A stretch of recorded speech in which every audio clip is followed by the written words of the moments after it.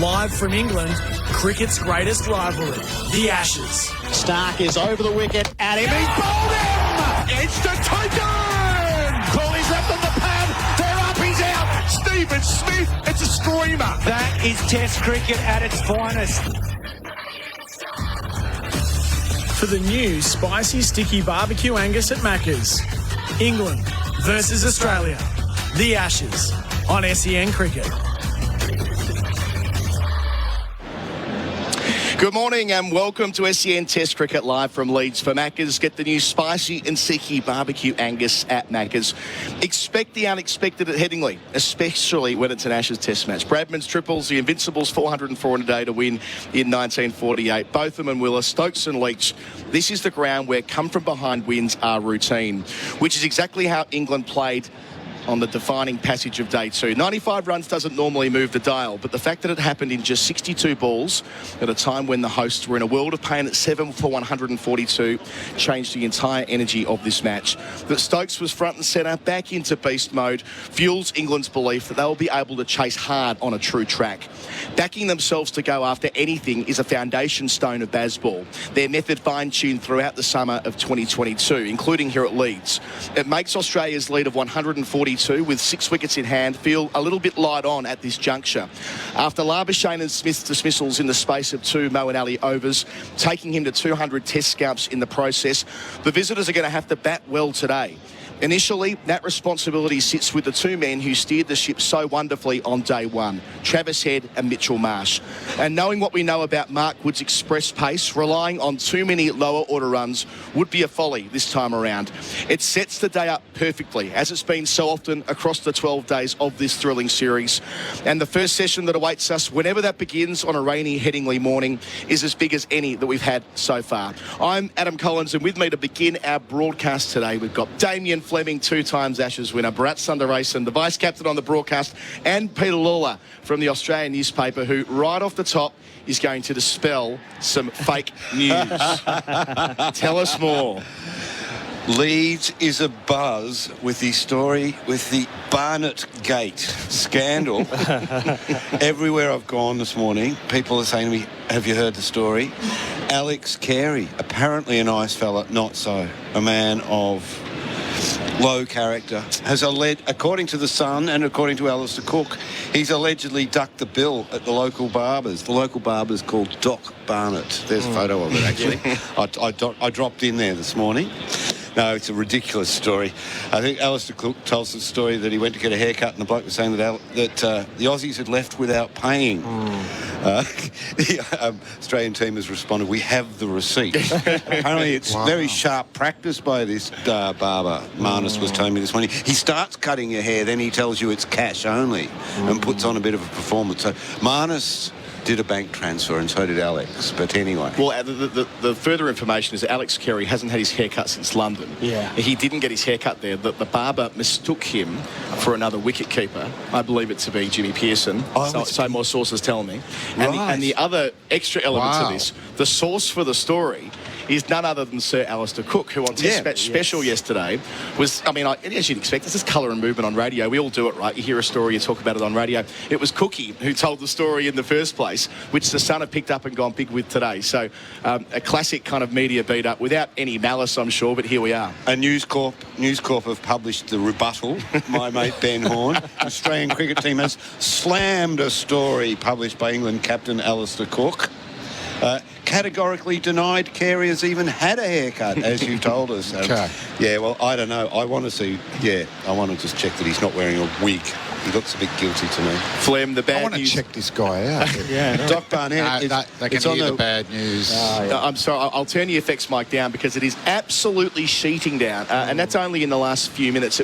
We've had 3 short, sharp storms this morning, Flem. Then it's been beautiful and sunny. I've been here since 7:30. Playable. playable indeed. The cover's off for much of the last hour indeed, but now they're very much on. So play will certainly be delayed. It's scheduled to start in 32 minutes from now with Australia at 4 for 114. But from here, it will be a delayed start. It depends on what app you pick. Jarrod, Kimber, a part of our commentary team, has got two very distinct forecasts. One says a little bit of rain. The other says we're stuffed all day. What do we do then? Well, if you look to the south where that storm's come from the south, because I was wondering why they were taking the covers off. I could see rain just behind the ground to the south. Well, they were, Pete, weren't they? Yeah. Yeah, and if you look, there's a lot of rain to the south there. What is it about the psychology of overheads and fast bowlers, Flem? Because all the scientists say, I think even NASA did a study into this, if I recall correctly, that the ball shouldn't swing more. I mean, they say anyway, scientifically, there's nothing about the overheads which should inform swing. Do you think it's in, and I only mention that because at Leeds we get obsessed with the overheads. Yes. So today, if it is cloudy and gloomy as we anticipate, that'll be a fillip for England. What do you think it is about bowling swing when it's gloomy that makes it work? Do you think it might be in the head of the bowlers? Well, I'm not a NASA scientist, and I've read that article. But I am the bowlologist. And my theory is once it gets cloudy, I think it changes the atmosphere around the pitch, and the pitch starts to glisten.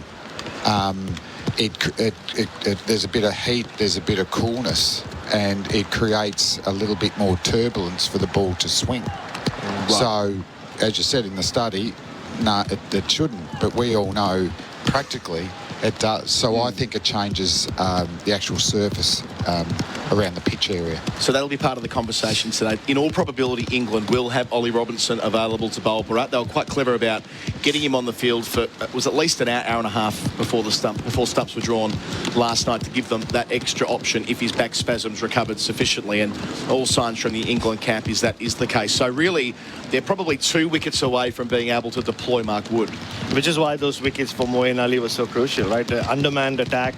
And he spoke about this in the press conference. He basically said, I didn't deserve either of those wickets, but I'll take them. He apparently started bowling in the second innings thinking, how am I ever going to take a wicket on this pitch that has nothing on offer for me? So I'll try to keep it tight. I'll try to attack. And then Marnus and Steve Smith get out at that point. And Ollie Robinson, you were right, was on the field. A couple of times when the ball went to him, he was very ginger and bending down, picked it up and just underarmed it back. So England will just be stronger if we do get play at some point today.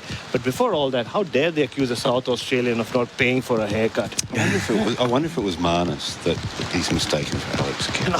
No, it's because to do with the fact that in Cookie's bit on radio, he said that it was a wicket. The hairdresser thought, or the barber thought it was a wicket keeper, which is the confusion about. So was he wearing gloves? Yeah, I'm trying to work out why he knows it's a wicket keeper. Cricket fan is this guy that he knew Jimmy I'm intrigued by this story. If he knows his cricket, which it doesn't sound like he does, if it's really tall, it might have been fast bowler. If it's short, I think it was an opening batsman. Keepers are in between, aren't they? Yeah, they've got the larger bums, don't they? Keepers. They do. But even the fast bowlers do too, don't they? Was the famous fast bowler Fred Truman said here many years ago, you need a big hammer to drive a big nail. That was his take on his big bum. Bharat, he said it. It's his quote, not mine. Michael Kasparich led by that. Casper, a great member of our SEN team in India earlier this year. They've got the full covers on now. By that I mean every pitch, and they go all the way across here at Headingley. Has been covered up. Places where it looks bright, isn't it?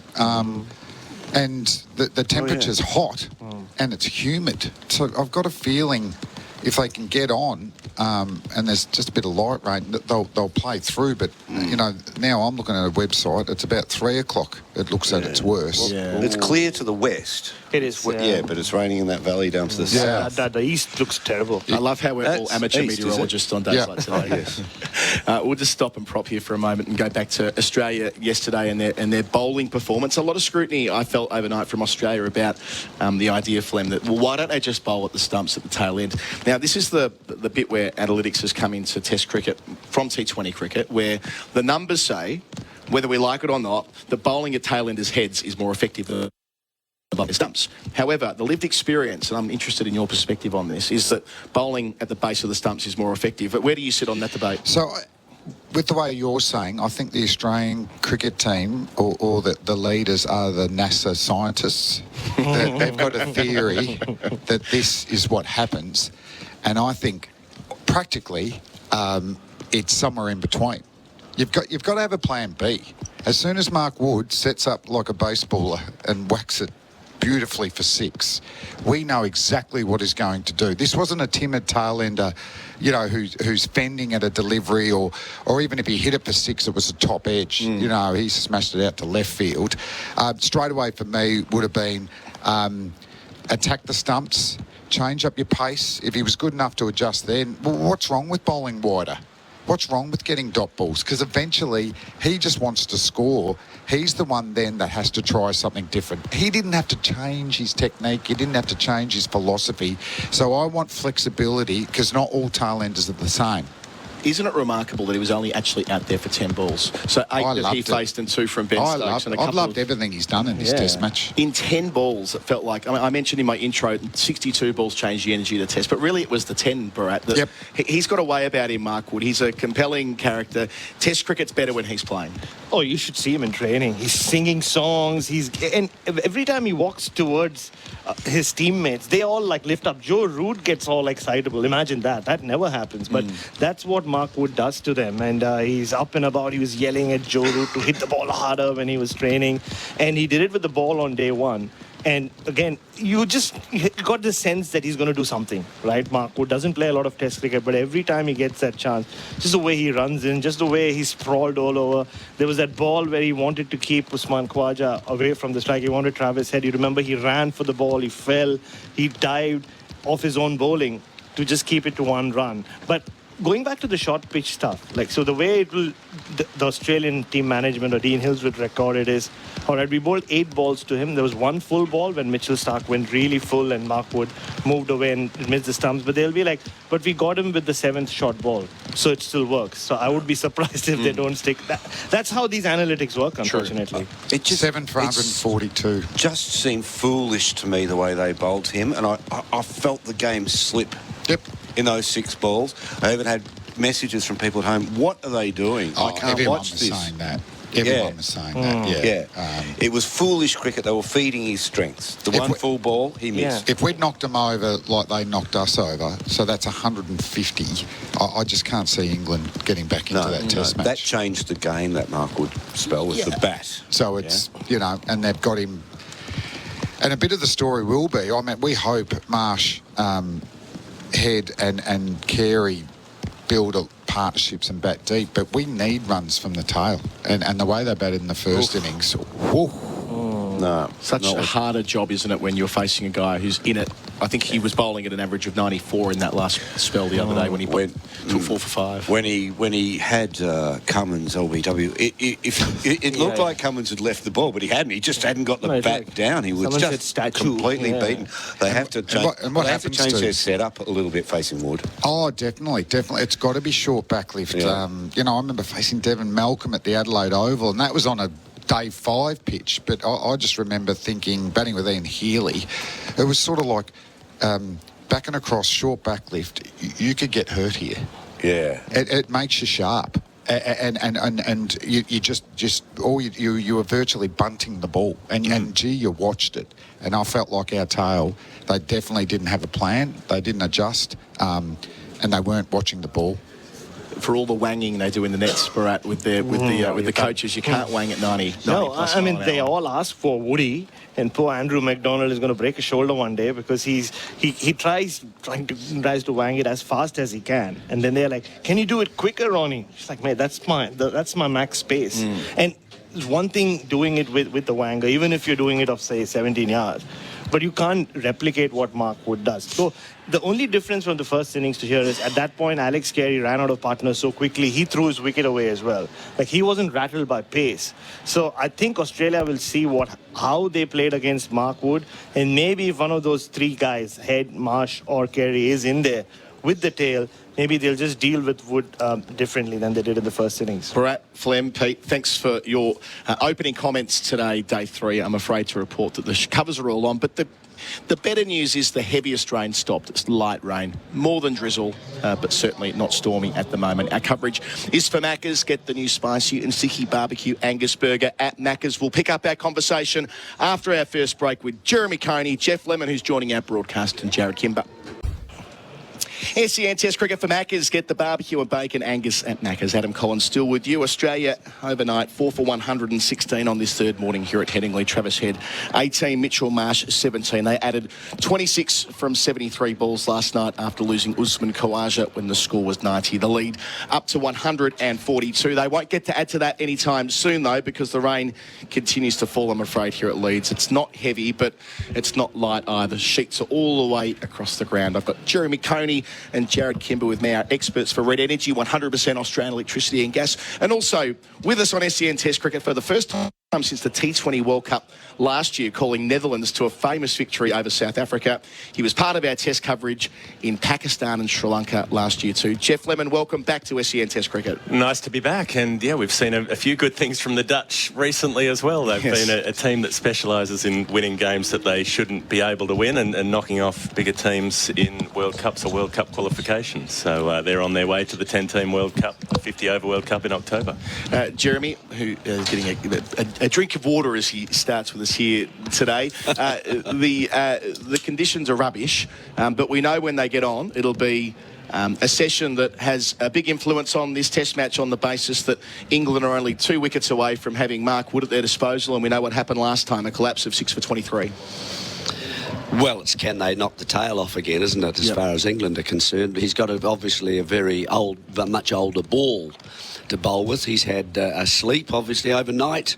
So I can't tell you exactly what's going to happen, but certainly Australia will want to bat better. But, you know, your numbers 7 and 8 and 9, if they can just stay in for a little while, who knows what's going to happen? I think just everything today, once this clears, if it does,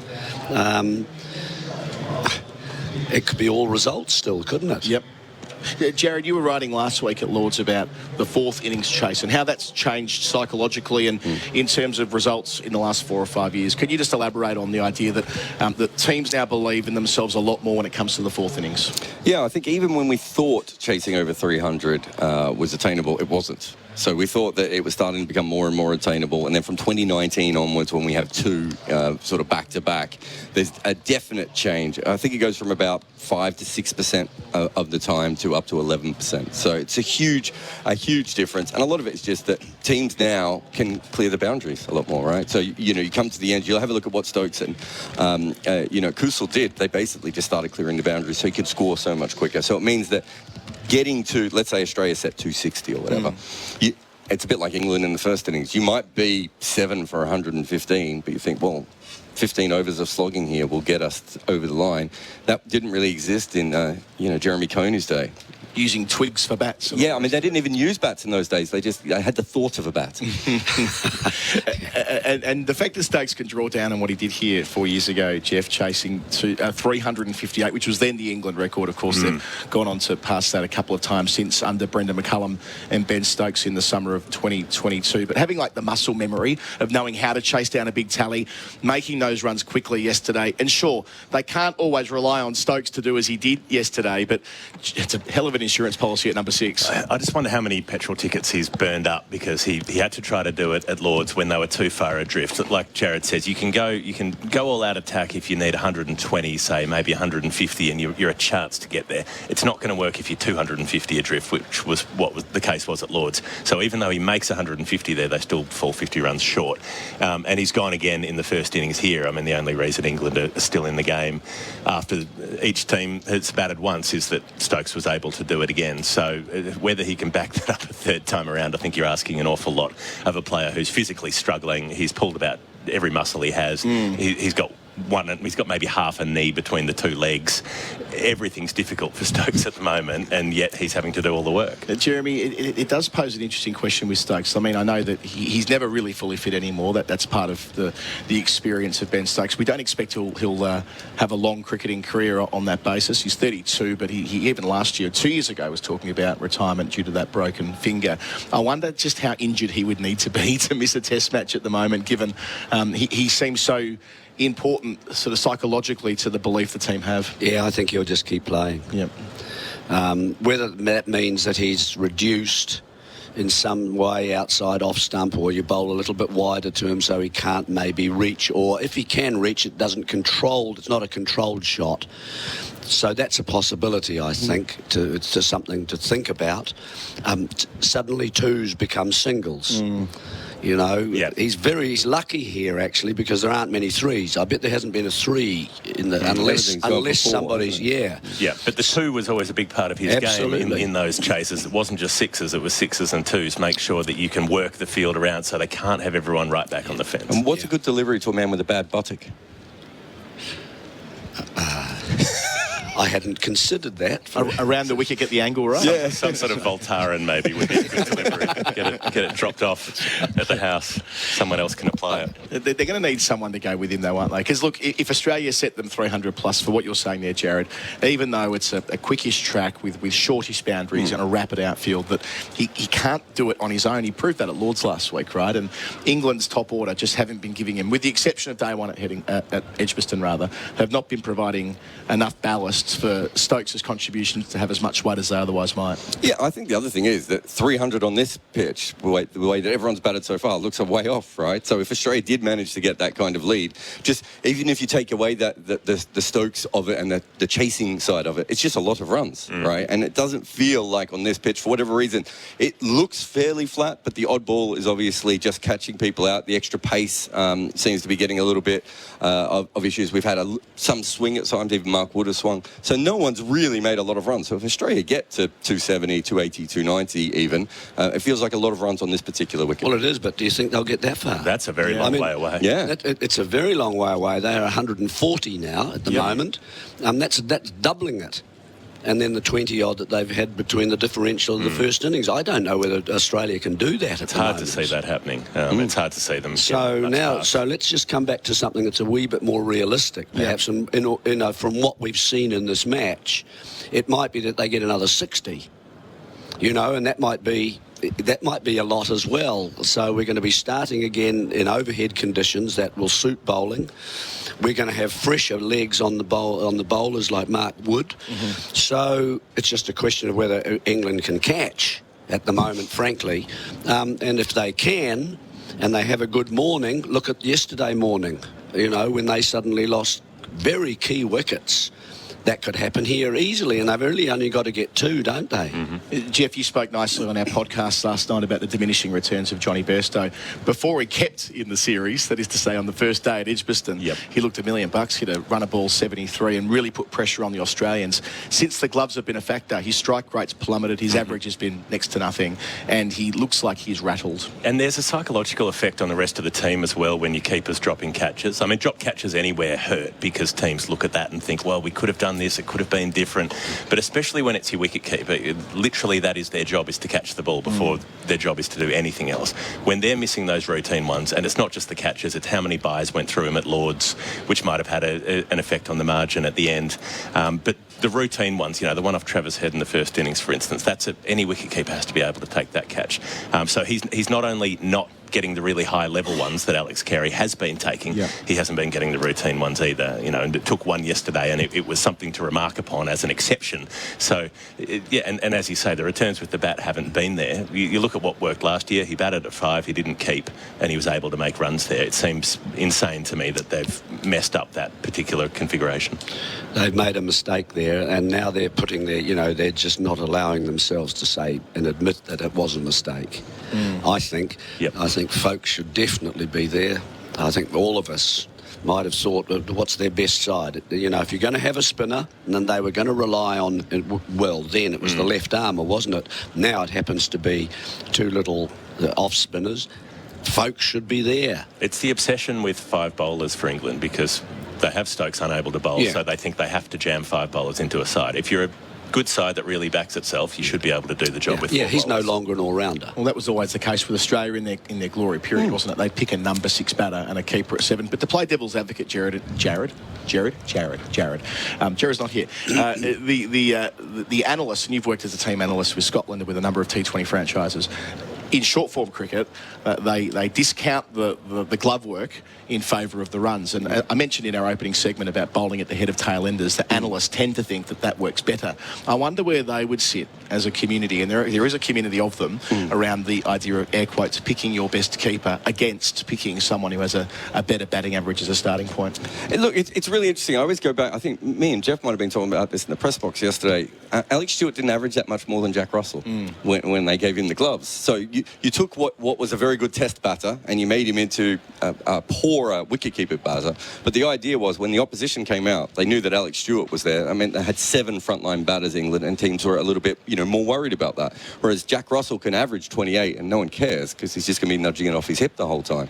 And so I do think there's a psychological part of that as well. But eventually we are going to get to the point where we can map what happens on the field accurately. And I think at that stage, we're going to be able to tell. I always go to MS Dhoni. MS Dhoni had a really good catch percentage, right? But he never went for anything more than 1.5 foot beside him, right? The amount of balls that went between him and first slip was phenomenal. Eventually, we're going to be able to say, well, Alex Carey can get to those, and so he's fine. And he might drop some of them, but he's going to take a lot more. Ben Foakes drops quite a few catches, but he gets to so many more catches than Bairstow does because Bairstow stands still like a point fielder, and then he dives, right? And that's not the best way to wicket keep. So I think eventually, in the next maybe 5 to 10 years, as we start to map what happens on the field outside of the ball, just the ball tracking, I think we'll find that out. I do believe that wicket keeping is worth runs. I've got to get off to another break before we continue our coverage, albeit coverage in the rain for the time being. We're here for Macca's. Get the new spicy and sticky barbecue Angus burger at Macca's. Thank you, Geoff. We'll hear from you on ball-by-ball duties through the day. And thanks to Adam White for doing a great job over the last couple of days. He's gone off to play cricket in Windsor over the weekend. Good luck to him with that. Jarrod, Jeremy will be with you through the day as well for Red Energy, 100% Australian electricity and gas. So a weather update coming after the break with the covers, some of them at least, coming off. SEN Test Cricket for Macca's. Get the barbecue and bacon Angus at Macca's. I'm going to turn up the effects mic just for a moment. You can tell what's happened during the break. Damien, Fleming, Bharat, Sundaresan back with me for about 10 minutes before we head back to the studio for talkback and all the rest of it. But it's getting heavy, which is a little bit concerning because we thought the rain was coming much later. That was the call yesterday. Like it might have been as late as 3 or 4 o'clock, and then we're getting so many overs in. Now it looks like we'll have to get some cricket in between breaks. And as you said, there's so many different apps, isn't it? So the latest one I went, it probably might rain till midday, and then we might be all right till 3. And this isn't heavy, that heavy to delay it for too long. So, even a couple of hours just progresses the game, doesn't it? And this is a great ground. I love Headingley, but it's no Lords when it comes to drainage, believe you me. So that's going to be a challenge as well for the ground. If it gets on those pitches, yeah. And there's lightning, and you know how it is. It's deemed not to be safe. If you can see lightning, if you're a match official where you're sat, if you can see lightning even in and around the ground, you can't, even if it stops raining, you can't even think about commencement of play, and there has been quite a bit. Has indeed. There's a couple of bits and pieces to back over from yesterday. I think we all feel quite invested in Todd Murphy. He is the next man after Nathan Lyon. We fell in love with him as a cricketer last year, Bharat, watching him, both last year and in the Sheffield Shield and in India. But Flem, you've had the chance to watch him in the flesh at Test level for the first time yesterday. Your impressions of the way that he held his nerve, I thought, quite well, but I'm keen to get your impression as well. Yeah, and I mean, I've watched him at club level. So I've seen him for a few years here, and straight away is like, oh, wow, it looks like he's really composed, doesn't bowl a bad ball, and he's hard to get onto. Even his first delivery to Stokes, and Stokes is going to line him up. He goes wide, can't reach it. Bowled a really good first over when Stokes was lining him up, but once they got Broad out, I would have changed. I would have just got him out of the attack, but eventually it cost him a bit, but he got a wicket, which is good for your confidence. He'll only get better with each spell.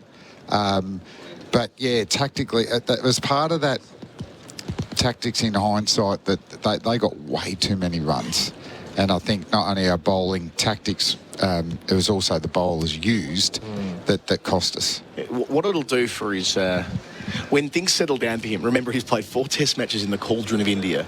Headingley, a venue that has all this Ashes mystique around it. Stokes getting into that mode yesterday and taking him down, at least briefly. He did create 3 chances off Stokes as well, it's worth remembering. But when he goes back into a normal rhythm of Test cricket, he'll be so much better for these experiences. Yeah, and also India, at least spin was his friend. Yeah.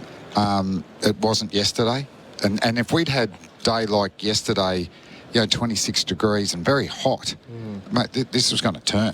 I think he would have been a major weapon in the second innings. It's only the start of day 3. That's so much time. There is a lot of time, but I just think we all feel we want Nathan Lyon to play as long as possible. But we've got his replacement. And 12 months ago, I didn't know who that was. And before coming to you, Bharat, just welcoming our audiences joining us from New Zealand for the first time today. The news is bad. It's raining pretty heavily here at Leeds, Australia. We're 4 for 116 overnight on the Beaumont Tiles scoreboard. Beaumont Tiles, huge sale on now. Head 18, Mitch Marsh 17, a partnership of 26. Usman Khawaja was the 4th wicket to fall. A nice delivery from Wokes to find the outside edge. He was gone for 43 from 96 balls. We might talk about Khawaja in a moment, but Bharat, again, you've watched so much of Murphy in the last 12 to 18 months, Shield cricketer in the nets, playing for Australia. He has, when we've interviewed him actually, he's got a great temperament, doesn't he? Like he is a 22-year-old who sounds like he's 32. Yeah, and I asked him before this test about what points did he start thinking about the fact that he's going to play an Ashes test. And, he said, I'll be honest, as soon as Nath went down and, he's struggling to get back to the dressing room, I knew in that moment, to be honest, that I'm going to play the next test match. So I already started visualizing stuff and thinking about how I'm going to go against this English batting lineup. And he got a good preview of that with Ben Stokes at Lord's, didn't he? And he had the benefit of having Nathan Lyon sat next to him and kind of talking about spin bowling, talking about how he would have bowled to Ben Stokes the way he was batting. And I thought, even though he did concede 5 sixes, the way he bowled to Ben Stokes, the way he changed his line, he was going wide outside off stump. There were a couple of times where he tried to dart the ball towards his leg stump because he expected Stokes to come at him. And every time Stokes reached out to him, he was in pain. You knew what Todd Murphy was trying to do. Obviously, when Ben Stokes is batting like that, you can be Nathan Lyon and you can still go for sixes, as we saw at this ground 4 years ago. So, and just his reaction to that wicket, there was relief, but there was also that feeling of, I set him up. I got him out. And there was this one ball before Stokes went crazy where he gave it a little bit of loop and Ben Stokes attempted the slog sweep and was beaten. And, he hit his pad. But it just his ability to read games. And, yes, spin was his friend Fleming for the first 3 tests, but in Ahmedabad, it was not the bowler's friend at all. I mean, Ashwin bowled magically to take 5 wickets in the first innings, and Murphy bowled as well as Ashwin did. He got rid of Virat Kohli one more time, didn't he? Like after Virat had made his 100. So there's so much to like about him, and the fact that in every spell he just looks better and better. It took Nathan Lyon, 3 tours of India to really get his head around side spin and how you bowl on those pitches. It literally, and I'm not comparing the two. Nathan Lyon is a legend of the game. Sure. But it took Todd Murphy literally 3 or 4 spells to, understand. And remember, we asked him in the press conference in Delhi, like, how long have you been doing this? And he's like, I've never done this before. I've never bowled with an SG ball. Yes, he did go on that spin camp to Chennai alongside Matthew Kuhneman and those likes.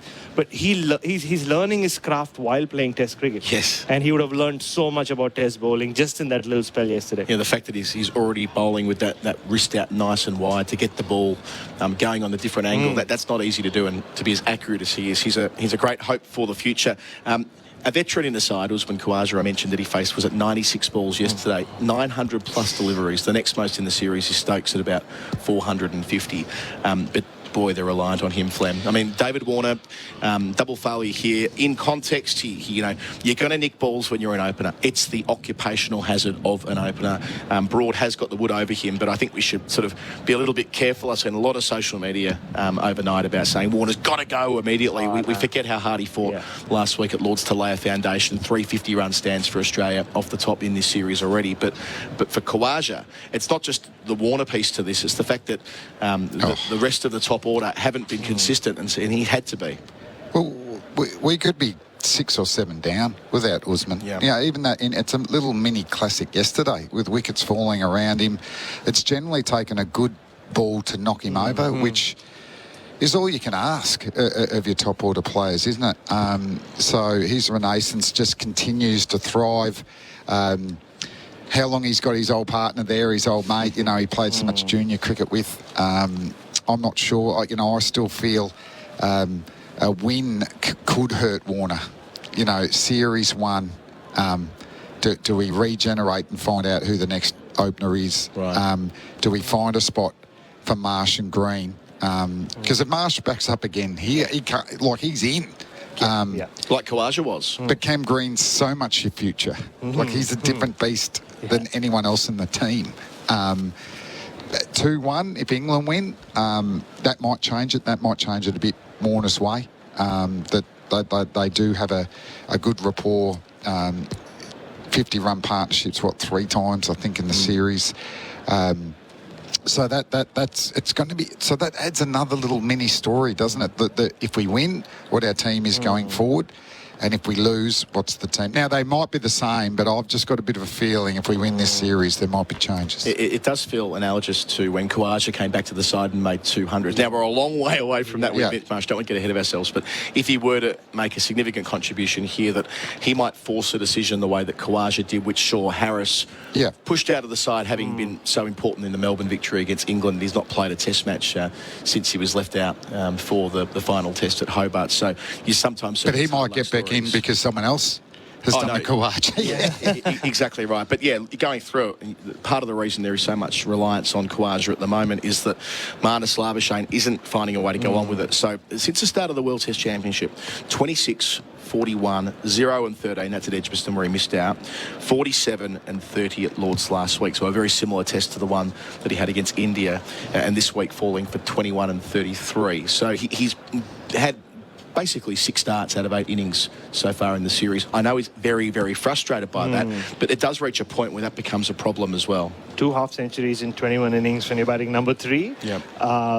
It doesn't make for great reading. Yes, he did get to number 1 in the batting rankings, but do they count for anything? Not at all.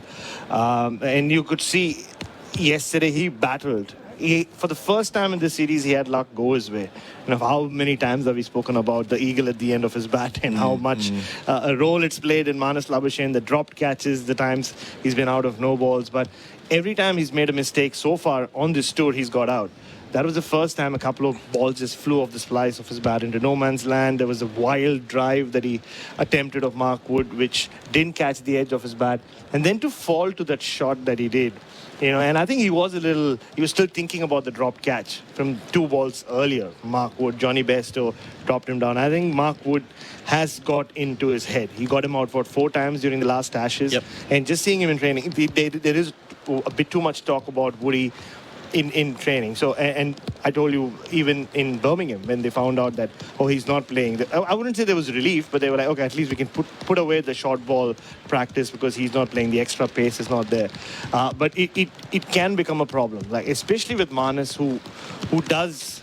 Steve Smith is a great problem solver. With Marnus, at times, you speak to even some of the coaches, he can invent problems in his head that he wants to solve. He's used 3 different setups already in this series, and he's getting starts with it.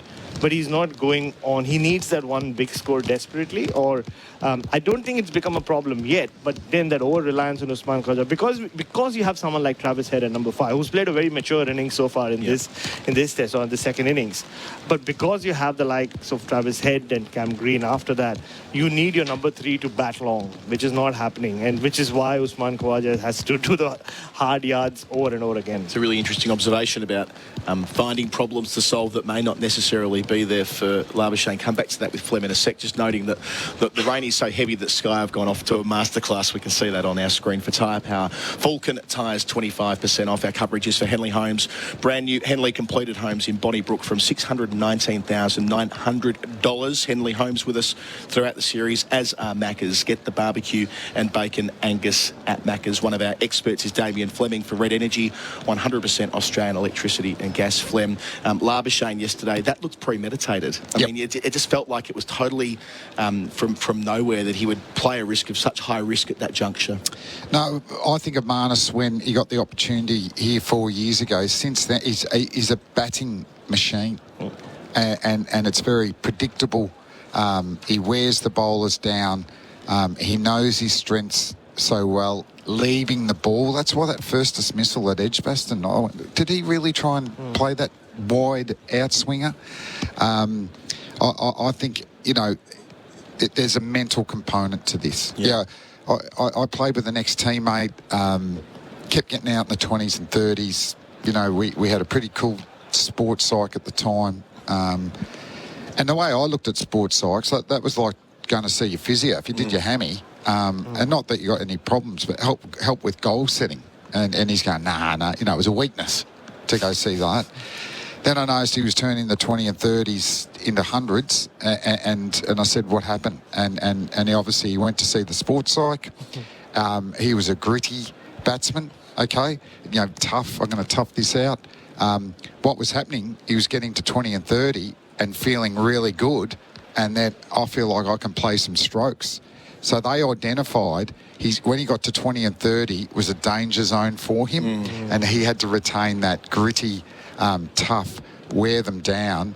I reckon there's a little bit in that Marnus that he needs to, even if he can work it out himself or he's talking to Smithy, this is my danger zone, and now I need to get back into my thing. Don't try and play, a free-flowing stroke, Baz ball or that sort of stuff. So I think it's more a mental component that leads to guard changes, to technical stuff. He's just thinking about too much. I just want him back to being a methodical batting machine. Great insight from Damien Fleming. Before we go to our next break and pick up some talk back in the studio, that'll be for Macca's. Get the barbecue and bacon Angus at Macca's. Brought Geoff Lemon back in because there's a women's Ashes match on tonight. You were down there at the Oval and drove up at 3 a.m. for day one of this test match, which was absolutely bonkers, but credit to you for it. They're at Lords tonight, the first time that England have played Australia at Lords in a women's game for 10 years, which is shameful, but that's a different conversation altogether. Let's be happy it's happening. And Australia have lost a game, which it feels like, the Harlem Globetrotters are losing a game with that Aussie women's team, but they were defeated at the Oval, and England theoretically are still in that series as well. They're still alive, yeah, and, well, they have to turn over the odds if they want to try to get anywhere against Australia in this series, basically, because England lost the Test match and they lost the first T20. They then needed to win the next 5 in a row. Well, they've ticked off one of them. They've got 4 to go, but this is an Australian team that I think had lost once in its last 24 T20 starts. Blimey. So it's not a team that's easy to turn over. What was amazing about being at that Oval match is, again, it was a women's Ashes record crowd, so they got 19,000 in at Edgbaston, then broke that a couple of days later with 20,000 plus at the Oval, and they're on track to try to break it again at Lords tonight. They've had really good sales for that, so fingers crossed they'll be able to get that happening in terms of the crowd. We saw that 86,000 at the MCG a few years ago, but that was for a World Cup final, so to have this for a bilateral series, even if it's an Ashes series which has that bit of extra heft, it's really promising for women's cricket in this country. And all 3 one-days that follow the T20s, they're all sold out already, which again... Smaller grounds for the ODIs, which makes it a bit more of a challenge, but yeah, to be able to aim for the sort of big crowd that they'll get tonight is exciting. So how do you assess their recalibration as a group in the absence of Meg Lanning, the captain, who's been so instrumental to their success against England over the journey? Yeah, it's been interesting. They've looked beatable at points just about every day of the Test match. There were points where England were in the game and then let things slip away, and eventually they weren't able to hang on to the ascendancy, and Australia's sort of greater experience and depth told. They've got so much bowling depth, which helps a lot, but they looked a bit vulnerable the other night. England went after them. Danny Wyatt, particularly at the top of the order, has always had a fearless approach and had one of those nights where it worked for her. She made 76 in really quick time, and that drove England to their biggest score against Australia, 186 they made.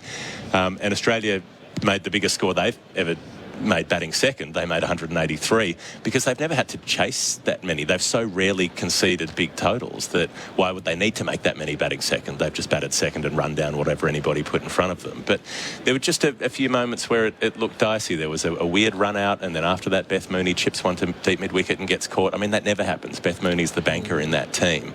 And so there were moments where that Australian team got shaken, and then they find themselves in a position where they need about 10 and over through the second half of the innings, and they don't quite have the firepower to do it.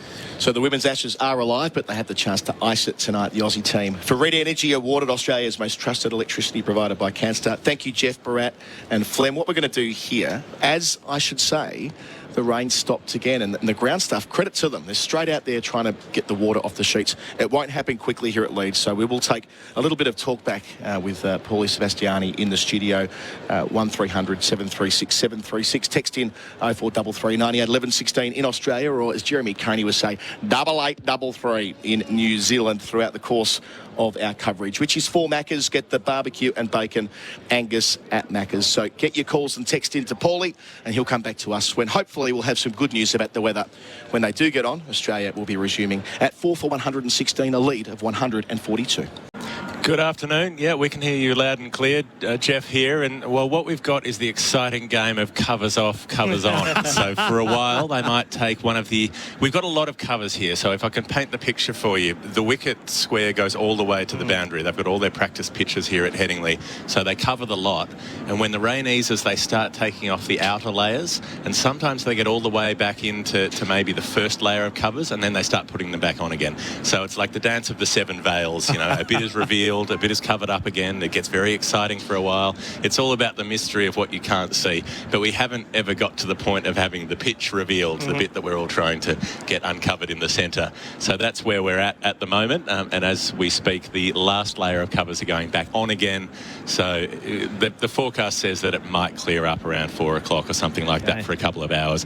Whether we can get on in that couple of hours is a different question. That's very interesting. Yeah, they're playing cover hokey pokey by the sounds of it, gentlemen. Yeah, and the crowd is still around. They're bouncing beach balls. There are 4 guys dressed like some sort of yellow exotic bird. And I think it's a smart uniform to wear today, because they're the only ones who don't need an umbrella because their head is covered. So as everything colourful, I'm very appreciative of what they have on. I think they're chickens, Bharat. They're chickens? I think if we look out there, they're in the Western Terrace. Yes. So some of the stewards are out there with hoods on and so on. Most people have gone and sat undercover, or they're hanging out in the walkways. But you can tell your true sort of hardy Yorkshire types, because they're the ones just sitting in the rain, enduring it. I suppose it's usually dress-up day here on the Saturday at Leeds. So if you've gone to all the effort of getting your chicken costume, getting 4 chicken costumes for you and your mates, you might as well get your money's worth out of the rental and sit in them in the rain all day. Did I just call a chicken an exotic yellow bird? Fair enough. Like, you know, where I come from, they are never yellow, and they are quite exotic. I mean, the Adelaide Hills. Yeah, you're right. And it's a smart costume to wear on a rainy day. I think, like I said, you don't need to bring an umbrella or a raincoat. And the ground staff just have that defeated look right now about them. It's like Geoff said, every 20 or so minutes, the rain stops, they immediately run on, take one cover off, and they take another cover off, and then it starts raining again. And then they're asked to put the cover back on. And yeah, I mean, okay, I'll describe it in this way. Just they're walking off the field the way Johnny Bairstow walked off the field at Lord's on that infamous day 5. Right. Yep, that same air of resignation and defeat. And as you mentioned, Paulie, we've had so many wickets fall in the match so far that we're well ahead of it. This time out of the game doesn't affect the chance of a result. But Bharat, this favours England, really, because they've got more time for Mark Wood to rest up. If it rains all day, for instance, that would suit them just fine. Give him an extra day off, let him come back completely fresh on day 4, tear in, try to finish off the Australian innings. They're only 140 odd in front. So if England could be chasing 200 on the last day here, they'd fancy their chances. Oh, very much so. And the game turned with the Steve Smith, Marnus Labuschagne dismissals, because that was the one period where you felt batting was easiest. The ball had started to grip a little bit for Moeen Ali. There was a couple of balls that misbehaved. But those 2 wickets literally came from nowhere. And then when they got Usman Khawaja out, from that point on, even though Australia are ahead, 142-run lead, like you said, I still think England are in front, in my opinion, just because of the way Mark Wood blew away the Australian tail in the first innings, and you'd back him to do that again. And he was struggling in his latter spells yesterday. I don't think he expected to bowl on back-to-back days, just like Steve Smith didn't expect his 100 test to end with, where he gets out on back-to-back days. Imagine that. He gets out on day 1, gets out on day 2. But that's just how this Test match has gone. For me, even if we get 100 overs maximum from this point on, that should be enough for us to see a result. And unless Mitchell Marsh, Travis Head, or Alex Carey pull off something really, really special, we've already seen Mitchell Marsh do that in the first innings, England will fancy themselves to come back into the Ashes. Well, the way this match has gone so far, you would expect Australia's innings might be done in another 30 overs, and that would be a reasonable result, really. And then whatever happens, England's reply could be finished in 40 or 50 overs, whether they win or lose.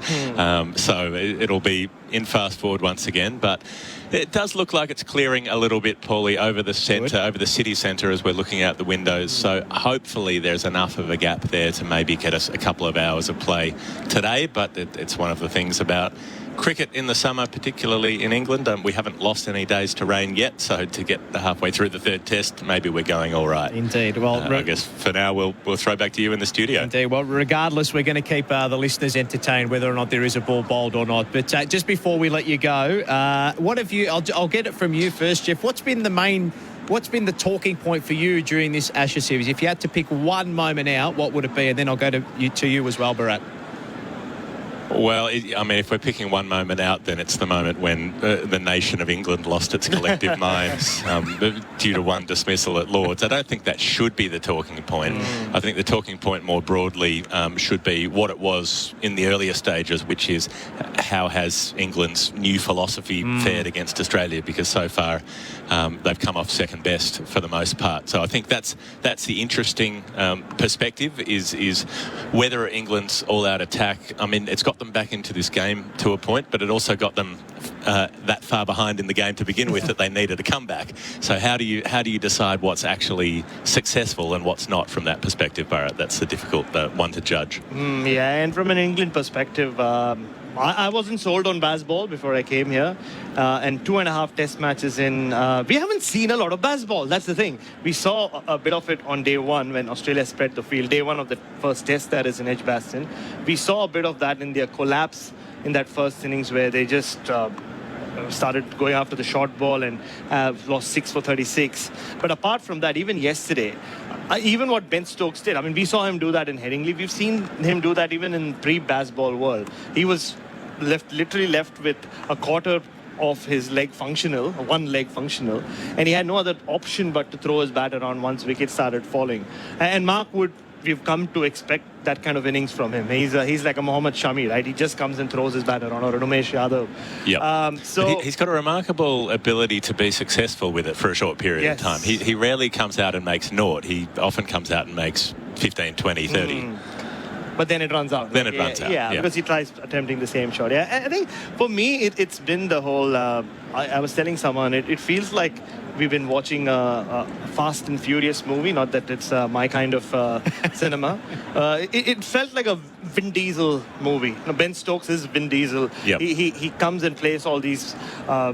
he has these action scenes, but in between all that, the narrative's not very exciting and the dialogues are a little boring. But the scene is basically the same scene. Over and over again. But as I pointed out to you, the difference there is that Vin Diesel usually wins at the end of the movie. I know. That hasn't been the case so far. And I generally don't understand what Vin Diesel's dialogues are, but there's always and that's basically what Ben Stokes seems to be doing every time England have been on the back foot, and then it's been full speed, right, full throttle. But the difference is Australia have won, and at this point it does look like they might have to wait till Old Trafford to retain the urn, but who knows. Another thing is how the two teams have played hot potato with the ascendancy in test matches. Every time you think a team is in front, more often than not, they have found a way of giving the initiative back to the opposition. We saw it with England at Lords. We saw it with Steve Smith and Manus Labuschagne and the wickets last evening, and also with the ball, the way Australia bowled to Mark Wood, and just the way Ben Stokes took them down yesterday. This is quite sophisticated. We've got Melbourne, we've got Dockland Stadium, and we've got Headingley all at the same time. It was sheeting down with rain again. I thought I should tell you that any dreams of the covers coming off have been squashed again by the persistent rain here in Leeds. And dare I say, it looks fairly set in. This is heavier rain than we've had for the last hour or so, I'm afraid. So all the major covers are back on. In fact, not quite. They're still draping them out across the practice wickets, but the prospects of play have taken another blow here until at least, I mean, they've said 90 minutes after rain stops to clear it up. So if you add 90 minutes to whenever it ends this time, we're into tea, and then I guess they can play until 7:30 at night, but the forecast isn't great later. So I think it's going to be one of those days, but we'll keep updating as we go and see where things land. Okay, let's see. What's the crowd? What's happening in the crowd, Colo? Anyone keeping us entertained? They're watching the test match from last year here where Jack Leach took 10 wickets and England went on to chase about 296, Andrew Sampson tells me. So, no, most of the brollies up out the back where the bars are. I had a look down there before, and people are just enjoying their Saturday afternoon to the extent to which they can. I just had a quick chat to to Deep Throat in the haircut scandal, Alistair Cook outside as well. He's laughing off the... what can he do? All he can do is really laugh it off. All he can do is laugh off what's happened with I'll turn the effects mic down. It's quite loud out here. With the haircut story, the Alex Carey haircut gate has been called at the moment. So Cookie explains that basically he was playing Guess the Cricketer with the barber, and because the barber knew nothing of cricket, and he's like, this guy just go, well, one guy was identified as an opening batsman. He goes, oh, that must be David Warner. There was one guy who was the funny one. He goes, oh, that's probably Marnus Labuschagne. And then they go, and there was a guy who said he was a wicketkeeper, and he goes, oh, is his name Alex? And he goes, yeah, I think his name's Alex. And that was what Cookie reported on TMS yesterday, which the Sun absolutely beat the hell out of in the paper today, when it wasn't Alex Carey at all. It was mistaken identity. It was Jimmy Pearson.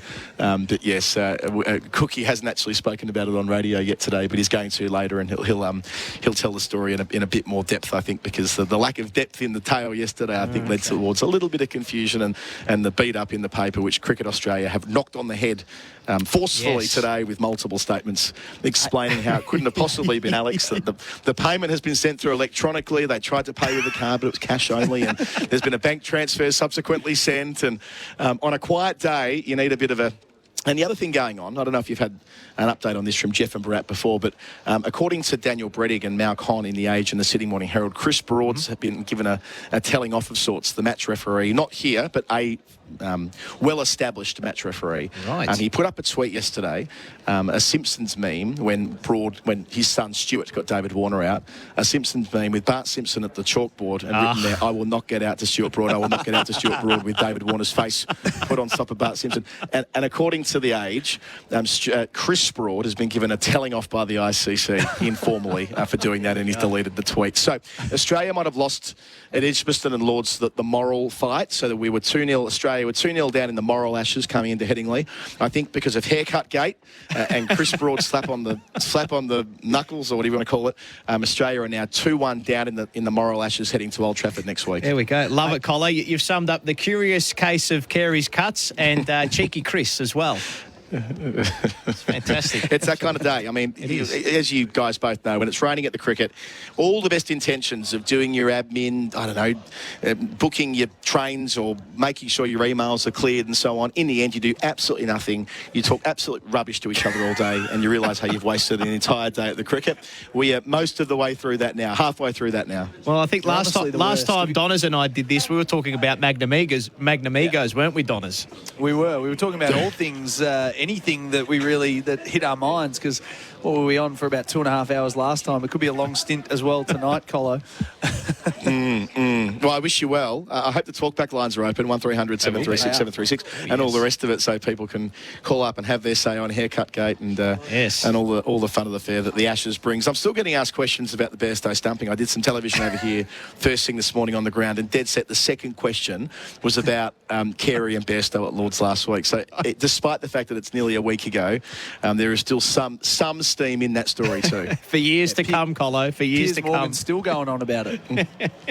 Oh, yeah. I'm sure we all saw Pete Lawler school Piers Morgan on television during the week. I did the show before Piers' show that night with a bloke called Jeremy Kyle, who's got a fairly sketchy record, shall we say, over the years as being a shock jock and a provocateur and all the rest of it. And I was introed as a convict, the full bit. The full bit. Wow. My riposte was, I expect that snobbery from someone like you. And away we went and argued for 10 minutes. There was a backbench MP on the panel who said, who piped up and started going, the MCC members were right to do what they do. They were right to get stuck into them. It's a disgrace that they've been suspended of their memberships. And I just jumped up and go, have some dignity, have some class. What is wrong with you people? It was that kind of interview. But it's been that kind of week, boys. It's been that kind of week. It was a funny week, and the more videos that emerged of the English not adhering to the spirit of the game, the more joy I got out of it. It was quite funny to sit back and listen, and all the Aussies just sitting back and saying no, it was all good, and then the English firing up about God knows what. But hey, it's entertaining. It's Ashes, and I reckon it really brought my love of the Ashes back. Not that I ever lost it, but it really fired me up for this series, Colo. Yeah, I get that. I think that the way I've come to terms with what happened last week is that there is a cultural difference between Australian cricket and English cricket on this measure, and other what you might call pieces of sharp-ish practice in Australia. And you guys know this. I know, Donners, you're still playing competitive cricket now. That we're brought up in that environment. There's no such thing as a friendly. There's no inch given. It's a hard, tough school where if you were in the situation Bairstow was last week and you're stumped in that fashion, it's your fault for being lazy or dozy. There's no suggestion of it being outside of the spirit of the game if the ball's still live and you're walking down the pitch. Whereas over here, my sense is, having played quite a bit of cricket over here, there's competitive cricket, but there's a lot of friendly cricket. And in friendly cricket, that just wouldn't be a thing that was done. There's lots of sort of village green stuff on a Sunday afternoon, which is played in a far more gentle environment. You clap the players on, you clap the players off, you clap in the new batter and all that kind of thing. You sit down and have a long afternoon tea. And, these types of games that are incredibly lovely to play in. I played in one between test matches up in Lincolnshire where, it was that we had a bottle of red at lunch type of thing, you know what I mean? We would never have that in Australia. It's just not part of the cricketing culture. So I kind of get where people who have more of that gentle tradition perhaps see instances last Sunday and they immediately jump to a certain conclusion in much the same way that when Charlie Dean was run out at the non-strikers end, man-catted, if you will, by Deepti Sharma in a women's one-dayer last year at Lords. I was doing that game for TV, and of course, all hell broke loose, predictably. But it ran down similar lines where Indian fans, understandably, were keen to point out that it's well and truly within the laws of the game, as of course it is. Running out the non-striker is a part of the game. It's not. It's perhaps more a part of the game now than it was 10 years ago, but, there is that shift happening. Whereas a big, significant chunk of the England cricketing establishment couldn't quite come to terms with that either. So I think there are some similarities between September last year and what happened last Sunday. That exact dismissal happened to me once, and I didn't even bat an eyelid. I was just filthy with myself that I walked out of my crease. I think my bat ended up in a tree that day. I was run out for 0 when I was playing against Brighton Grammar one day. And I just remember that Mum brought me to Macca's afterwards, so it was a win in the end anyway. Oh, well, I hope you got the bacon, the barbecue bacon Angus at Macca's. Oh, yes. We certainly did. Spicy and sticky. I hope that was part of your... But I retweeted... Sorry. I retweeted your comments during the week and said it was the smartest and most articulate way of saying it, because in Australia we play to win at all costs, and we never cross the line, but not never, but we as Australian cricketers like to play hard and on the edge, and I think the English find that very hard to comprehend. Yeah, I think that, there's an interesting framework or interesting form of words you've used there, win at all costs. I think we saw out of the cultural review after Sandpaper that had become an issue where it tilted too far in one direction.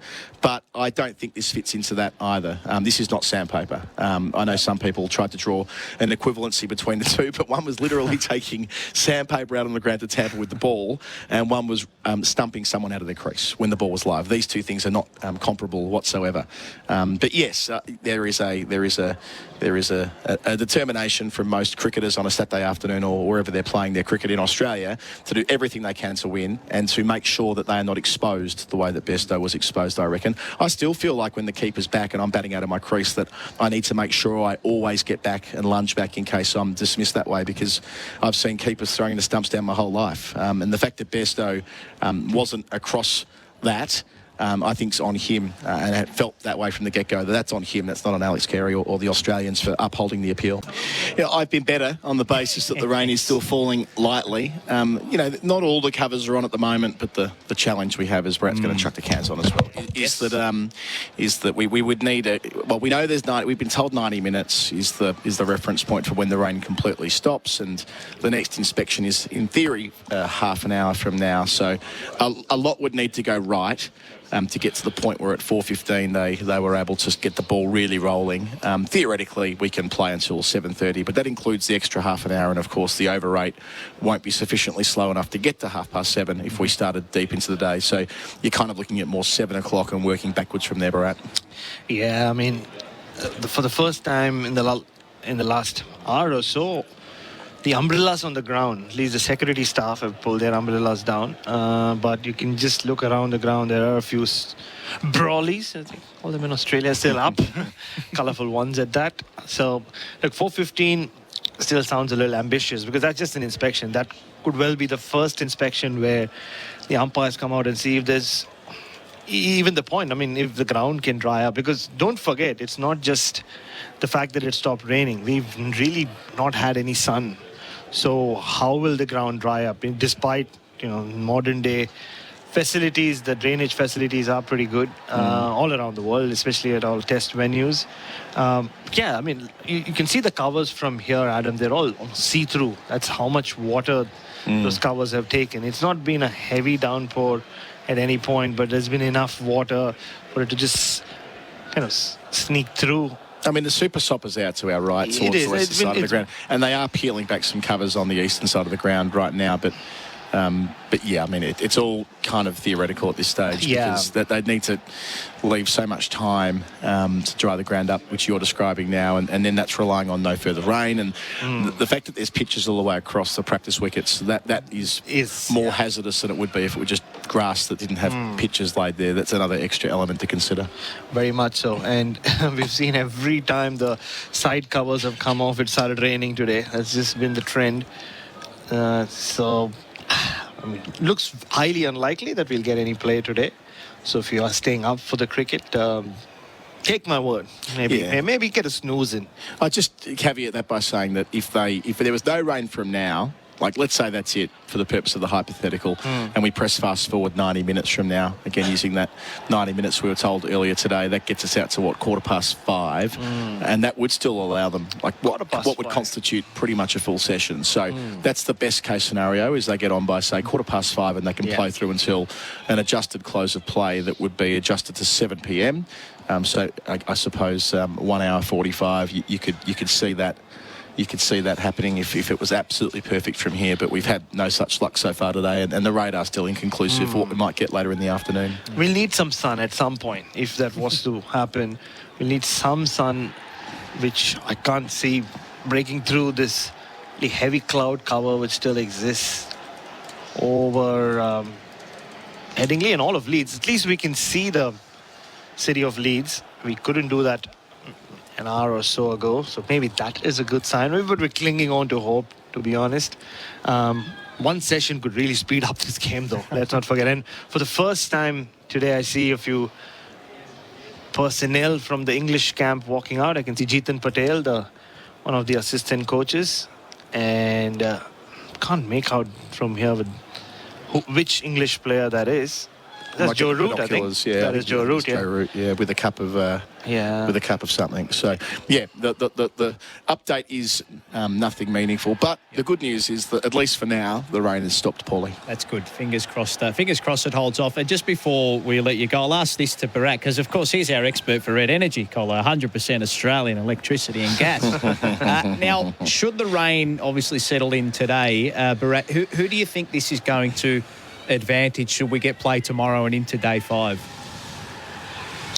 I mean, if the conditions stay the way they are, I mean, you'd say England, because they're just 2 wickets away from Mitchell Starc and because they have Mark Wood, who would have made the most of the day off, or what's been the day off so far, to put his feet up. And he did struggle, but the pace was down in his latter spells yesterday. So I expect him to be bowling bombs again whenever he has that ball in his hand. And because they're so close to that reasonable tail that Australia have, England all the way, unless of course Travis Head and Mitchell Marsh come out and do what they did in the first innings, which is really take the pressure to the English bowlers and take it on. Unlike what they did yesterday, I thought they both played really mature knocks to see off the threat. And even if it doesn't rain as much as it has today over the next 2 days, the forecast is for cloudy, gloomy weather, isn't it, Adam? So the bowlers will very much be in the game. And not to forget that Moeen Ali took 2 wickets, but he also bowled a few deliveries which kind of gripped and bounced. There was one in particular to Steve Smith, which almost hit him on the glove off a length. For me, it's still England's game. But you never know. I mean, and again, if the conditions stay cloudy and gloomy, the Australians would back themselves to defend anything, even if it's just 200, 220. We know how England play, especially their top order. It's been Ben Stokes versus Australia for large parts of the last 2 tests anyway. So if they can knock over their top order, and Ben Stokes, you'd think at some point has to fail. He can't just keep pulling this off, even though this is Headingley. So, all to play for. 142 runs at the moment looks like not enough. But add even 60, 70 runs, and then you factor in the conditions. It's not going one way. It's still not just England's game to win. I just saw on the scoreboard, Paulie, they're showing the 2005 Ashes, which is fairly standard here whenever there's a rain delay to show highlights from that. Steve Harmison, a slower ball, one of the great balls, given the moment, given the time in the game. That's a massive risk that's paid off for England. When, as Nico now says in hindsight, that's a bad piece of commentary, because why wouldn't you bowl a slower ball just before stumps? There's no risk at all, but it does sound good even watching it back some 18 years later. I was going to say, I was wondering why we heard a little cheer in the background there. There's no cricket going on, but there's still something going on the screen. Yes. So pitch inspection pushed back to 1:15 a.m. Baz, Colo, thank you very much for the update, and we will speak very, very soon. We do have times. We've got something concrete. We're supposed to start 28 minutes from now at 4:45 local time, which means the rain will probably come in at about 4:43 local time. That's been the way that things have gone today. But it might not. It is possible we'll get on. We're dangerously close to play breaking out. The crowd that have stuck around are already booing Alex Carey, who's out in the middle warming up. So it's good to see that they haven't dampened their enthusiasm any. Mitchell Marsh is out there just adjusting to the light and getting his head in the game. I suppose it's a challenge after you've been sitting in the change room all day, half asleep, to come out and get ready to play. And there's about 8 different Australian players and support staff milling around the pitch, looking at things. I'm pretty sure Marnus Labuschagne's out there. You're not allowed to bat again, Marnus. You've had 2 goes. You've got to stay in the shed. And the English are out there warming up, playing football, because that's the most important thing to do when you're about to field, is stand in a circle and play keepy-uppy. So, yeah, it might happen. It's a little bit lighter here, and maybe we'll get an hour in or something before rain comes back. Okay, mate, that hour could very well define the test. I know we've said that pretty much in every single moment throughout the 3 tests thus far, but just give an update, because we had our AFL audiences come in a few hours ago, so they wouldn't have been privy to what was happening earlier. Give us an idea as to what exactly was happening earlier. It was covers on, covers off. It was a little bit of mayhem with the ground staff. Yeah, it was left hand in, left hand out. The ground staff have done, if you had the GPS trackers, if you put the heat map, a la your key midfielders on the ground staff today, they've done about 14 kilometres, I reckon. They've rolled the pitches up, they've unrolled them. It's like they're practising for Christmas, because the whole ground here is pitches, basically. They have all of their practice pitches. They go all the way to the boundary. So they cover that whole wicket square, and they've just spent the day unrolling and rolling back to the centre and waiting for some rain train to pass and doing it again. So it's been one of those frustrating days that you get sometimes at the cricket. But, you know, if we get on, I don't know if this doesn't really benefit Australia any, does it? If they come on for 40 minutes or something like that, it's ample time to lose a couple of wickets and not advance their cause very much. So England will probably be pretty happy about this. I reckon they've had Mark Wood back at the hotel sleeping most of the day, and they've probably got him down here around about the tea break to see if he can come on and wang a few down for 4 or 5 overs and smash the stumps like he did in the first innings. Be interesting to see what this outfield does as well, because it was lightning fast, even though it seems as though it is a bowler's pitch, just given 24 wickets have already been taken. But what's the outfield sort of looking like? Is it still looking fairly wet? Because it is a little bit sandy as well, but have they cleared the majority of that up?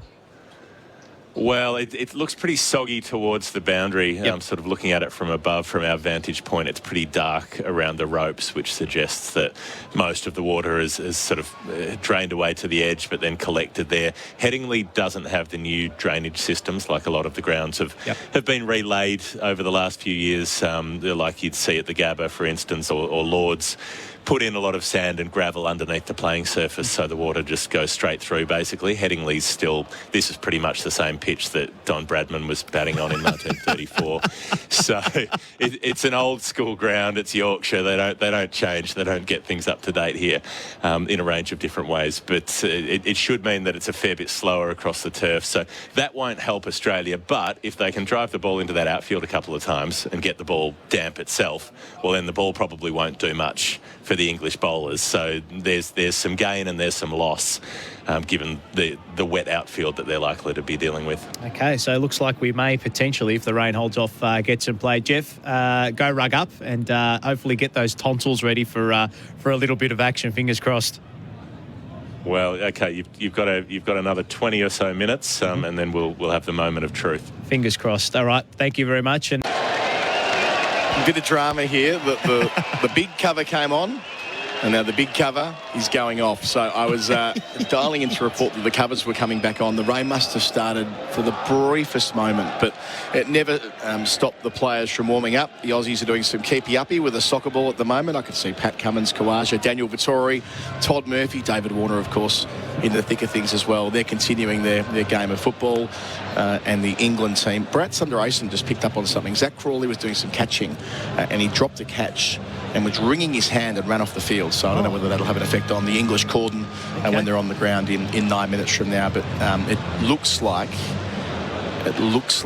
the covers have just been parked next to the main strip, and they're going to try and roll the part of the pitch where the bowlers land at the football stand end. So they're doing all the prep they would have taken a lot longer to do in a very short stretch of time. Nitin Menon came onto the ground at 4:15 and said, boys, you're on in 30, which we didn't expect. We thought it would be a much longer lead time. But credit to the ground staff for getting us to this situation. It'll be all systems go in about 8.5 minutes now with all the lights on at Headingley, Paulie. Fantastic, beautiful. All right, Colo, well, you go get your tonsils sorted out because you're going to have some cricket to call by the sounds of it.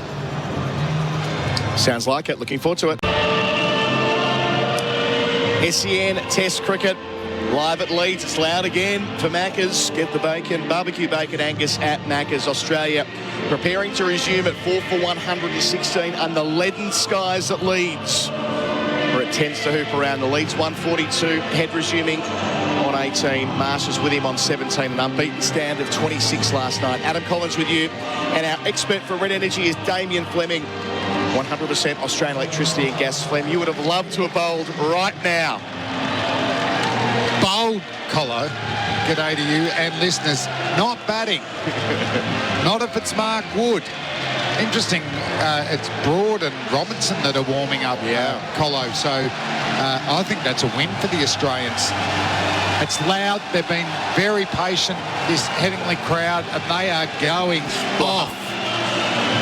Check that out. What a response the last few bars of Jerusalem. With England's green and pleasant land. It's right now. It's green and pleasant for the England bowlers. It's going to be Ollie Robinson early on, I reckon, Flem. We've seen him warming up. He's back to where he needs to be after his back spasm a couple of days ago. How much rest did Mark Wood get? Did he get his feet up this afternoon? Or was there a bit too much nervous energy? They need to preserve him. He's precious for England, especially once they get a couple more wickets and into Australia's tail. Peter Lalor's also going to jump in for Red Energy, 100% Australian electricity and gas. Pete Lalor, this feels proper. They are up for this, the crowd, tell you what. I waited a long time for this. We interrupt this rain delay to bring you some cricket. And I think everybody knows this game is hanging in the balance. Whatever happens in this next hour could decide the result of this game, I think.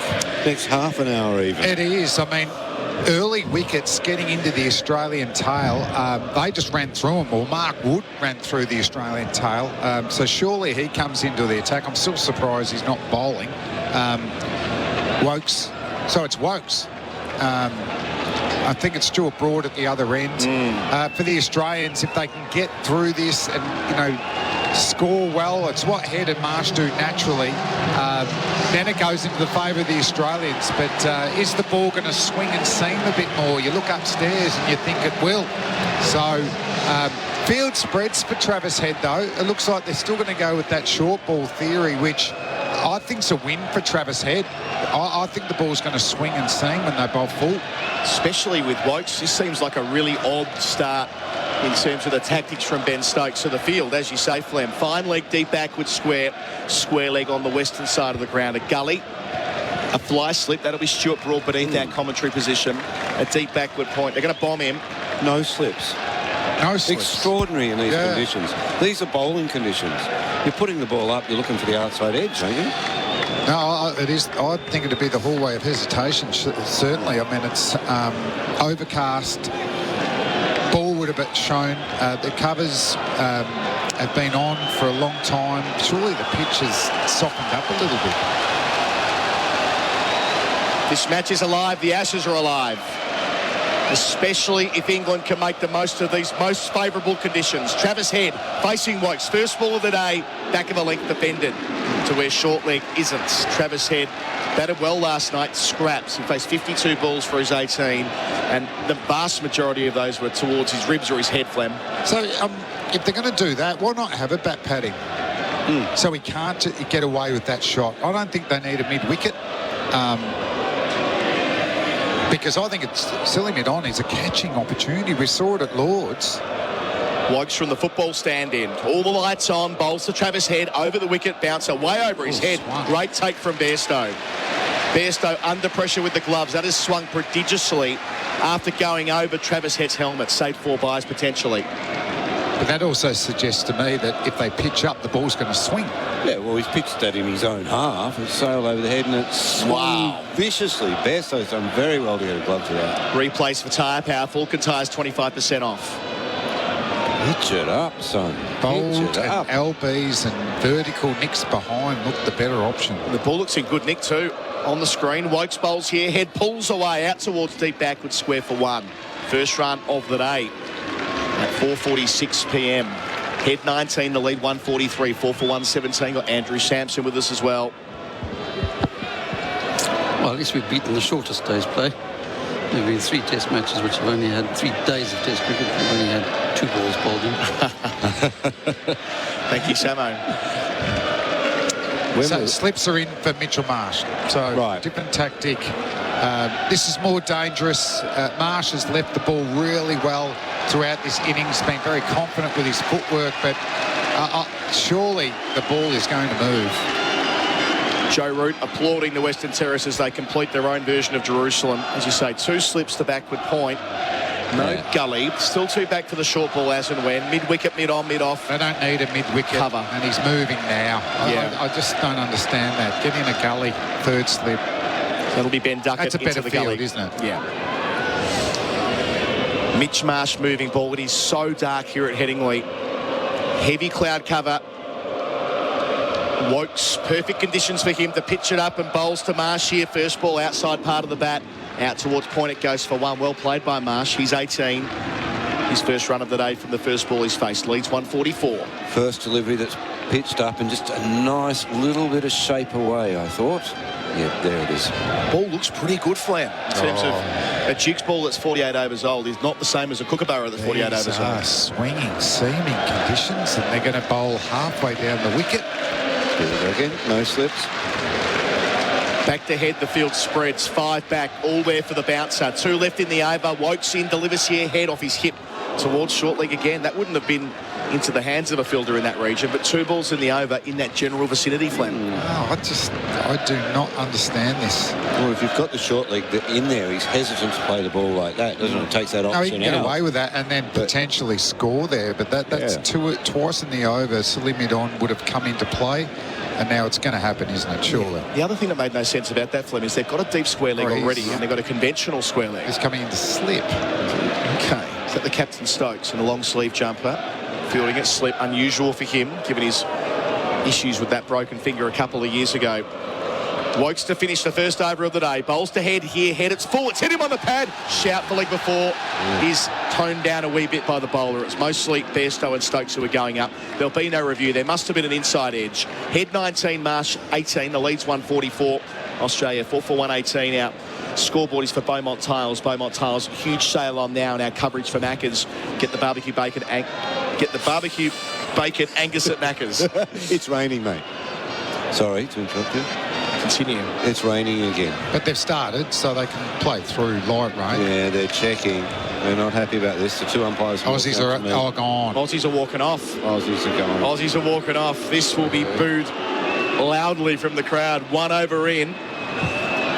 And it may just be one of the shortest test days on record. Samo's already confirmed that 2 balls is the shortest, but 6 deliveries. That'll be right up there on that list by logical deduction. It's not all the covers yet. It's just the roll-on jobbies. So we haven't seen the sheets called for. So it may very well be the England fielders wait on the edge of the boundary here, Flem. We were expecting some light drizzle at 5 p.m. It's 10 to 5 now. Umbrellas are up, though, in the crowd. It's heavier than drizzle, to be fair. It's heavier than drizzle. Seeing on our screen here for Tyre Power, Fulton tyres 25% off. That the rain drops that are out there in the terraces are quite heavy. So even if England wait, they won't have much choice in the matter. Johnny Bairstow is going to try and litigate the case with umpire Damien. Good luck with that. Yeah, good luck with that, because out's coming the big covers now as well, which is not a great sign for everybody. I thought that was Australia's session, wasn't it? Did you? Yeah. That was pretty evenly balanced. Got a bloke on our screen. It's dress-up day, of course, being a Saturday, dressed up as Fred Flintstone, and he looks like him too. He certainly does, doesn't he? Our screen for Tyre Power, Fulton tyres 25%. I've got a bloke in a Scooby-Doo. Scooby-Doo outfit. Scooby-Doo. What would Scooby-Doo? Where are you? Well, you're at Headingley. Oh, it's a bit heavier colour. Yep, it certainly is. So the last rain app I saw before we came on to commentary, Flem, was the man of the moment, Alistair Cook. Cookie show. He goes, they're getting on. Okay. There'll be some drizzle at 5 o'clock, but I think he's got that posh one that tracks the rain. The one you can pay a bit more money. The posh one. You know that app that the people with a bit of money have. Yeah. I think you get it with your knighthood. Oh, do you? Yeah, I believe that's true. You got. He did kind of call this. He said we're getting a little burst around 5, and then it all clears up again. The challenge they'll have is having to restart the clock, about having to go through the process of getting the covers off, the inspection, etc., etc. Is there any chance that knighthood could be taken off him over this Carey kerfuffle? I mean, seriously. Pete. What? As I cough, I think that might be... he's attacked one of our great Australians. I don't think he quite did that. I think it was filling some time on radio last night. I'm taking the, what. Yeah. It was fun, though. On a rainy day, that's the kind of story you need to fill a few minutes, and so it was. I filled about 5 hours downstairs. With there's responses and receipts getting shown. We're trying to work out if Carey's wearing a wig or not, but that maybe it was him. But the reserve wicketkeeper does look like he's had a brand new haircut. Okay. Yeah. Whereas the current one still has the same locks he had before the test. Haircut game. Code's done that. Daniel Turney's done that in Code. He's compared his haircut the day before the test with the hair today and says they are exactly the same. Yes, it did. I did see young Daniel Cherney running around looking for a yarn earlier to advance the haircut gate story. So just confirming that the raindrops are heavy enough that All the brollies are up and the covers are over the top of the run-ups and over the what you call the conventional square area. Of course, the square here isn't a square at all. It's a rectangle all the way across the ground, and that's why they cover the pitches, because it's more dangerous in the outfield than it would be on the other grass. So Australia have a lead of 144. They're 4 wickets down. They are a long way from feeling secure in this match, aren't they? I think England believe they can chase pretty much anything down here. Well, what Australia would want, well, they want another 100 runs, but equally cloudy conditions to bowl in tomorrow. Not sun, because if the ball moves, that makes Bazball so much harder. Well, the conditions for the next couple of days, I think, are sort of overcast, rainy, those sorts of things. Yeah. You never know with the forecast around here. But I don't think Australia would feel safe with a lead of 250. I'm not saying safe. No, they want another 100 runs. Well, I think they want another 100 runs from these too. Yeah. Next couple of wickets probably. Another 100 runs, if they're all out for, let's war game this, if they're all out for 228 and they're defending 244 in the fourth innings, that has all the preconditions for an absolute classic as well, given the surface. We'll still have something there for the bowlers. We saw even Moeen Ali. Well, if it's like this without rain, it is going to swing and seam the whole innings. Did Moeen Ali say this morning that he basically was just trying to tie an end down and he got pretty lucky with those 2 wickets, which kind of tells you just how big honest. A brain fade Marnus had. And then that's the Smithy way it was a brain fade too, wasn't it? It was a peculiar shot. I was giving Moeen the credit for the Smith dismissal. I thought the ball dropped on him a little bit, and he beat him for length. But good honesty. He's not taking any credit for that.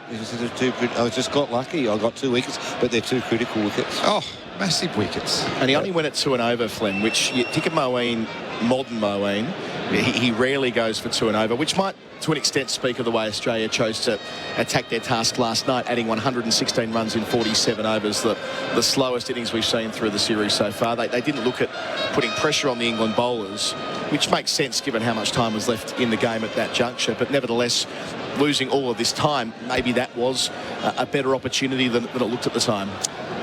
Yeah, it was. I mean, Moeen Ali, unless it's turning, you feel like he's going to be ineffective. Yeah. He's not the most accurate off spinner. He admits that. So you'd think he's going to go for at least 3.5 and over, and he'll be lucky to get maybe a tail ender slogging. But there, number 3 and number 4 for Australia. And as you said, his economy rate built pressure.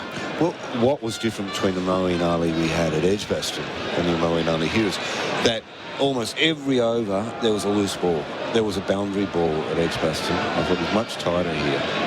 You're looking at me like...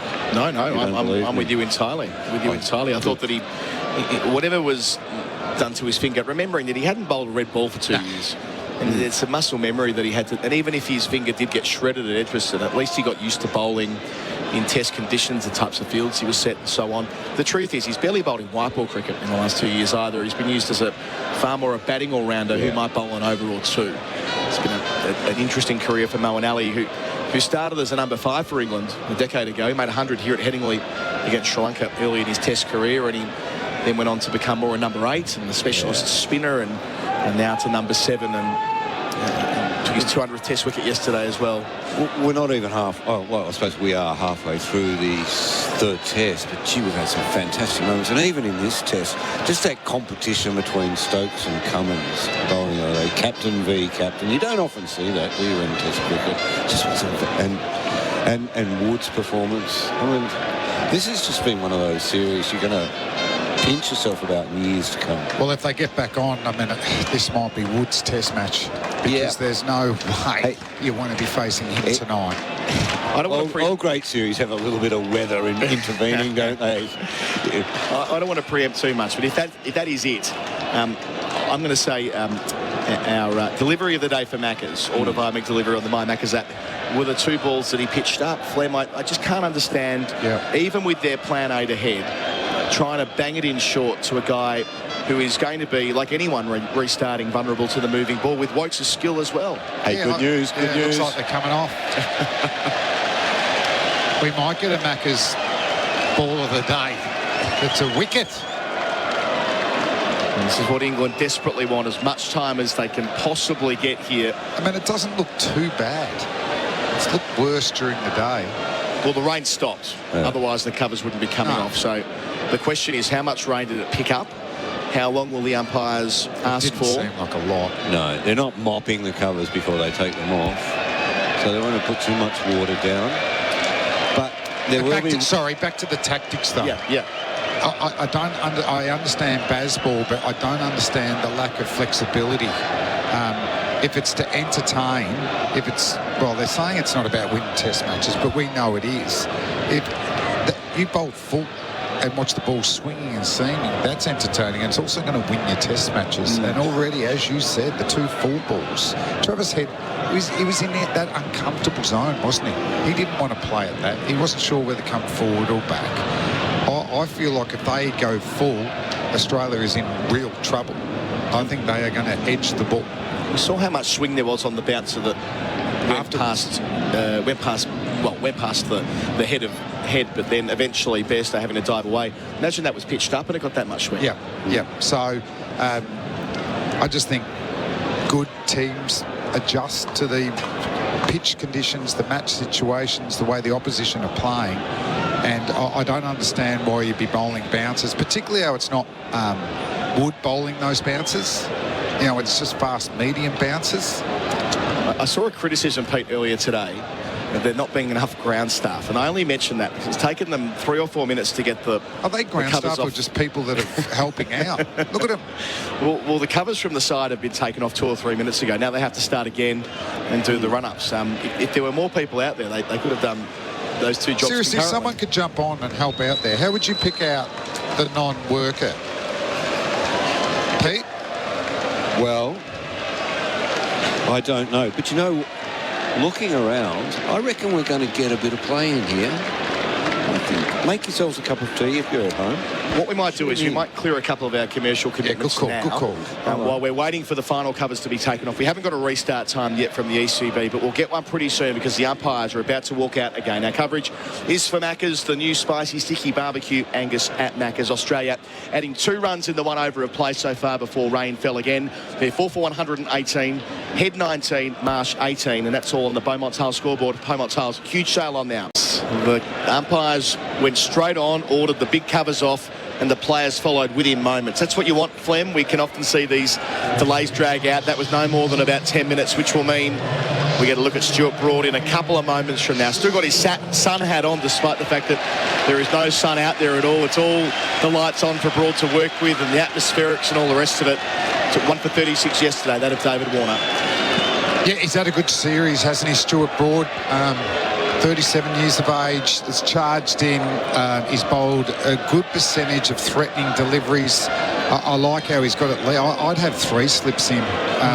You can always go defensive afterwards. I think this is green traffic lights for England. I'd be bowling full. I'd be attacking off stump. Bolds and LBWs. You also a chance to get the outside edge. I think they need to attack. So again, the crowd rise. Being fired up by the fielding team. Umpire men and signals to the scorers. My apologies, he signals to someone in front of the side screen.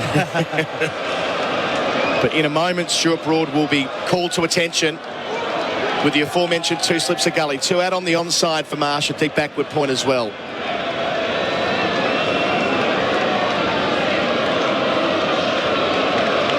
For the second time we're away, Broad from our Kirkstall lane end, bowls to Marsh on leg stump, turning to the onside out to deep square, right at the middle of the bat. He joins Head on 19, the lead 145. That flew off the bat. He didn't try and hit that very hard at all. It wouldn't hurt for the Australians to find the boundary, get a little bit of dampness around the Duke seam into the leather. There'll be less sideways movement. If they can get moisture on both sides, they won't be able to get one old side where the ball likes to swing. Also got Bharat Sundaresan with us for Red Energy, 100% Australian electricity and gas. Baz. Yeah, just get the ball into the outfield. Like Mitchell Marsh just did. You can see Zach Crawley is not in the slips. Ben Stokes was second slip. He's still feeling that hand. 5 back for Head and the first slip. Broad bowls here. Head pulls straight away out to deep square leg. Easy as you like. If you're going to bowl short, I sits don't up think there's like that. anything on there, was it? That was just a half tracker. I bet you the next one's quicker and on the money, but I mean, Broad's such a great bowler. I don't understand why they don't try and nick Travis Head out, and why they don't, if they're going to go short, why they don't have a silly mid on to catch the ball. These are like custom-made conditions for Stokes and Vokes and Broad, right? Where you want the ball to be pitched up. Back to Marsh. We've lost 2 overs, if you're wondering. 31 left, including this. Broad up, delivers to Marsh. In swinger, driven beautifully down the ground, and on drive to die for from Mitch Marsh. That is stunning stuff. First boundary of the day, just drifting into his middle stump line, and Marsh placed it back past Broad in his follow through. He's 23, 4 for 124, shot. Yeah, when he first come on the scene, he was labelled a bit of a heavy-footed batsman, often caught on the crease, but he's worked so hard on that. He's been so succinct with his footwork, and to play an on-drive that straight, you can only do that if your head is still and your bottom half is moving into the ball. You fall across the crease, there's no way you can on-drive along the ground. Update from the ECB, we lost 3 overs, not 2. Broad again to Marsh, delivers here. Marsh from the inside part of the bat, behind square, gets another single, wants 2. Head tells him to stay put. Marsh 24, lead up to 151, 4 for 125 Australia. And no, this good intent from both Travis Head and Mitchell Marsh. We saw them kind of just bat conservatively towards stumps yesterday, but you can easily walk out in these conditions as batters Fleming think, I don't know how much time I have, maybe I'll just play it out, but that's the most dangerous mindset to get into. It's good to see the way they're batting. This feels a bit clearer as well, doesn't it, after the thick cloud in that Wokes over. No bat pad. Yeah. All those catches for the short ball on the road. What's mid-wicket doing? No one in close. Broad bowls Head back, swings out towards deep square leg, middles it out to the 2 sweepers. They converge. Harry Brook, one of them, collects. Head gets 1. He's 21. Lead 152. Gee, it looks like the pitch is good when you bowl short. Trav Head has looked untroubled so far. He hit that in the air. And he's got to make that decision whether he's going to hit it hard into the ground. If he's going to hit in the air, he's going to have to hit it really hard. Make sure it goes for a maximum. But geez, how good's Mitchell Marsh look straight away in the V. Played some shots in the first innings, but that on drive was maybe the best shot he's played. That Dukes looks nice and dark in Stuart Broad's hand. Last ball of his first over on this day. Delivers to Marsh here. He beats him with genuine swing away from the bat. That's the first one that's really hooped from Broad. Marsh still there on 24, Head's 21. The lead's 152 on the Beaumont Tiles scoreboard. Beaumont Tiles, huge sale on now. Australia 4 for 126. So there'll be 31 overs in total, which means 29 more from here. In the unlikely event they get them in, we'll be going beyond 7 p.m. Oh, and that ball should hopefully encourage even Chris Wokes to go full to Travis Head. It's almost like England have decided they just can't get him out if they bowl full. If you look at a lot of Travis Head's overall first-class career, I think he's been nicked out more often than he has fallen to the short ball. Yeah, it's a ploy that gets used a lot against him. But it almost feels like England have decided that's a way of stopping him scoring, Flem, where his only scoring shot is the attacking shot where he looks for the boundary. That's the only reason I can think of that they stick to this, regardless of the conditions. Wokes towards us, towards Head. Bowls here over the wicket. You over. First ball pushed out behind. Backward point for 1. He's 22. 4 for 127. The only ball that's bothered them so far is the outswinger from Broad. That was a cracker. But even when he bowled, see, that's a good ball from Wokes. But the field's not set to contain Head. So are they going to be second-guessing themselves against Travis? You know, are we just bowling it's set for a bouncer every ball. Yeah. We've already seen there's been 1 or 2 pushed up there, but more traditional to Mitchell Marsh, but he's just been too good so far. It's been excellent. So the slips come back for Marsh. 2 in a gully. Backward point, cover. Mid-on, mid-off, deep square leg and fine leg. Marsh here leaves alone a ball that really swings again after he shouldered arms. Like he was doing last evening as well, Mitchell Marsh, walking at these fast medium bowlers Don't think he'd do that with Mark Wood, but walking out of his crease and across his stumps, kind of cover the off stump. A lot of, especially the England bowlers already in this innings, have tried to slant the ball back in, and the occasional one that straightens and leaves him. Wokes up, bowls here. Marsh stays at home and slaps through the offside across the practice wickets. Even though there's been rain, the outfield's still well and truly quick enough for the West Australian. He advances to 28 with his 5th boundary. 4 for 131. The lead moves along to 157. How succinct has his timing been in these 2 innings? The classic leave, block with the good balls, but if you get something in your hitting zone, he's gone bang on numerous occasions. You haven't seen that a lot, the back foot punch through the covers. It's going to make the ball damp. Great start for Mitchell Marsh. So Wokes again to the crease, delivers to Marsh. Fuller driven off the inside part of the bat. Might have been pad involved as well. It was close and better from Wokes. We've got a replay here for tyre power. Falcon tyres 25% off. We're behind Marsh, so we didn't quite get to see what happened here, Flem. I think he was indicating that it just swung and bounced a little bit on him. He checked his shot. Nearly been a caught and bowled had it been closer to him in his follow through. Off the stickers of the blade. 2 left here. Wokes up to Marsh, bowls, and Marsh leaves alone late. They're still shouting in the corner. He's caught behind. He tried to let it go. Didn't get the bat out of the way in time. Chris Wokes gets the breakthrough. Mitchell Marsh in the 3rd over of this day is walking back for 28. 5 for 131. The lead at 157. Australia are now behind in this test match. England are on top in perfect conditions for bowling, Damien Fleming. Yeah, the full ball worked. It might be a cross seamer. Oh no, it's a seaming delivery. Went to let it go. He did move across the crease and advance, Mitchell Marsh, so he cramped himself for room. I think it was a bit of extra bounce that Mitchell Marsh wasn't planning on, and a little feather to Bairstow. Massive wicket because Australia needing runs in the 2nd innings. Their top scorer, the man that made a brilliant 100 in the 1st innings, is out, and Alex Carey, big job to do with his South Australian teammate Travis Head. What a response from the crowd for Alex Carey, as expected in both innings, Bharat.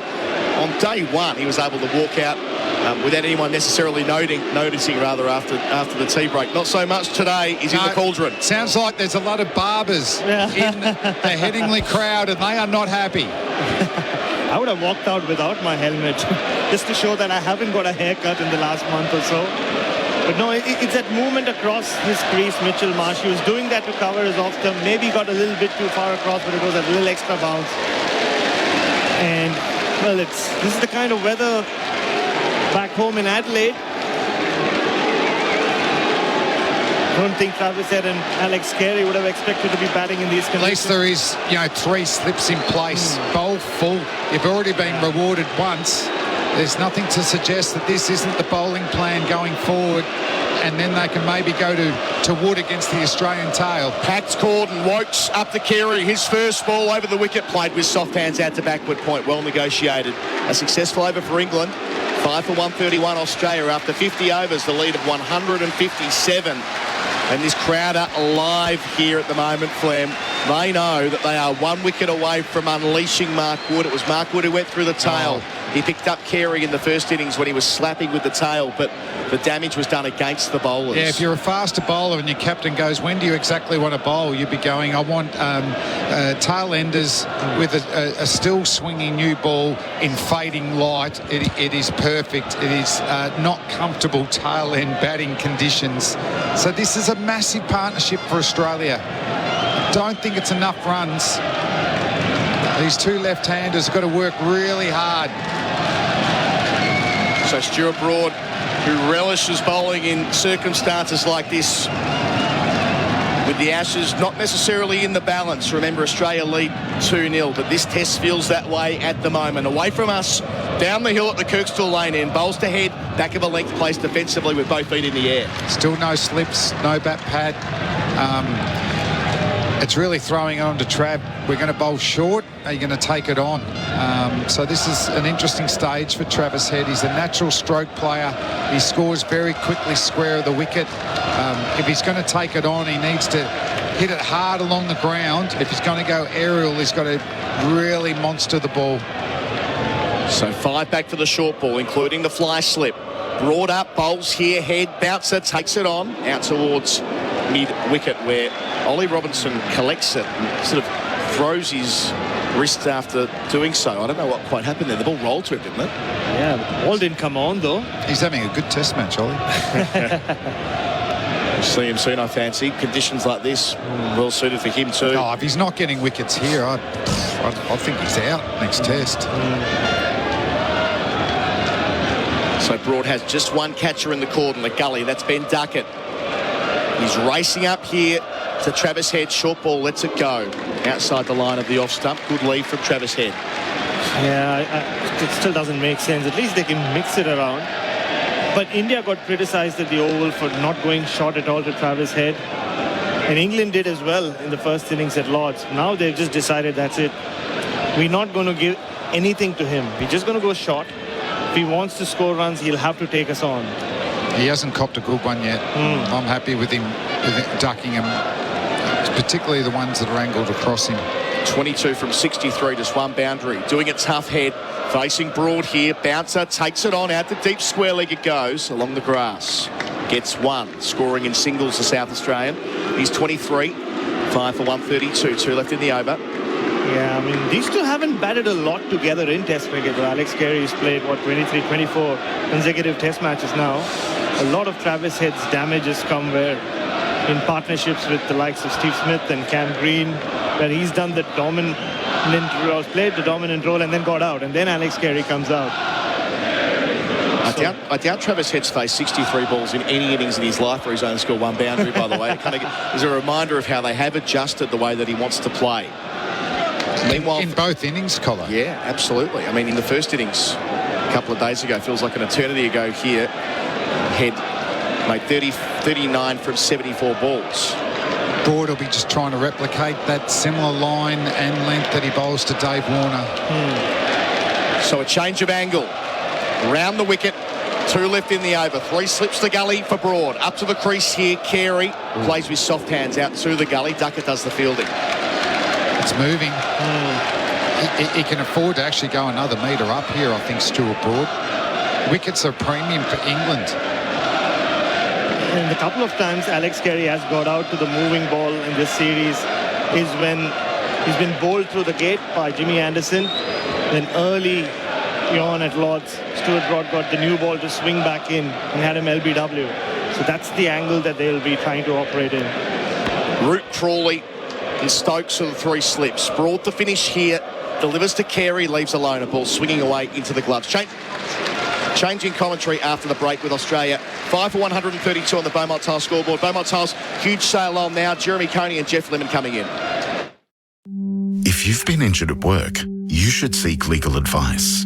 Arnold, Thomas and Becker can advise on all your compensation entitlements, which could be in the hundreds of thousands. The team have over 50 years' experience in securing compensation for injured workers. Talk directly to an Arnold, Thomas and Becker lawyer and start your claim today.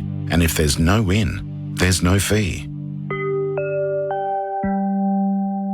Call 1300 333 300. SEN Test cricket. And this ground starting to reach a simmer. They've had 1 wicket already. That's what they wanted. Mitchell Marsh gone just off the bottom of the glove, trying to leave. Almost got his gloves out of the way. And on strike now, Travis Head. And he's waiting for Wokes, defending a straight ball on the stumps. Back to the bowler. They're really testing out Travis Head here. Bharat Sundaresan, Jeremy Coney with me. Yeah, I think that's exactly what the strategy is. I mean, even I couldn't get my head around why they're bowling short, especially someone like Chris Wokes. If you walked up to Chris Wokes and said, can you just draw out a plan, your dream scenario in which to bowl to, he would pick this. Chris Wokes to the left-hander, who's hooking a short ball out into the deep along the ground. Again, the sweeper's out there tidy up. He'll only get 1 run. Head moves on to 24. You can can hear the booing as Alex Carey comes on strike. And this is not to be disparaging towards Travis Head. What he averages 48 in Test cricket or 47. But it's almost like the plans that some teams have to tailenders, where they've said, all right, your scoring option is only the pull or hook shot. So we want you to take a risk every time you want to score runs. Because teams have tried bowling conventionally, and he's just the form he's been in the last 18 months. He's found ways of scoring some really quick runs. At least it's a way to slow him down, because he scores so quickly against fuller bowling. Exactly. Through the offside and through the leg side. 133 for 5. As Wokes bowls to Carey, who's defending off a thick outside edge. Moeen Ali quickly across to his left at point to field, fumbles it, but they don't take a run on the misfield. Watch out for run-outs with these two. I've seen a lot of them bat together for South Australia. Obviously, Alex Carey bats higher up the order there, 4 and 5. So they spend a lot of time batting together. There's always the risk of a mix-up between these two. Alex Carey wants to run for everything. Travis Head, not so much. Chris Wokes. Carey in his sights from the football stand end. Right arm over, bowls to Carey, who will get a run here in front of square leg. Trot through to get off the mark. 5 for 134. Jeremy Coney, you captained a lot of cricket. The look on your face when they had the spread bouncer field for the first ball of the day after Australia had been waiting for 4 hours to come out and bat. Well, very friendly, supportive conditions, aren't they, for bowling up to close to the batsman. I know with Broad and Wokes, two seam bowlers, and you know, probably their best chance is just to nibble batsmen out. You know, there's no slips for when Broad is bowling to Head. 3 out, waiting on the hook, and Wokes bowls full, and Head's coming forward to defend down to mid-off. No doubt the stats say that it's a percentage play, but the fact is that stats aren't generated necessarily in these conditions. We've got it's a vespertine kind of light. We've got the lights on. I think actually Australia have batted with the lights on. They probably think the Ashes are a day-night matches. Yes, they have. Pink ball might be easier to pick up under these conditions. Very gloomy. Wokes in the bowl, short, and getting a bottom edge down into the ground is Travis Head. Rolls out to square leg. He won't get a run. 52 overs gone. Australia 5 for 134. So, with what you're talking about there, Jeremy, if we can come back to that, the averages, the stats are based on averages across every cricket match that's been played, where all the data is scraped from. They're not statistics that are derived from these kind of conditions. No. So yes, you can say a tail end is more likely to get out to a short ball, but that factors in every flat pitch, every Australian wicket where they're making 500 v 600, Ahmedabad, where India played Australia and nobody could get out. All of those things, Bharat. Yeah, but the only thing is, I'm not even going by stats, just through facts. Whenever England have bowled to Travis Head in these conditions, Brisbane, Hobart, he's made hundreds when they're bowled conventionally. So they've decided we're not going to do that. I don't even think they're going through analytics. They've just decided, well, the few times he's batted in these conditions, the oval where the ball is doing a lot, he made 100 when India bowled conventionally. Sure. So it almost seems like a ploy, regardless of the conditions. We're going to disregard that because he finds a way of scoring runs. 3 slips for Carey as he waits for Broad, and he's fencing at the ball and nearly nicking it to his counterpart, Johnny Bairstow. And the relationship between those two continues to grow more complex. Carey is coming forward at that. Another nice piece of bowling, little outswinger. Two angles for Carey to deal with there, from coming around the wicket, the ball aimed back in at him, and then using an orthodox in-swinger to the right-hander, an away swinger to Carey, and Carey pushing again at the ball. He has a tendency to get the bat out in front of his head, and you lose control by doing that, and the more the bat gets away from you. Slips down to weight. Broad to Carey, leaving a wider line outside the off stump through to the wicket keeper. I wonder whether the dismissal we've seen, just a little thought, again, all the Aussie batsmen getting so far across and so close to a ball, as we saw, as we've seen Marnus Labuschagne and Smith doing, and now I think we've seen, you know, Mitchell Marsh do as well. So the ball to let go is much too close to you. Exactly. Cramps for room there. Broad to Carey, straighter, and it beats the edge just. Oh, that was closer than the 1-2 deliveries ago. And Stuart Broad just stands with his hands on his hips, takes the ovation from the crowd who is spurring him on. This is what they've come to see. They're absolutely geeing him up over the rope as Broad, with that patented cranky look on his face, walks back to the top of his mark. Yeah, even a few Baywatch Coast Guards are in town cheering Stuart Broad on. Not Baywatch weather, really. But yeah, he's getting the ball to hoop around. This has to be the most difficult conditions Alex Carey's batted in, apart from the turning pitches in the subcontinent. That ball in slow motion was sexier than a Baywatch slow-mo. In comes Broad, and on the front foot, Carey's defending down to mid-off.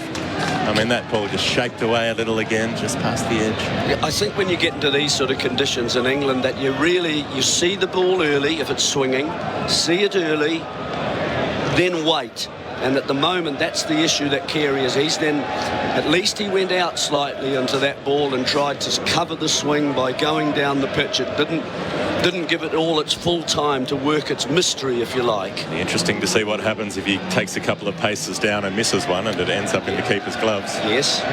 I'm sure he'll be aware of that, of getting back into the crease. Eyes peeled for that. Or he'll call over unilaterally. 2 to come in the over. Carey drives, gets a decent piece of it, but straight to Mark Wood at cover. Won't get a run. So he's got to wait and then just allow the ball to come to him. And that's actually what saved him there. He got beaten, yes, but he held the line of the ball. And it didn't follow, the hands didn't follow the ball going as it moved. And he's such an impulsive driver of the ball. He loves to hit it. He just loves to hit it through the covers, which is why there's often a gap between bat and pad, and he gets bowled through the gap. Broad around the wicket to Carey, who leaves, holds the bat up high in the back lift and lets the ball sail through. An eventful over, even if it was mostly Alex Carey being pinned to the crease. He's still there on 1. Travis Head on 24 on SEN Test Cricket. Australia 5 for 134. Polaris Ranger has been the #1 selling utility side by side for over 20 years. With over 15 models to choose from, petrol, diesel or electric, from 2-seat single cab to 6-seat dual cab. Introducing the all-new mid-size Ranger SP530, replacing the popular Ranger 500. New chassis, improved engine performance and deeper tub. And the new 2023 Ranger North Star, featuring a full sealed cab, heater, aircon and defrost. See the new Rangers online now or visit your local Polaris expert today. Polaris, think outside. SEN Test Cricket, Australia 5 for 134 in the third innings. Most importantly, we've got play. Mitchell Marsh was dismissed a few moments ago, made 28. Geoff Lemon with you, Bharat Sundaresan and Jeremy Coney. We've got Travis Head out there on 24, Alex Carey on 1. And it's been Chris Woakes and Stuart Broad doing the bowling so far today. Woakes with the ball in his hand from the football stand end here at Headingley. A gloomy, grey, cloudy sort of English day in this northern city. Looks a bit like it might have done before they cleaned up the air pollution a few decades ago. One of those smoggy, misty days. Woakes is going a little grey himself. Right arm over the wicket and just fencing at it is Travis Head, not getting a run to cover. Interesting change in the field. Maybe they're trying to go more conventional. Just the movement Stuart Broad's been getting. Like I said, can't believe I'm defending something England are doing this series, but kind of makes sense what they were trying to do to Travis Head with the short ball. Well, maybe saying if you're going to make runs, you have to make them in increments of 1 at a time. Exactly, and take risks to even get that 1 run. Because we've seen this is where he's made a living in the last 18 months.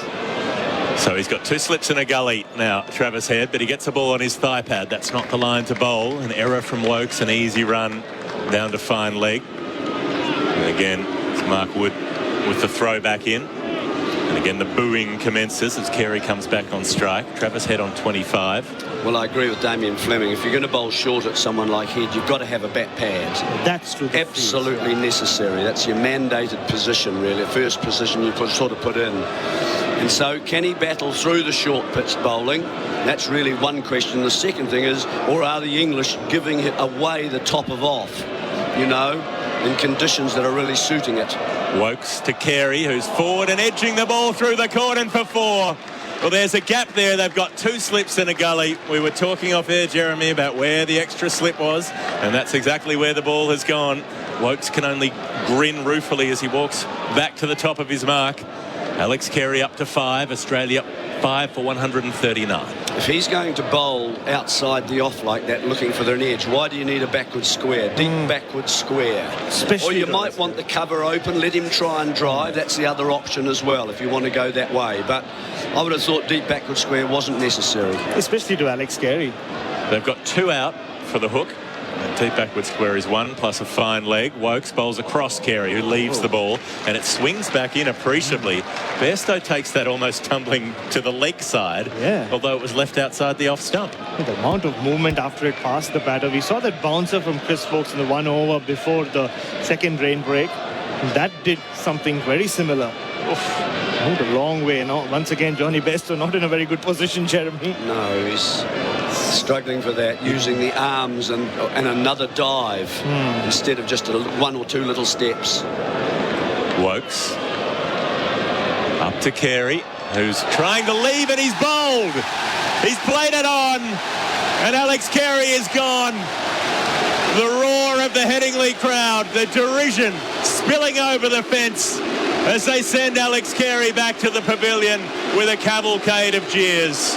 6 down Australia for 139. Well, whether he paid for his haircut or not, Alex Carey is paid for an error in judgment. The ball was a bit too close for him to leave it. Just on around 4th stump. Didn't know where his off stump was. Shouldered arms, hit his gloves, and has ricocheted back onto his stumps. Another big wicket for Chris Wokes. The Ashes are alive again. England believe. The underside of the gloves has been a profitable spot for Chris Wokes today. Absolutely, just a little bit more bounce than perhaps anticipated by the batsman. Leaving too late, get the hands really high. This match tilting dramatically England's way. Australia lead by 165. They would want 200 could make it interesting. 200, especially if they get like 8-9 overs in these conditions, the way the England top order bats. So what can Travis Head do with Mitchell Starc and then Pat Cummins for company? When do England turn to Mark Wood? I'd suggest it might be immediately. Immediately, I think the next over, maybe Mark Wood is warming up. Got to catch a glimpse of him. Todd Murphy and Scott Boland, the 2 Victorians, will come in down the order. Mark Wood's down at deep fine leg. No signs yet of him warming up. Well, he's had the bonus of an extra couple of sessions off, hasn't he, after night as well? Yep. Probably spent them on the massage table, listening to some whale song. Just getting in the mood. Country music, I heard, is his go-to, Well, he's got that imaginary horse. You've seen him when he does that, he whips it up. And he'd be listening to some imaginary country music at the time, I imagine. The horse definitely would be. It's hard to get headphones for a horse. Good point. Chris Wokes, 1 ball to come in the over. He's up to Starc, who's driving compactly enough. Extra cover fields. There'll be no run. So 54 overs come to an end. Australia 6 down for 139. Chris Wokes this morning doing the damage. And dismissed Mitchell Marsh after a couple of imperious boundaries. Loving one through to the keeper for 28. Alex Carey deflecting off the gloves into his stumps for 5. So Starc out to the middle. But so much relies on Travis Head now. 25 not out. And listen to the crowd as Mark Wood's name is called out. Runs to the pile of sawdust. And we'll start sorting out his mark. Jarrod Kimber coming in to join us. Bharat Sundaresan off to take 5. And this is where the match will be won and lost, this bowling spell. Yeah, definitely. Do horses like sawdust? I just came in on the end. You guys were spending a lot of time talking about that. Well, there's often sawdust around horses, but it's more for sprinkling on the manure so that you don't step in it. Well, in this case, he's put a lot of it down, and he is going to step there. Look, this is very important. As you said, I mean, so far, Australia are going out without playing a shot. I'm assuming at some stage they're going to be dismissed playing some shots. So the question is, do they go very hard here and try and get 30 or 40 or not? Mark Wood preparing to raise his tail over the Australian team. The way he did in the first innings. What have we got here? We've got a fly slip, a leg slip, a conventional slip, and a gully as he bowls to Travis Head, who tries to punch off the back foot and gets about a third of the blade off the bottom half of the diagonal blade hard into the ground. Won't get a run, so they've got a deep square leg and a fine leg for the top edge hook, and then they've got a mid-wicket, and that's about it on the leg side aside from the leg slip. And conventional slip, they've got a very fine deep third is what I would call it, rather than a fly slip, because he's so far back on the rope. Then they've got a deep backward point, and they've got a gully, and they've got an extra cover set relatively deep. So a very strange field. Wood to Head, who punches off the back foot out to that deep cover point position. It's rolling out to the rope for 4. Well, that's nicely timed across the practice pitches. And Travis Head moves on his score by a boundary, 143 for 6 Australia. It just felt like there should have been someone there. There was sort of somewhere everywhere else, and he's got a bowl back of a length outside off stump. It's a beautiful shot, actually. I'm assuming, Jeremy, that they're bowling short to Head, even though they could pitch it up and he could leave it onto his stumps or leave it into the slip cordon, because they think they can stop him scoring by bowling short. Well, they've now dispersed the gully. Well, now they're just going back to the conventional leg theory. So they've got one slip in. Now they put a deep cover point out exactly where he hit that last ball. So 3 men in front of square, and it's on the hip, and Head's able to easily ride the bounce down to long leg for a single. 6 for 144. Andrew Sampson. It was Travis Head's first boundary since the 10th ball that he's faced. It was 61 balls without a boundary. When he made his run, did he make 60 odd in the first innings? He made 39 in the first innings. No, in the first test, sorry. In the first test, he made 77, I think. Because I would wonder what his strike rate has been since then. Because they haven't always managed to get him out, but he hasn't really scored. He hasn't scored the way that Australia wants him to score. He's been Bazball-less. He made 50 in the first test, 77 in the second test. Oh, it was 77, yeah. I wonder if you could find stretches of boundaryless stretches for Travis Head, Andrew Sampson. That might be in your hitting zone, because I don't imagine he's gone 60 balls without a boundary very often. Here's Mark Wood to bowl to Stark, who's driving in. He'll get a run out through cover. Didn't time that at all, but it clunked away. He'll come back for a second, in fact. And Stuart Broad has lost the hat, but kept the headband, crucially. So his Daniel LaRusso look is preserved. 6 for 146. Would that have been a 3 earlier in the game? Because that went very slowly past him, didn't it? Won't have been a 3. Because there are no 3s? Because there are no 3s on this particular outfield. So it was a 4. Well, it might have slowed up this outfield with all the rain that we've had. The ball was skating across it the first couple of days. 6 for 146. Mitchell Starc off the mark with 2. He waits for Wood, who steams in and bowls on the hip. And he's just been a stray, Mark Wood. Hasn't been as threatening so far. If he gets the radar right at the base of the stumps, something like that, he'll be tough to deal with. But Starc adds another run, goes to 3. Australia 6 for 147. There are some ominous clouds coming in, aren't there? Is that fair to say? We got Danny Rubin, the former Yorkshire press officer, current England press officer downstairs, literally going, we'll get less than 4 overs, and I think we got 1. And he's thinking that this might just come over again as well. So we'll have to see. Watch out. That last run given as a leg bye, so it doesn't go to Stark's tally. Here's Wood. His arms pumping, bowls to Head, short, and Head jumps up on his toes and just places the ball back down on the pitch in front of him. Wood does his own fielding. 55 overs come to an end. Australia 6 for 147. Just haven't seen quite the same threat from Mark Wood so far as we saw on day 1. Andrew Sampson. That's his 3rd longest boundaryless spell in a test innings. There we are. He did a 69 balls in Dubai against Pakistan and a 67 balls in India against India and Melbourne in 2020. That was on debut in Dubai, if I remember rightly. Could have been, yeah. Is that some wan kind of sunlight coming through? A little bit of sunshine, a little bit of that late tragic sun that creeps through a gap in the clouds before it'll be snuffed out again momentarily by the cruelty of the Yorkshire skies. From our view, it doesn't look like there should be any sun, does it? No, it's coming from over our left shoulders in the commentary position. Right shoulder? Right shoulder. I've never got those ones correct. Me and Jeremy are looking at each other. We thought we were wrong. You're just facing the back of the box. It's all right.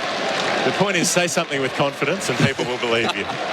Definitely a shoulder. Chris Wokes has confidence. Couple of wickets to his name and almost a third as he goes past the edge of Stark's bat, groping forward on the front foot. Bairstow takes the ball cleanly, which is in itself cause for comment at times in this test match. It was at the Marsh catch. I don't think particularly went into his hands beautifully. Have a look at that replay later if you get a chance. Geoff, I know you've been all over the Bairstow stuff, but again, it didn't look like he was 100% on it. In fact, everyone in the slip starts to celebrate. You can see Bairstow just looking at his hands go, I've got it, don't I? Yes, yeah, he's not moving his feet is the thing, so people have praised his diving, but he has to dive for everything because he never moves his feet laterally. Stark comes forward and plays a solid defensive shot down to mid-off, so he's doing his job so far. I wonder when the Australians might decide which one it might be to actually sort of just, I think, cut. I mean, you're not worried about the pace, really, I don't think, of Wokes, but he'll just nibble away at you, and eventually I think he's going to find an edge, and so it might pay you to move around, I think, in the crease just a little bit more. 3 in the cordon. Wokes to Stark, who gets up tall and defends down to mid-off. No run. So they've stuck with 2 out in the deep on the hook and 3 in the cordon. We saw Mitchell Marsh using the crease in the way he batted, and I've never seen him do that before, shuffling around. So the tail enders should also be being told the same thing. There's no point just standing there and waiting for him to get a wobble ball that does something you can't play. You might as well try something a little bit different. So where would Stark look to score? Waits for Wokes, and he is looking to score. Thick inside edge as he tries to drive through a wide long on, I fancy, but it ends up at deep backward square leg. Gets through for a run. Australia's 6 for 148. Mitchell Stark up to 3. Travis Head on 30. I think that's the way that Stark's got to play, though, in these situations. I mean, 148 is not enough, and until they get to perhaps 250, you know, where they might feel a little safer adding on the 26 differential, then it's a different game. But until then, you know, you're vulnerable, and that's why they have to keep pushing and gnawing away at runs. Well, they're 174 ahead. We've seen teams bowled out at Headingley for less in the 4th innings. Wokes up to Head, who's on the back foot and punching the ball away to point, walking through for a run in the end. Simple enough. 6 for 149. I mean, not you and I, Geoff, because we were, you know, were you even born in Headingley? No. Yeah, so I was 1. I mean, Jeremy, were you the Headingley test in 81? Did that? I think Jeremy was born. He won a series in England. No, I'm aware he was born. I was wondering how much you were following the Headingley. Not until the next morning. Woke up and we didn't have a TV in those days. Were they black? Was it black and white? Did you have electricity? Pardon? You had electricity. I think so. Wokes up to Mitchell Stark, who's defending on the front foot. So the 56th over ticks by. Mitchell Stark hanging in there. He's got 3 from 8 deliveries. Travis Head on 31. Australia 6 for 149. They lead by 175 runs on SEN Test cricket. If you've got to build it, lift it, power it, floodlight it, do it right with Oz Equipment Rentals. They're helping Aussie industries go higher by supplying access equipment, lighting towers and materials handling equipment to the construction, mining and roadwork industries. If you are building a new runway, a new road, a new warehouse, a new highway, the name you want is Oz Equipment Rentals. They also support community sporting clubs like Lara Cats, Werribee Centrals and the Ultima Kangaroos. Visit ozequipment.com. SEN Test Cricket, Geoff Lemon, Jarrod, Kimber and Jeremy Coney. Your company from Leeds, the famous Headingley ground. Mark Wood with the ball in his hand, working out where he wants his field to go. The speedster, he got up to 96 miles an hour in the first innings, which is about 150 in our money. And he'll have Travis Head on strike, looking to bomb him with more short stuff. So they've got 2 out on the leg side for the hook already, but they're getting a 3rd. So that means fine leg. They'll have a long leg and they'll move the deep backward square just in front of square, because you can only have 2 fielders behind square on the leg side. They've got a short leg, a mid-wicket, a deep cover, a deep backward point, a gully and a fly slip. And Travis Head is thrashing the ball away up to that deep point position, but on the bounce to deep backward. And that wasn't a controlled shot. Chris Wokes has a little sigh to himself after he receives the ball, throws it back in. Australia's got 150 on the board for the cost of 6 wickets. Just a little bit wide, just allowing batsman to just get enough width so he can play that with a wee bit of safety. Okay, hit it in the air, perhaps with a slightly angled bat, but wants to come down on that a little bit more. 6 for 150. Australia leading by 176 in this third test match. They lead the series 2-0. I'd love to wrap it up here, but England in the better position right now. Mark Wood, right arm over to the left-handed Stark. It's full and it's driven away off an inside portion of the bat. Just got something on that. I was expecting to see middle stump cartwheel back. And at the last moment, Stark has had an intervention, a Hail Mary, and he'll get a run for his trouble. He goes up to get a couple. They've come back for the second, 152 for 6. That's swung a bit, hasn't it? And instead of hitting the middle of the bat, it hit the inside edge and then off the pad. Well, the weirdest thing was they didn't have a second fielder out on the leg side. That's why they got the 2. Well, what happened to the bounce? Well, and they're not going to bowl him a bouncer. Well, there's the bat pad now, you see. Yeah. So they ended up, they had 3 out in the deep. Yeah, at one stage, but that was for Travis Head. He's a hooker, though. I would have thought that with Wood, you just put one out there. Well, they've got the cordon up, so they've got 2 slips and a gully for Stark, plus the bat pad. And he gets a nasty one that goes flying over his head and flies over Bairstow's head as well. How many have we seen go through Johnny Bairstow? I don't know if he had much chance of reaching that one, though. That was such savage bounce from Wood on a leg stump line. Stark very grateful to get under it. That ball on this replay absolutely takes off past the helmet, and Bairstow would have needed to be about 18 inches taller to reach that. Yeah, Garner's height. Yes. Really. Joel Garner with the gloves would have been a sight. Well, Mitchell Stark was a keeper, wasn't he? So he's almost Garner's height. I reckon he was shorter then. Stark looking to play initially, wasn't he? And then surprised by the pace and then the bounce. It was well directed. He just didn't pick it up very well, just did he? to the offside of his head. Well, he might be a bit rattled by that one. There's 6 for 156, Australia, with those 4 extras. The lead's 182. Wood up to Stark, full, and Stark's driving him down the ground for 4. Well, he wasn't afraid to get on the front foot, and that is brave work from Mitchell Stark after that one, whistling past his helmet. The previous delivery, he said, I'm still going to get on the front dog and hit you straight back past. In your follow through. Nice bit of timing. 6 for 160. He's up to 9. Very good, Stark. It's hard sometimes after a bouncer to get it out of your mind completely and then transfer your weight forward onto the front foot. Well done. He likes to drive, doesn't he? He's a tall man, and that is a good shot of his, but certainly that's an excellent effort just in the mind. 2 balls to come for Stark to weather in this over from Mark Wood. Storms in, bowls full, clipped away off the pads by Stark for a run to fine leg. So he's played this really well so far. The Australian number 8 has been worth his place with the bat often in the last few years. He's into double digits here, which is no small thing. The lead's 187, Australia 6 for 161. It flew down to fine leg, that one, didn't it? And they've got him very fine down there. But here we go. We just slight delay as men very slowly walk out to the boundaries. So that 3 out in the deep on the leg side for Travis Head, and 2.5 out in the deep on the offside. He's got a slip, a short leg and a mid-wicket, the only ones in Cooey, and he gets a short ball and plays it pretty well. Thinks about a single and says, come on, Mitchell Stark. Swap over. Stark says, no thanks, mate. I think I'll stay exactly where I am. 57 overs gone. Australia 6 for 161.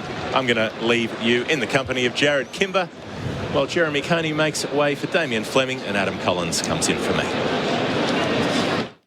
At Empress Diamonds, they're making diamond dreams a reality. If you're planning the perfect proposal, visit Empress Diamonds, Melbourne's first diamond wholesalers to the public. Don't pay too much. Their experts will find the perfect diamond for the one you love at up to 20% off. Royal quality diamonds at a wholesale price, discounted up to a further 20%. Only at Empress Diamonds, making diamond dreams a reality for over 20 years. Book your exclusive appointment now. Visit empressdiamonds.com.au. SEN Test cricket for Maccas. Get the barbecue bacon Angus at Maccas, England. in this evening session, belated evening session, have picked up 2 wickets. Marsh for 28, trying to leave. White's got a feather through, and then Carey trying to leave him, chopping on for 5. He continues, bowling here to Stark, who's forward in defence. Adam Collins in, Damien Fleming in as well. Jarrod Kimber sticking with us. Flem, we might have reached that unusual tipping point in the 3rd innings, where it could be in Australia's interest to be bowling a little bit later tonight. Oh, no, without doubt. But I want them scoring like they are.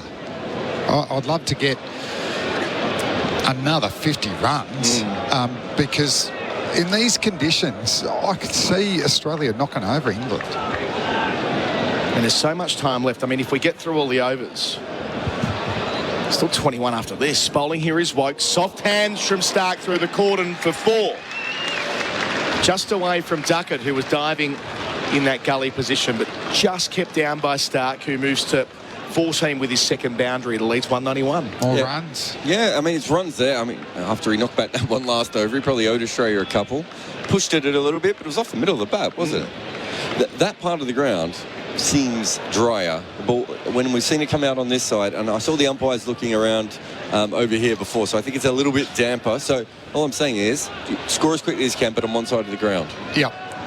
Easy to do. Yeah, I would have thought. Stark's high score of the tour was 41 in the World Test Championship final about a month ago. Partnership 26 of just 21 deliveries. Really important runs for Australia. Wokes up. Bowls here to Stark, who defends. So we've had Wokes bowling unchanged from the football stand end so far. We saw Robinson warming up before play began. I mean, there's nothing to suggest he won't bowl. These conditions should suit him too. Oh, without doubt. But important Mitchell Stark runs. You know, our tail knocked over for 18 runs in the 1st innings. That happened again here, in real trouble. But partnership building now for Stark and Head. Just consolidated, haven't they? 3 slips still there for Stokes. Bowling here to Stark, who plays defensively out to cover. Just settled down in the last 10 minutes or so. Would you bowl Ollie Robinson? So we saw him in the warm-up, and he was okay. The ball was wobbling around. He was doing everything. There's a part of me, if I was England, I'd be like, maybe leave him to tomorrow. I'd need to have a chat to Ollie. Yeah. And I'd say, hey, you know, all the talk off the field and the toughness and blah, blah, you know, this is your time. Step up. We need you 100%. Are you 100%? Here he is, Wokes. Long spell, bowls here to Stark. Steers out through point for 1. Gets him along to 15. Good contribution already in the circumstances. 6 for 166. You've seen Ollie bowl a lot more than me in these conditions. These seem like good conditions for Ollie Robinson. No, this is him. I would say in the warm-up, I've also seen him bowl a lot. In the warm-up, I wasn't thinking he looked 100%. Okay. He maybe looked 90%. He just looked a bit stiff. I mean, they've jabbed him with something, haven't they, to get him out there. I mean, he's had some rest now. He was on the field a little bit yesterday afternoon, Colo, I want to say. Yep. Yeah. About an hour, we reckon. Andrew Sampson nods in confirmation. What over is this, Colo? Just say for Wokes? It'll be the 6th of his spell, I believe. That's right. So I'm going to check that. Bowls here. Oh. And he beats the edge of Head with one that takes off from the seam. It really moves. He can have another one. Ends the over. 6 for 166. Lead of 192. Stark 15. Head 32. So as you say, Flem, the partnership up to 27. That's on the Beaumont Tiles scoreboard. Beaumont Tiles, huge sale on now. So the other question will be how many overs from Wood before you reach a stage where it's diminishing returns, because he will absolutely want to bowl at numbers 9, 10 and 11, but he's got to get through one of Head or Stark first. No, there's a few questions out there. Yeah. So the ball was moving around for England, but they've actually bowled short at Head, and everyone they bowled full to hasn't looked particularly well. Feels like they've missed the trick there. I understand they've kept his scoring rate down, but they could have him out. I think they could have, yes. It is true commitment to the bit, isn't it, with Head? They've said, no, we're not giving him a ball in his half for the rest of the series. Yeah, we made the decision, and that's it. I just saw some stats, though. You know, he only averages 38 against the full ball throughout his career. Yeah. So Wood to Stark. Got the short leg, away from us, bowls here, back of a length, turns it down to fine leg at pace 2 off the middle of the bat. Well negotiated to Moeen Ali. Gets 1, 16 for Stark. the heaviest scorer in this partnership. The lead 193 at 6 for 167. I would say about Head, though, his stats are a bit whiffy. And the reason they're whiffy is because he has that period where he comes in and he struggles for a long time. Then he has the period, of course, where he's been really good. And now he's had the period where he only gets bounces. So it's not like a normal batter where you probably take a lot more from those stats. Because early on, he couldn't play the ball when you came around the wicket to him. And now he's quite good when you come around the wicket to him. Just that collapsing of the back knee, the uppercutting. He stands up a lot taller when he hits through the offside now. Wow, now 3 back for the cut shot. Cool. Plus 3 back for the pull shot. 6 back. Wood bowls, Head, short ball predictably. Down the leg side, doesn't catch up with it. Bairstow does, though, away to his right. So, fly slip, third man, deep backward point on the offside. Fine leg, deep backward square, and bang on square leg on the onside, plus the short leg. What a bizarre field. Some West Indian bowlers out there going, geez, I never thought of this. Yeah. You'd imagine it's not hard to get a single. And yet it still feels like an attacking field in its own way. 6 back. Wood in the third over of his spell, Samo? It's 7. Third. Bowls here. Head goes back towards short leg, not far away. Doesn't go into the hands of Root. Make that Brook under the lid now. Either way, they get a single. Root does the tidying up, racing in from deep backward square. Head to 33 from his 80th ball. That's what they want, though. 6 for 168. That was awkward. Yeah, but we were asking for bat pad from the moment they went out to start today. And there was a couple like that against Wokes early. It's definitely a catching position against Travis Head. You said 6. It was also the 7th was basically out, wasn't he? Because I think Broad went back to, I don't know what you would call that, but 3/4 deep cover. He's sort of in the middle of nowhere. Not sure he's going to get Stark caught there, is he? Gully's back for Stark and the short leg. Wood delivers. Stark short, turns it towards short leg, running back with the flight. Brooks lost it. He dives. He takes it. He drags it in. He had no idea where it was. He was running back with the flight. Then he wasn't. Then he went again. Had to dive. Had the presence of mind to time his dive correctly too. And that's the end of Mitchell Stark for 16. The partnership ends on 29. Important lower order runs, but Australia have lost a third wicket in the session. They're 7 for 168. That's one of the weirdest catches I've ever seen. It was almost like you needed the Benny Hill music there. He stopped about 3 times and Bairstow was nowhere near him. And to think that he might not have ended up catching that ball after the way it was played would have been insane. And then in the end takes a good catch. And it felt like at the end it was way closer to Bairstow than it ever was to Brook anyway. Then Bairstow could have gone over, but yeah. I wonder what the calling was like. It wasn't great Yorkshire communication from here, but they got away with it in the end. But it could be an important wicket as well, because I don't think Wood was bowling as well as we've seen so far.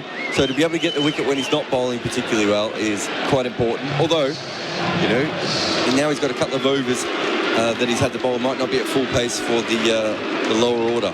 Wasn't a great shot from Mitchell Stark. He'd done a pretty good roll. It wasn't a fully committed pull shot.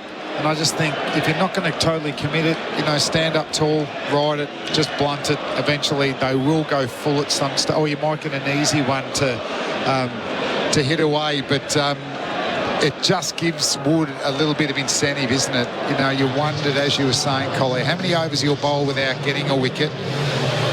Well, he's very much into the tail now. And he's into the book, and you get to look at Patrick Cummins on a pair. They've taken the drinks break at the fall of the wicket at 6 o'clock, as foreshadowed by the match officials before the resumption of play. So our coverage is for Macca's. Get the barbecue bacon Angus at Macca's. It's all on the Beaumont Tiles scoreboard. Beaumont Tiles, huge sale on now. Pat Cummins got a second bowler when Wood was just far too quick for him the first time around. Jarrod Kimber jumping out.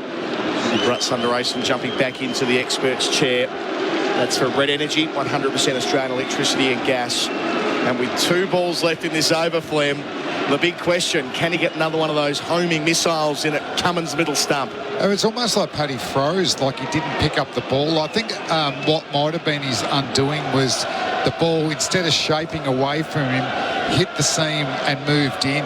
And once the ball didn't behave in the manner that he expected, it just didn't have anything to offer. He had no reactions to that type of delivery. It's going to be, even though the field's set up for the short ball, you'd imagine that he's going to try and get him LB or bowled again. And I don't care how many tests you played, when you're on a pair, you are feeling it.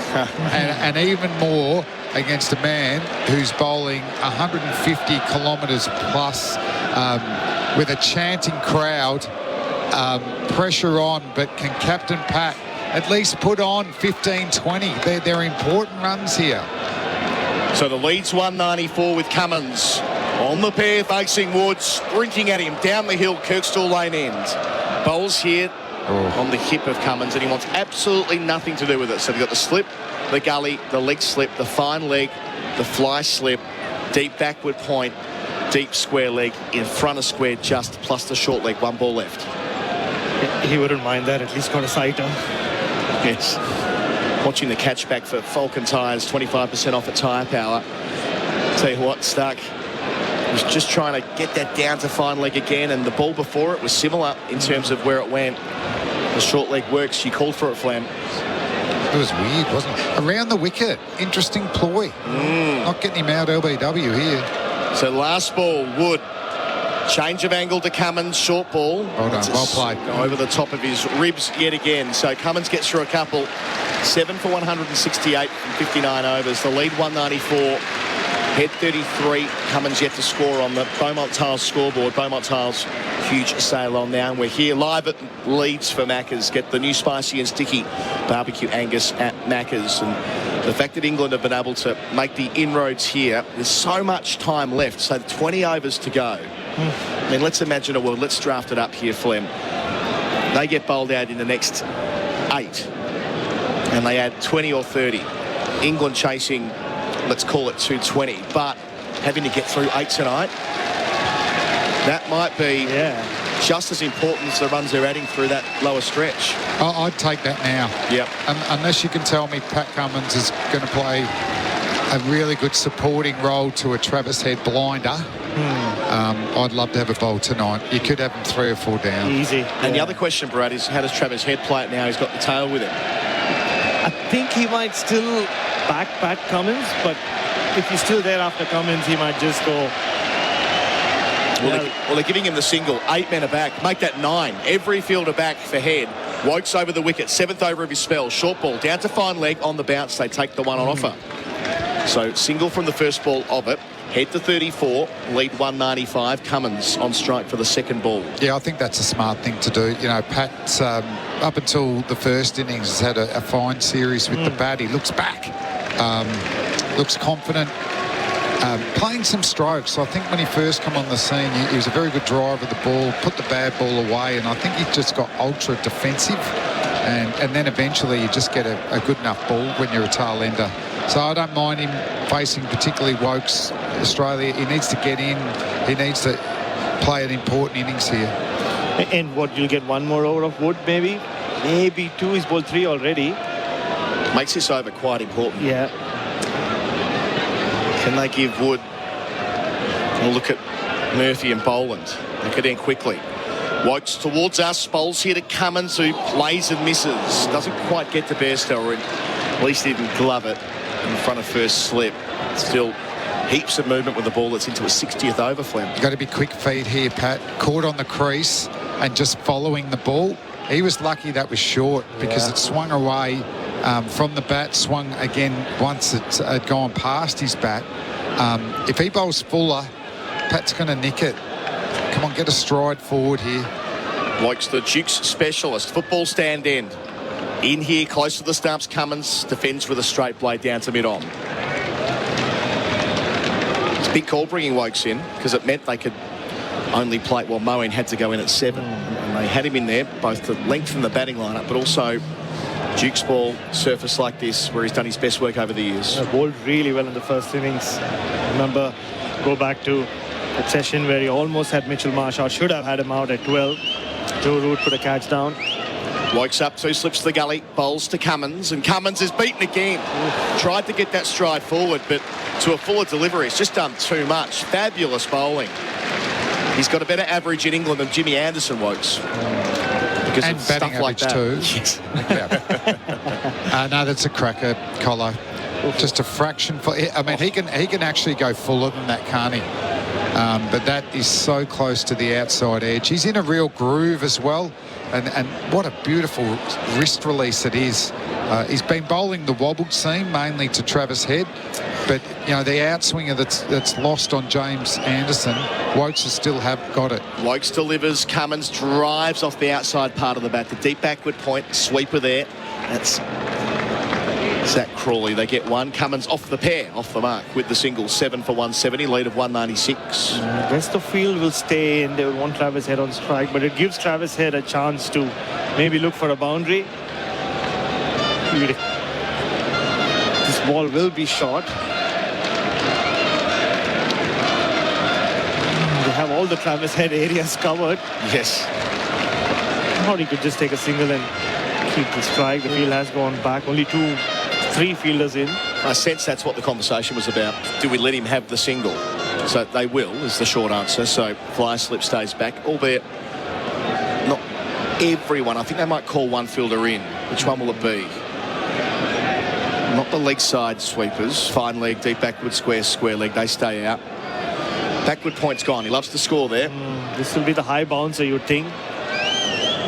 Make him reach for it. Good over from Wokes. Completes it here to Head. Down the leg side. Doesn't catch up with it. They get Cummins back on strike. 7 for 170 the score. The lead's 196. Cummins 1. Head 34 on the Beaumont Tiles scoreboard. Beaumont Tiles, huge sale on now. If you've got to build it, lift it, power it, floodlight it, do it right with Oz Equipment Rentals. They're helping Aussie industries go higher by supplying access equipment, lighting towers and materials handling equipment to the construction, mining and roadwork industries. If you are building a new runway, a new road, a new warehouse, a new highway, the name you want is Oz Equipment Rentals. They also support community sporting clubs like Lara Cats, Werribee Centrals and the Ultima Kangaroos. Visit ozequipment.com. SEN Test cricket for Maccas. Get the barbecue bacon Angus at Maccas. It's going to be Mark Wood into the 4th or 5th over of his spell, Samo. 4th. Thank you, Andrew Sampson. 6 big balls coming up. If Pat Cummins can survive this, then maybe he moves on from Wood. But if he gets a wicket here, I think he'll just keep him on for one more. Needs to dig deep here, Wood. Fielders everywhere for Cummins. Starts the new over here. Back of a length. Bends at it. Gets the Bairstow. But he hasn't edged it. The slip in the gully thought he had, but just too much bounce, too much pace, too good. And he's come back over. Why did he come around the wicket? Oh. That's so close. And, tail end batting, don't want this pace.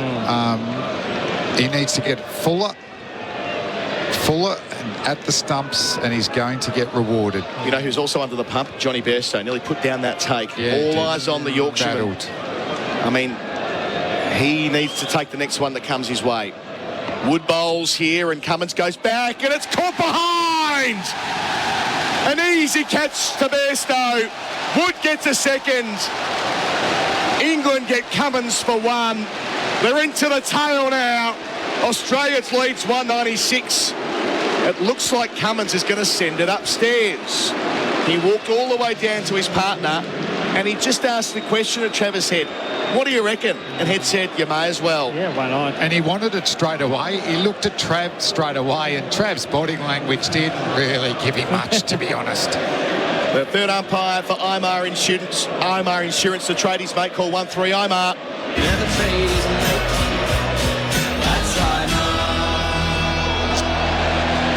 First replay is inconclusive. Oh, it is. It is. We're going to get ultra edge here. It can be nothing but bat on ball if there is a noise. Faint one. It has to be faint. Yeah.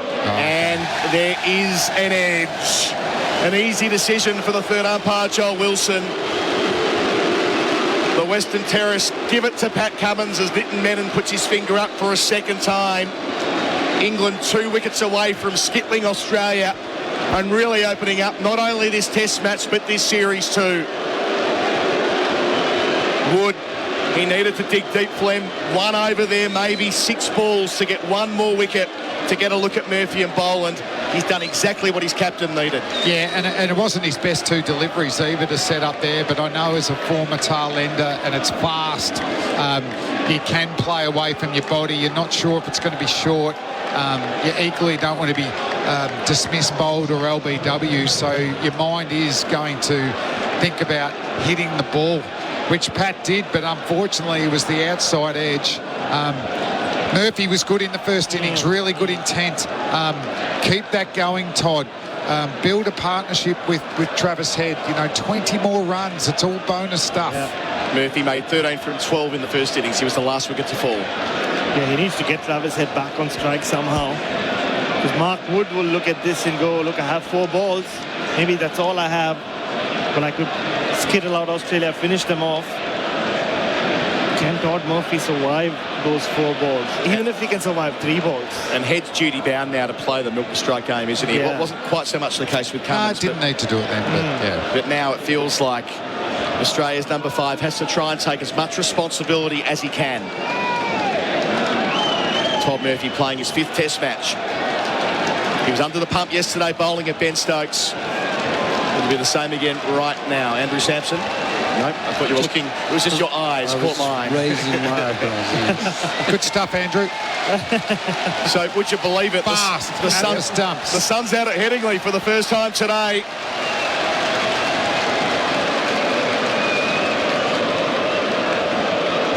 We're going to have a leg slip, a fly, a leg. What have we got here? Leg slip, fine leg, deep backward square is going to go. I love Murph. I cannot see him getting it to the bottom man. It had a deep backward square leg. Wood round the wicket. Catches everywhere for Murphy. His first ball here is full and straight and pushed out into the offside. Might be full. Maybe a boundary. He's timed it so well. 4 runs. Oh, wow. Todd Murphy takes Australia's lead beyond 200. A boundary from his first delivery, 8 for 174. Bit of Brian Lalor about that. I think he's being warned for running on the pitch as well, so he might have to come over the wicket, which I think's a win for Murphy.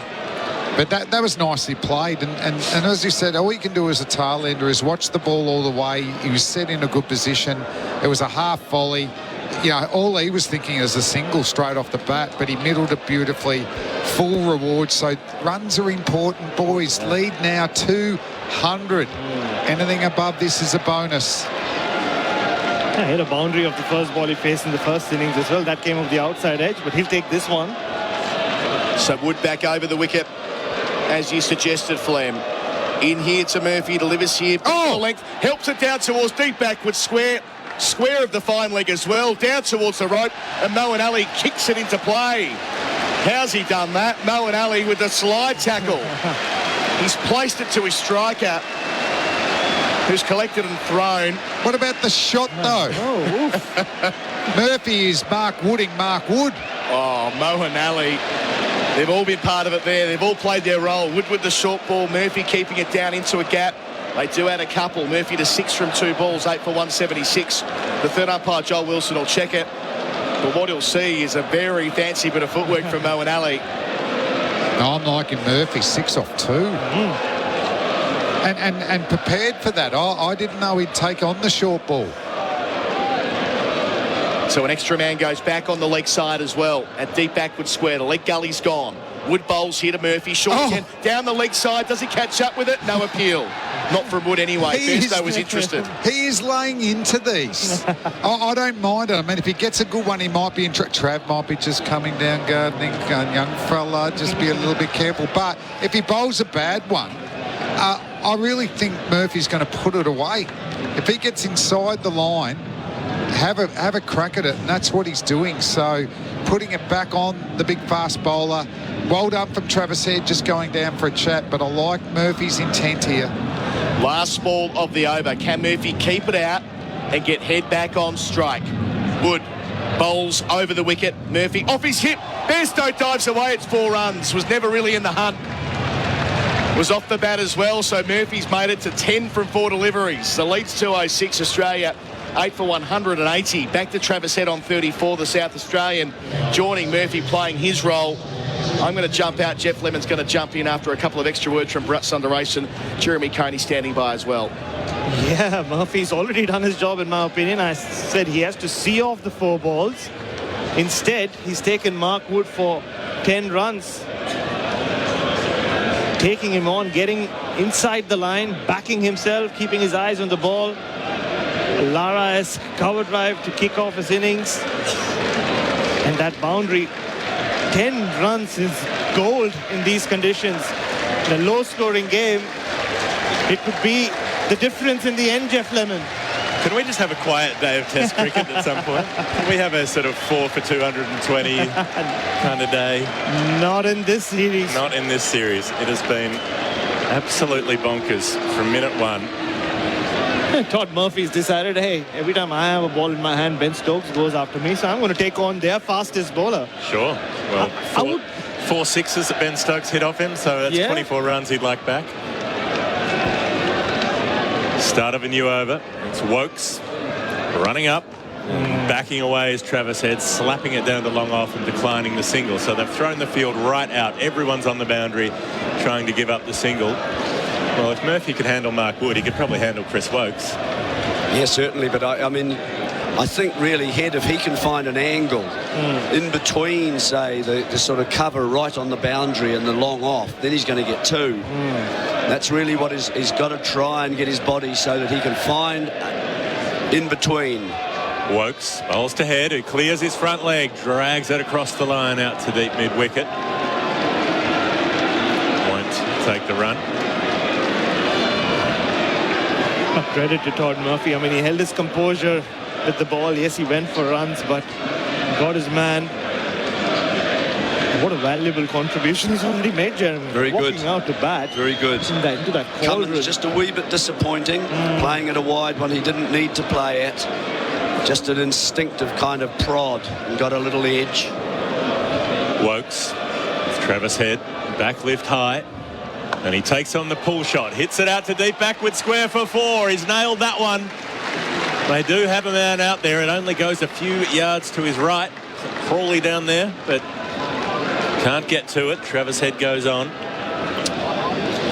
Yeah, with nearly 16 overs left after it to take 2 off. So even if Australia can get 10 overs, if they can add 25 runs in the next 5 or so overs and they lose the last 2 wickets, they would still back themselves to make inroads into that English batting lineup. In these conditions, still very bowling friendly. They won't have to go short. Bowlers moving around. Travis Head up to 38.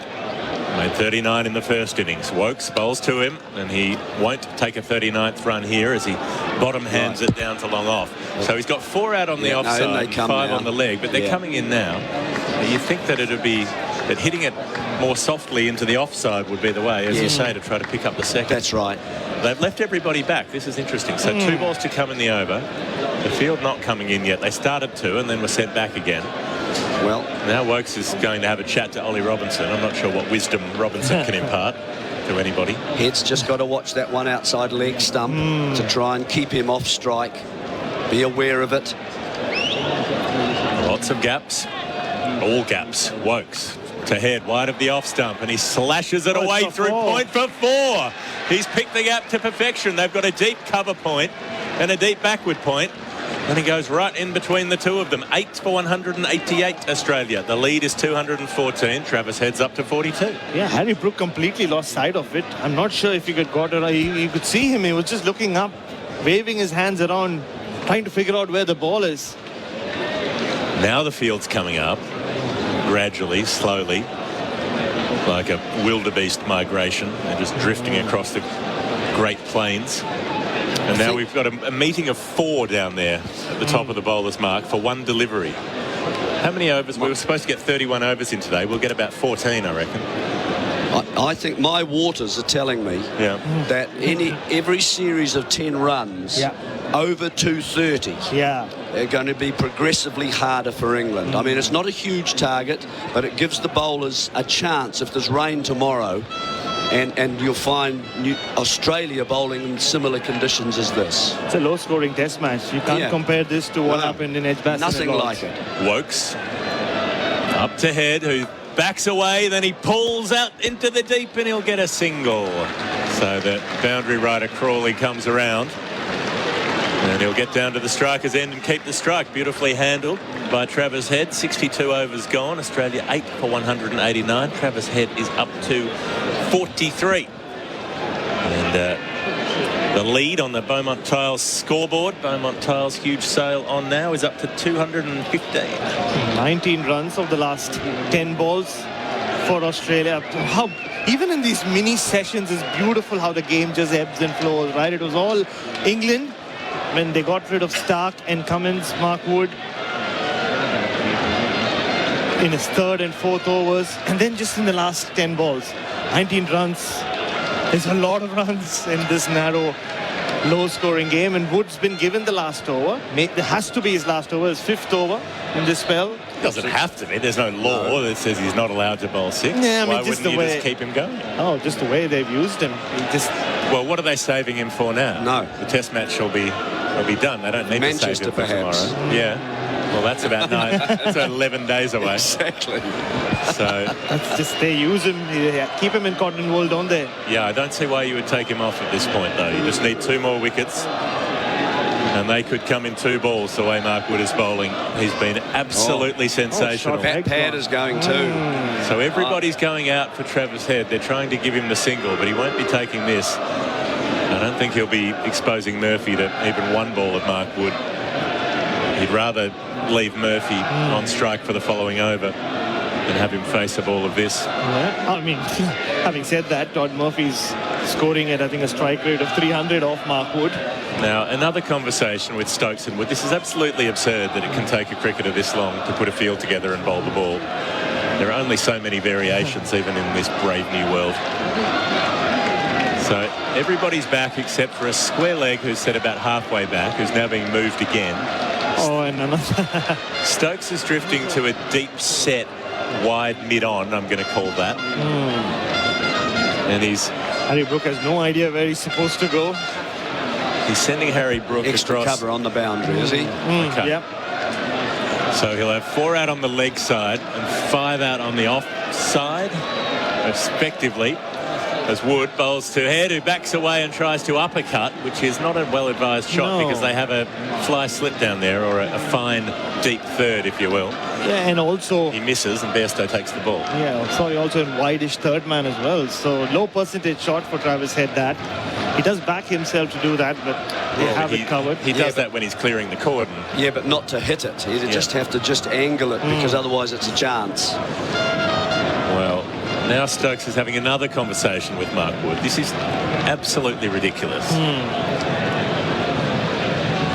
Considering this is going to be a short ball, I don't know what that discussion is about. Try bowling a short ball and we'll see if he hits it to someone on the boundary.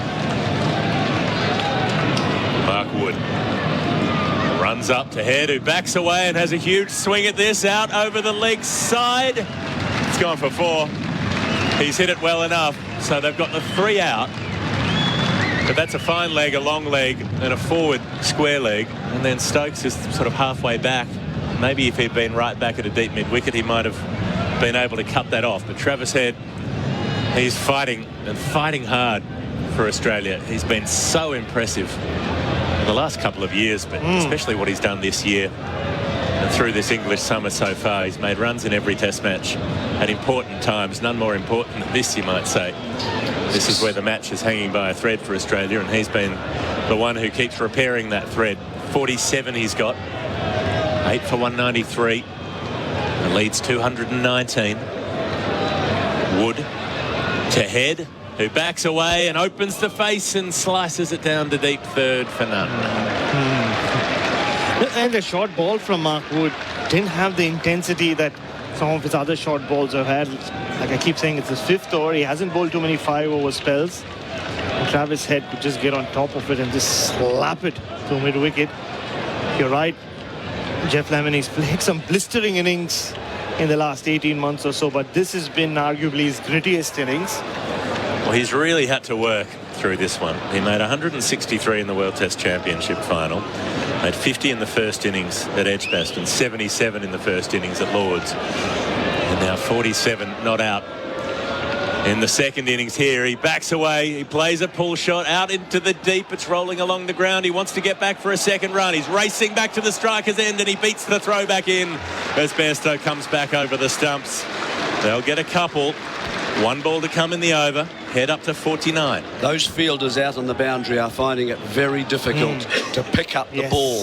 Whether it's coming out of the crowd on the Western Terrace, I don't know, but there's certainly a problem there. 2 balls to come in the over. Head will want to face them both. He'll be hoping that Bharat is right, and this will be the end of Mark Wood's spell.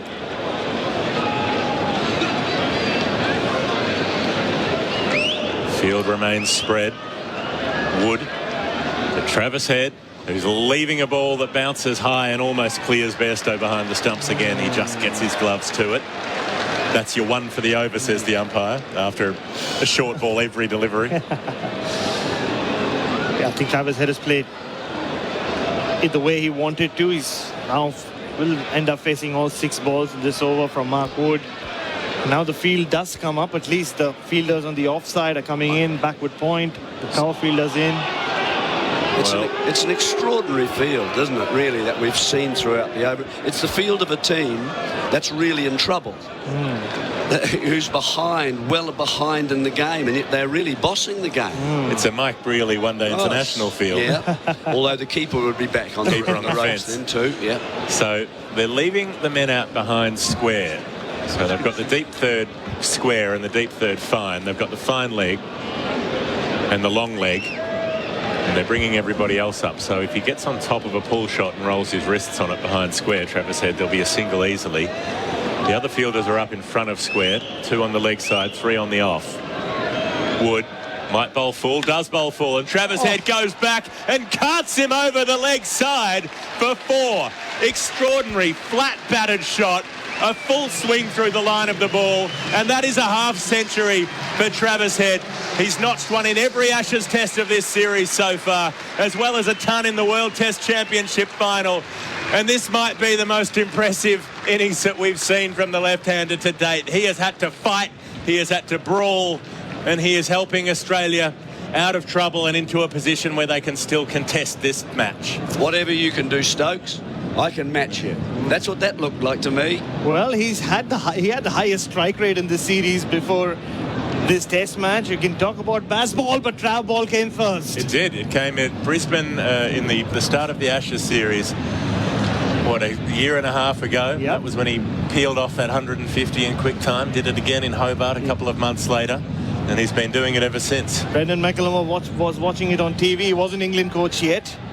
Brought it to England. And Trav Ball is still winning. He still has a higher strike rate than any of the England batters. Well, Travis Head, he's up to 53. Australia, 8 for 199. So the lead is 225. And the partnership, Geoff, it's 29 runs. When Pat Cummins got out, we were talking about, Mark Wood has 4 balls to finish off this innings. But the role that Todd Murphy played in that over, 10 or 4 balls, he's back on strike now. And Travis Head, he gave it his all, that boundary. Andrew Sampson. 16 50s he's got now to go with 600s. 94 balls and 6 4s. It's the 6th time in his last 7 Ashes tests that he's got at least 150. Start of a new over. It's Chris Wokes coming up to bowl to Murphy, who's flicking the ball off his pads. And he'll take a single first ball of the over. Perfect result for Australia there. Get Travis Head back on strike. 200 up for the Australians. And as they're 225 ahead, this is interesting. So the first innings, 263. Second innings, 237. Third innings, 200 for 8. So they might get somewhere up around 220. Well, if they can, there's those little sections of 10. We're about to get up there, aren't we, at 226? Well, then it's hard to outscore the previous innings batting last in England. Well, these aren't the typically English conditions of seam and nibble, but there's been life in this pitch for bowlers throughout. There's been bounce. That's what Wokes got his wickets with today. Variable bounce too, and that will stay with us throughout the match. So Australia will be hoping that does remain. Murphy's done a good job. Here is Wokes to Head, who backs away, opens up the front leg and slaps it out to deep cover and won't take a run. Everybody back on the fence again for Head. It's interesting too, I think, as a bowler, when you see this sort of thing happening, while you're in control, the ball is nipping around and you're trying to hit the pitch hard and so on. Now your role has actually changed. Yes. Your role is to bowl defensively at this point to try and get, Murphy on strike, and not. But this is when you get hit for boundaries if you don't keep bowling the ball hard. Big gap between mid-off and deep extra cover. Travis Head goes leg side instead, heaves it away, and it's gone over the leg side for 6. Travis Head's clinic continues. He sees the length from Wokes. He likes it, and he pumps it into the Western Terrace. Have a bit of that, he says. Yeah, the length has been lost. It's leg side-ish, and it's been dragged down by Wokes. Most unlike him, and certainly you can see that.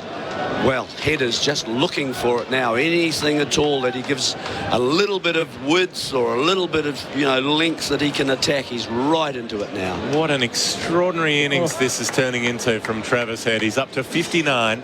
Australia, 206 for 8. And this is causing Stokes, I think, some consternation. He's now talking to his bowlers and slowing the game down as much as he can. Well, he's been slowing the game down all day. Absolutely. He knows that this total now is starting to push his side, and so he's got to be very careful, especially if some of that rain does occur tomorrow, and the Australian bowlers are going to get some breaks as well. Yep, if they have one of those patchy days where you have to start and restart. Wokes runs in to bowl ahead, short, and he's missing it as he has a big swing outside the off stump. The ball bounces through to Bairstow. And how many times have we asked in the last 18 months, can Travis Head keep doing this? Can he just keep producing these innings, backs to the wall? And they've all come when Australia have been in trouble. Yep. 3 for 70, 3 for nothing, and he comes and changes the game. His counter-attacking ability, the World Test Championship final, what were they? 3 for 40. 70, yeah. I mean, even in Brisbane, they weren't quite that parlous. It was 3 for 150 odd, but still could have been kept to a manageable score. Very short and very wide from Wokes, and that should be called a wide. That's bounced over his head and about a metre outside the off stump. And all the umpire says is that's your 1 for the over. I thought 1 for the over was between the shoulder and the top of the helmet. That was about 4 feet above the top of the helmet. And now Ben Stokes is bringing everybody in. Again, the offside field comes up. Third man stays back. But yeah, just to stick on Travis Head, in arguably the most difficult conditions, wickets falling at the other end. Now they're having another conversation between the bowler. Ollie Robinson's wandered in. Ben Stokes has wandered in. Stuart Broad has wandered in. This is ridiculous. This is every over they're having these chats. Like, pick your plan and carry it out. It's absurd. It's like they're gathering around the watering hole. We spoke about the wildebeest walking in. That seems to be the watering hole, Jarrod. Well, Travis Head's playing the crocodile today. Came out of nowhere and snap. Now, where does he go? Down leg side with this delivery? It could be with a man out there. I don't know. So they've got a deep backward square, or a long leg, and a fine leg, really. Prepared to give away a boundary, perhaps. Everyone else is up. Wokes runs in. Head fakes going one way, goes the other, opens the face and glides the ball down to deep third for a run. He is playing them like a fiddle at the moment. Travis Head. Australia up to 8 for 207.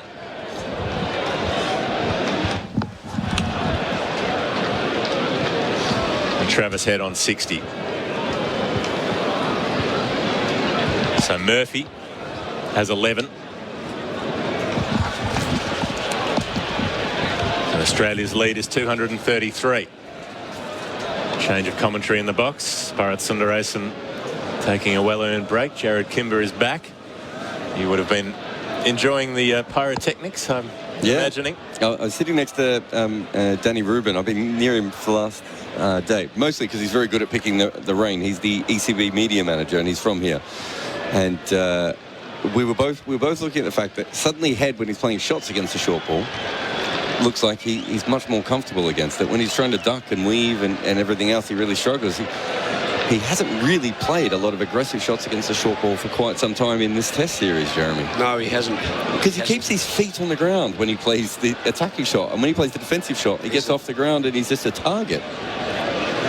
No, he's played that shot off the ground a lot, sort of trying to get up above the ball and ride the bounce, keep it down. So he's having a long chat to Murphy now because the bowlers are having another conversation about their field.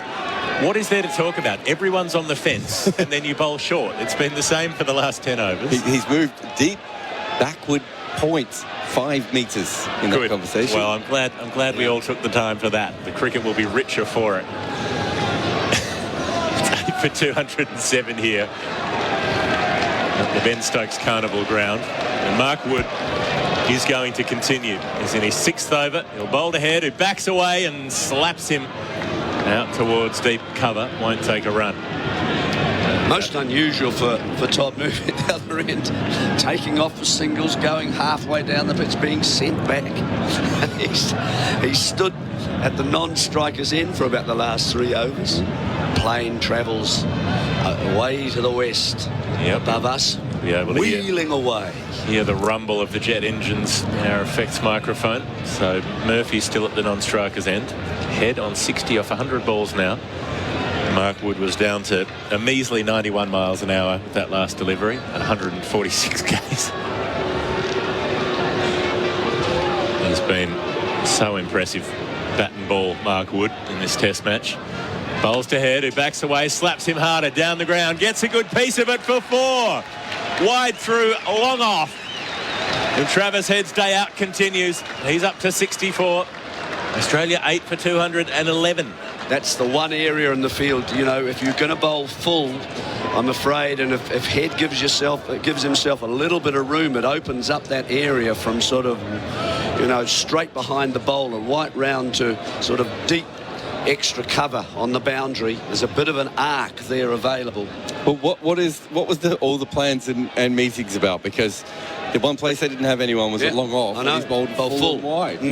I don't really understand the thinking. It was a weird kitchen sink shot, but effective. Wood bowls to Head, who's covering up defensively on his stumps. Wood spears the ball in straight and full. Easily done there. Todd Murphy's got the message. Just didn't leave the crease that time. So I'm not expending any energy anymore. He could lie down.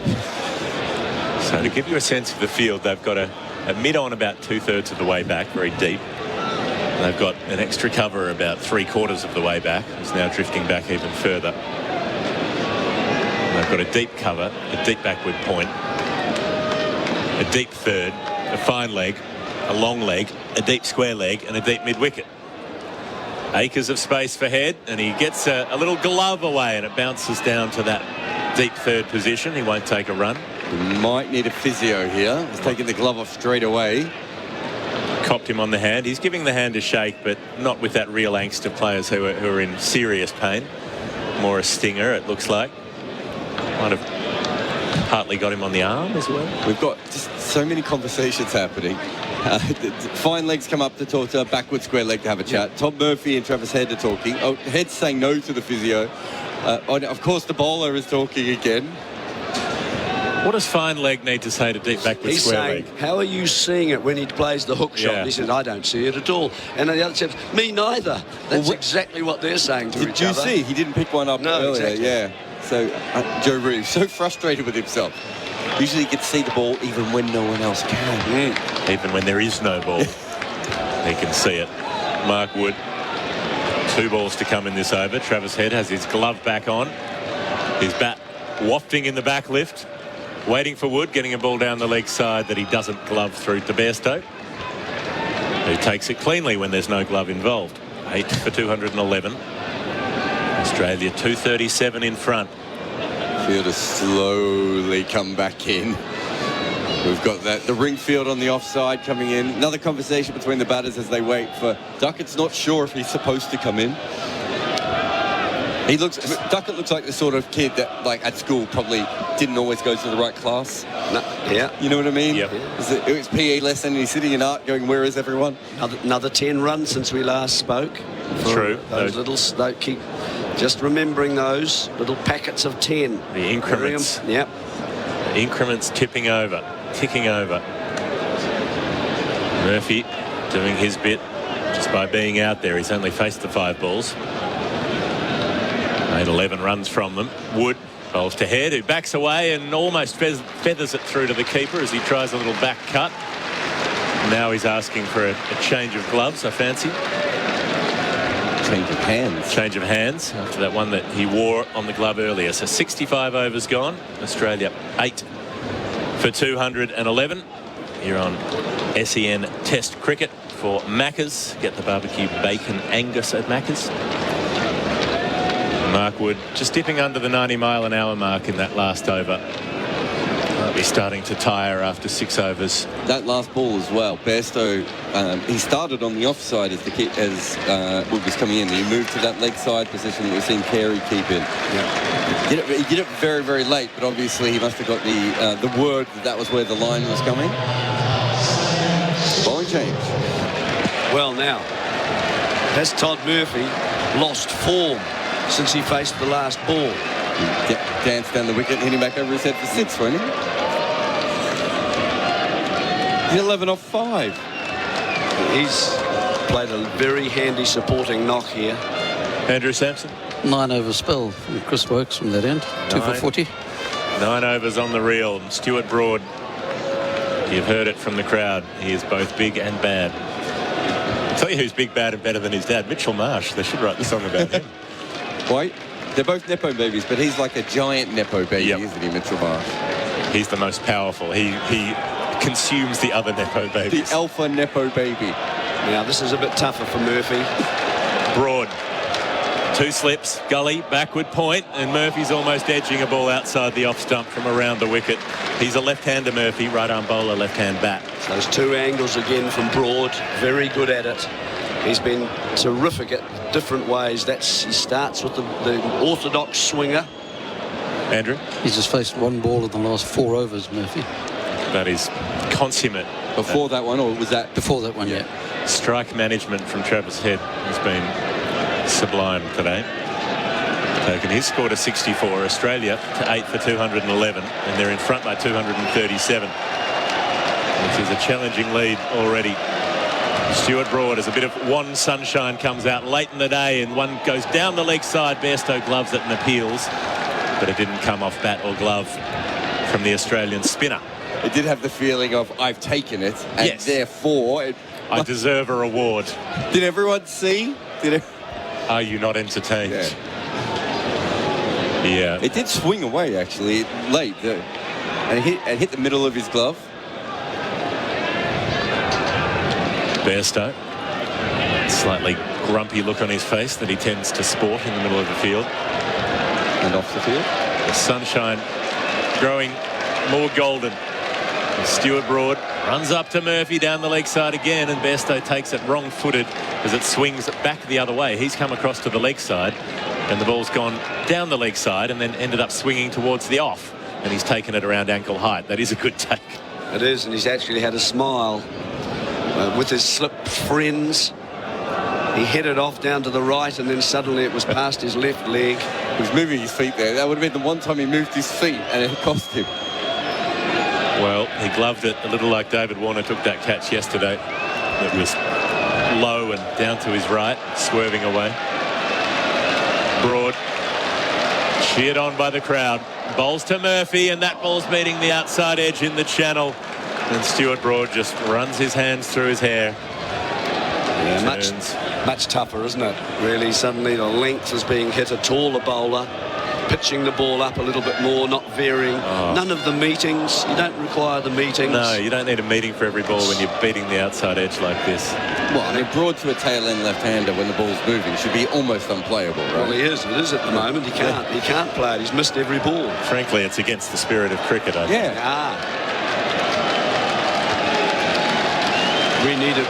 We need a member out there. 2 balls in the over. Broad to Murphy, hits him in front. He's doing the celebration appeal. This time the finger goes up as Broad turns to look back at the umpire. An unusual occurrence. Murphy comes down to ask if he should review. Well, I'm sure they will, because they have reviews. They might as well have a look. So they'll send it upstairs. Murphy chatting to Head mid-pitch. That's what happens when Stuart Broad is on a tear. Works you over on the outside edge and then brings it back in. Yeah. This one might have started a little bit more leg side than the others that have beaten the outside edge. Let's just see. Having a look at the replay, it's a sort of outswing shape and then it straightens to come in. It's hit him a little bit high, but that's probably umpire's call on the bails. The only hope would be if it's clearing the stumps, but I don't think it will be on this surface later in the day. Todd Murphy's decided it's out. He's walking off already. Some good ultra edge action as that ball goes 12 centimetres side onto the bat, but we're still having a good look at ultra edge. I think with the ones he pushed down the leg side, especially the one that swung back and Besto got, that's the ball he was looking for, right?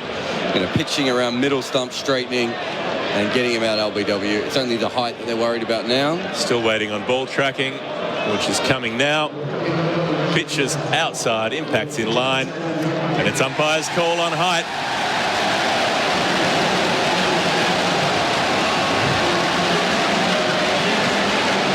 You can hear the crowd go up there as the umpire raises his finger again. 9 for 211. Australia lead by 237 and have 1 wicket left to see how many more they can add. Travis Head still there on 64.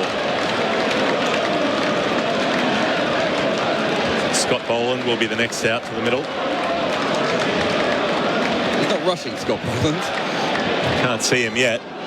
I just saw him. He was just coming out. He was certainly...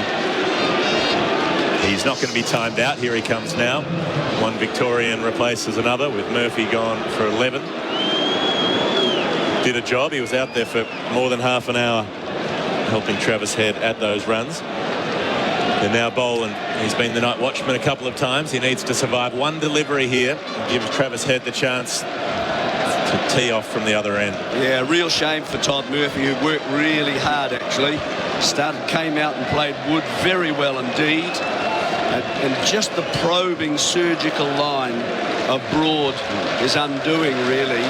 And Broad got a number of deliveries that he could actually bowl at him. 1 ball remaining. Boland just needs to see this off. Can they get another little segment of 10 runs here between the two of them? It would be ideal. Goals, really, if they could do that. It is interesting watching Broad bowl absolutely unplayable balls to left-handers, and no one in England goes, you know what, Head's a left-hander. Have we thought about just angling the ball in and swinging it away from him? No, let's bounce him again. Yep. Half volley outside off stump. Apparently that has not much occurred to them. So the sun is out. Long shadows. And 3 slips plus a leg slip for the right-handed Boland. They've got a few fielders out. They're happy to give him a single if Australia want to take it. He tries to keep the ball out. There's a bit of an appeal, but it has not taken the outside edge. Bairstow takes the ball low down around his ankles. 66 overs gone. Australia 9 for 211. They lead by 237. Here on SEN Test Cricket. I'll leave you in the capable hands of Jarrod Kimber with Adam Collins coming in next. Yeah, he certainly played that ball very, very late. It was full outside off stump. I think the idea was to bowl the Yorker, and unfortunately for Broad, a couple of times in that over, actually got the line quite wrong.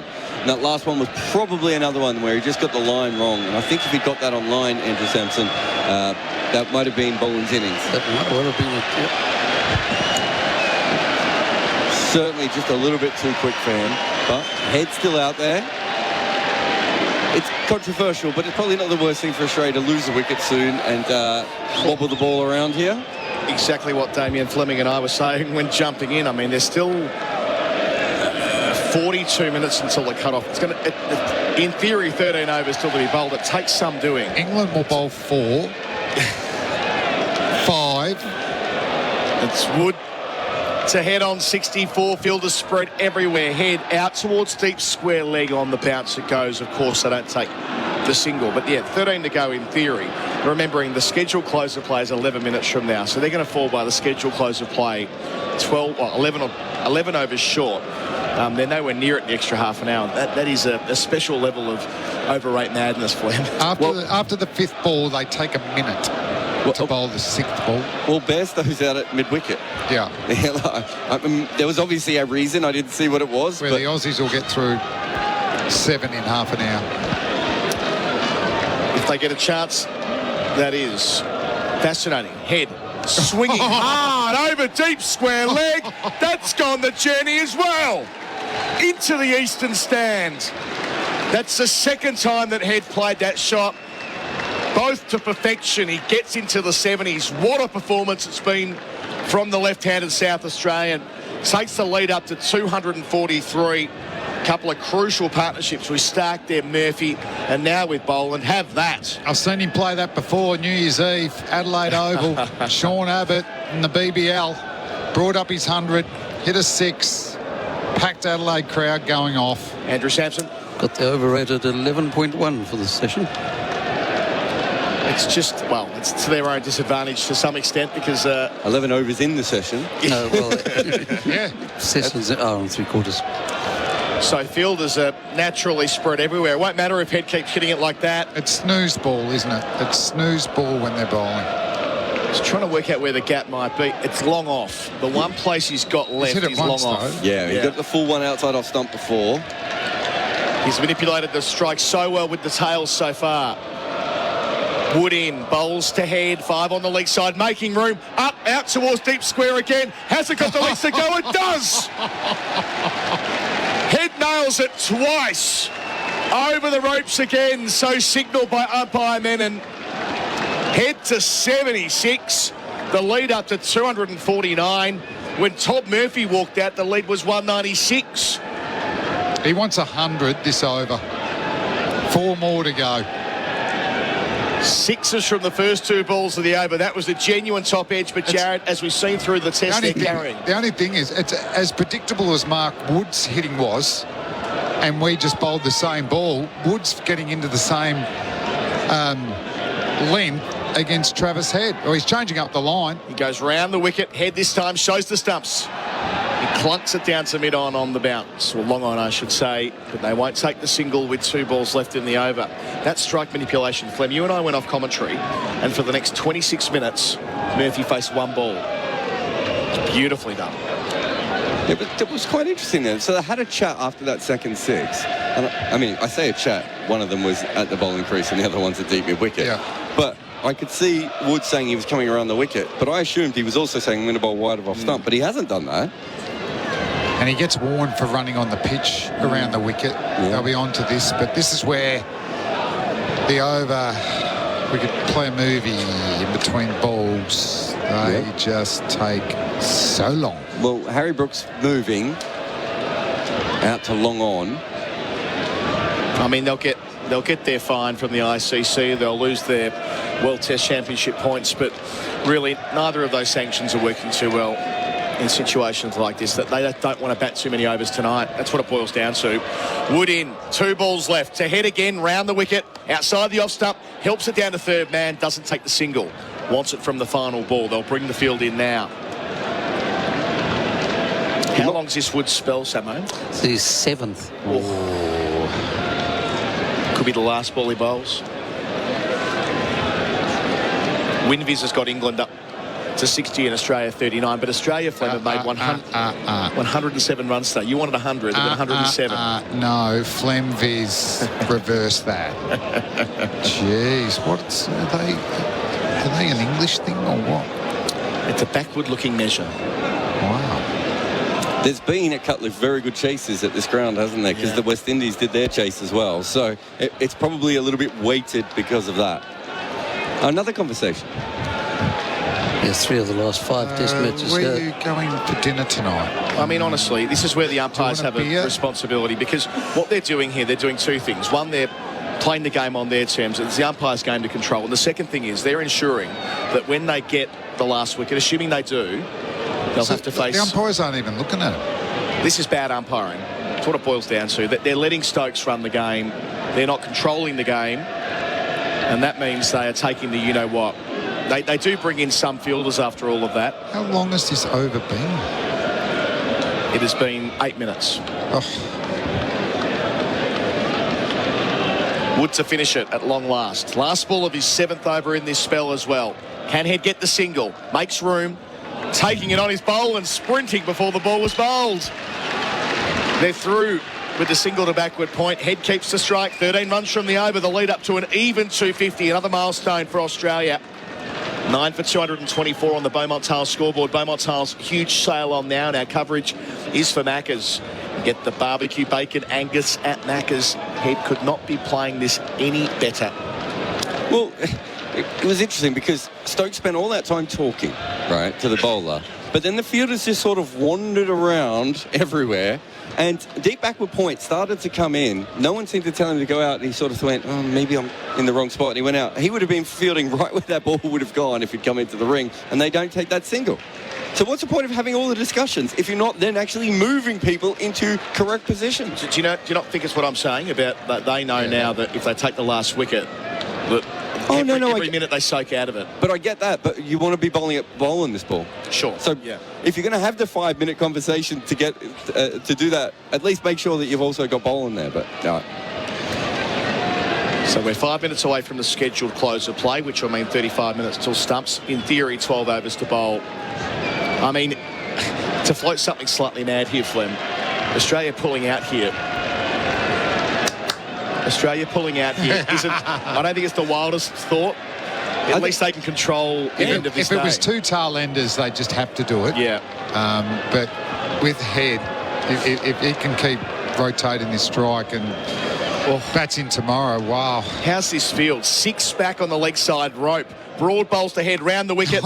It goes out into the leg side towards deep mid wicket. Underfield it, underneath it. It's Ben Duckett and it's gone. So Travis Head, who's played quite the innings here, he's the last man to fall for 77. But England are going to require 251 to win this test match. Australia all out for 224 with Broad getting the final wicket. His figure's 3 for 45, but cannot speak highly enough of the performance of Head, who was under the pump earlier today, Flem. They were bombing him, but with the tail, 3 really important partnerships. A tail that were routed by Mark Wood the first time around, not today. No, we're coming to expect this from Travis Head. He's had a brilliant test match because he wasn't at his best in the first innings, but he built a partnership with Mitchell Marsh, played against type. It was tough work, as you said, through the start of his innings, but that's exactly what he brings to the table. He's not Adam Gilchrist, but his strike rate, his rotation of the strike's very similar, and these runs may be very important in the context of the match. Yeah, I just watched England. They looked quite confident coming off. I'm not...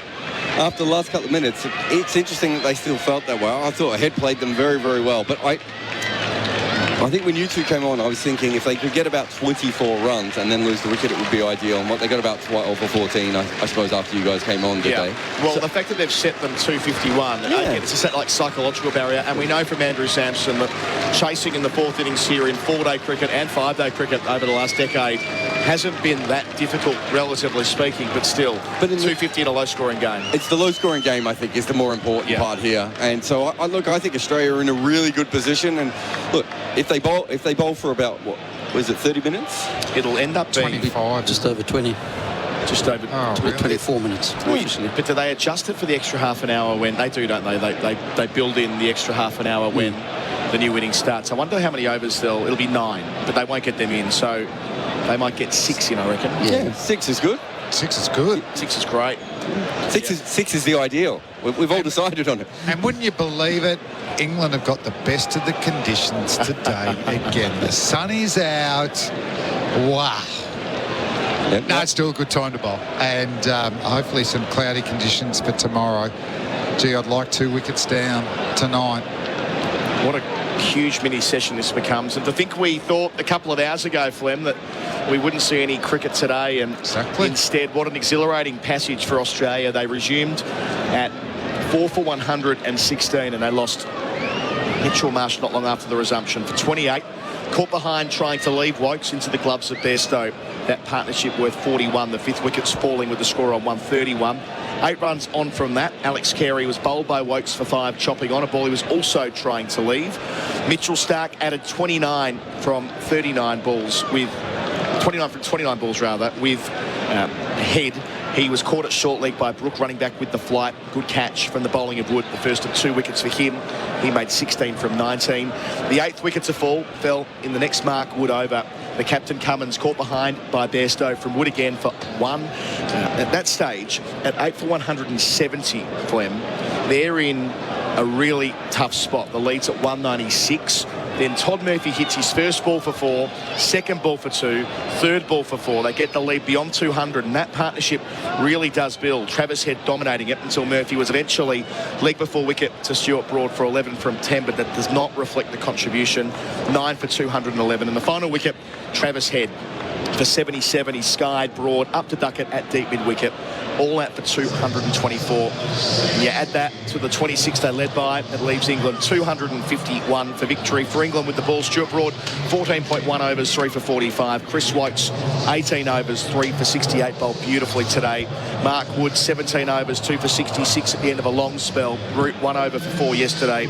And Moeen Ali, 2 for 34 from 17 yesterday as well, picking up both Labuschagne and Smith. We've got Bharat Sundaresan jumping in, but first Andrew Sampson. Travis Head, 77 of 112 balls, 7 4s and 3 6s. He faced 30 of the last 37 balls in the innings and scored 43 runs of them. That's manipulating the strike at its best, and also the ability to hit sixes and hit boundaries. I mean, that's the most important thing. Not all batsmen, particularly in the Australian team, would have been able to do that. Good running between the wickets for Murphy and Boland as well. But another significant innings for Travis Head. He batted so tough in the first innings, and then just took them apart. Accelerated the run rate, 251. Looks good. Love how the Australians, just because there's so many pitches over here in England, you can actually put some stumps in the ground and come off your full run, so you're ready to go on the first ball. So no excuses for the Australians. 6 ugly overs for the English. Bharat, with Travis Head, he's been left out of the side at various intervals in his career, including this year in Nagpur. He was the number 3 batter in the world, according to the ICC rankings after the World Test Championship final, and yet still, people underestimate him. They thought that England this year had a plan that could new to him by bowling short of them all day long, and Head's responded to that as well today. He's been the most influential batter in the Australian team in the last 18 months. Let's face it. I mean, look at some of the victories that they have had at home and away. That innings he played in Indore when he opened the batting, where he had really never done that role ever before. And we were there. You remember the second ball that Ashwin bowled to Usman Khawaja, nearly hit the keeper on the helmet. The innings he played against South Africa and Brisbane, don't forget that. We keep going back to the Ashes, but on a pitch where no other batter could even get bat to ball, he made 92. He might have had chances, and he's doing it over and over and over again. And I think after this performance in particular, you have to put your hand up and say he's a complete batter. The World Test Championship final, Australia were world champions on the basis of that Travis Head innings. Everybody else struggled. He allowed Steve Smith to do what he can do, which is why they've always backed him, right? He was spotted as a prodigy in South Australia. He was given the leadership role when he was 21, 22. And he's allowed to do whatever he wants to in South Australia. But yeah, and every time he's been dropped, he's come back. And just his press conference after the 100 in the Oval, Adam, where he said, look, I expect to be dropped. So that's, I have nothing to lose anymore. I've faced failure in that sense of being left out way too many times. You go back to the Oval 4 years ago. Remember Justin Langer taking him for a walk around the ground, where they put an arm around him and said, we have to leave you out. They brought in Mitchell Marsh for that game.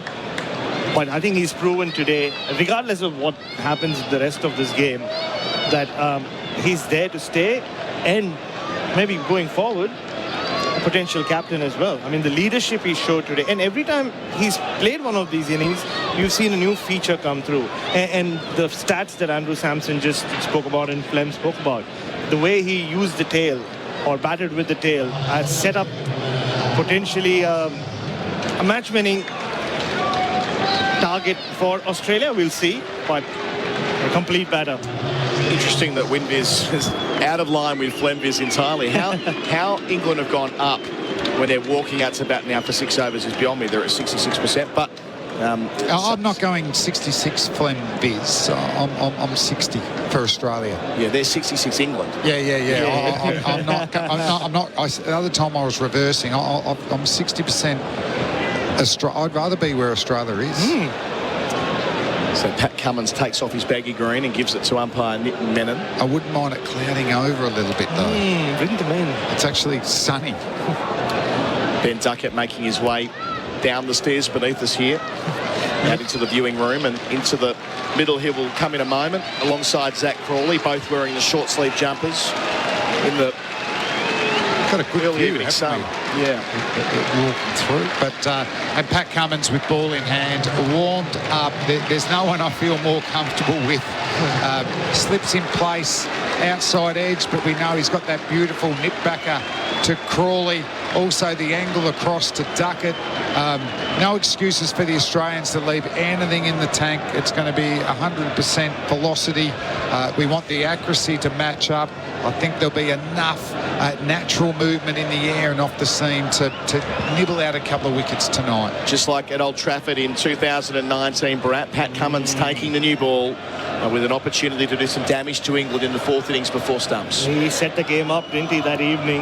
And just the difference in his body language when he walked off the field after getting out and when he marched onto the field now alongside Daniel Vittori and Mitchell Starc. There's a spring in his stride. He believes these 6 overs could have a huge impact on the rest of this game and this series.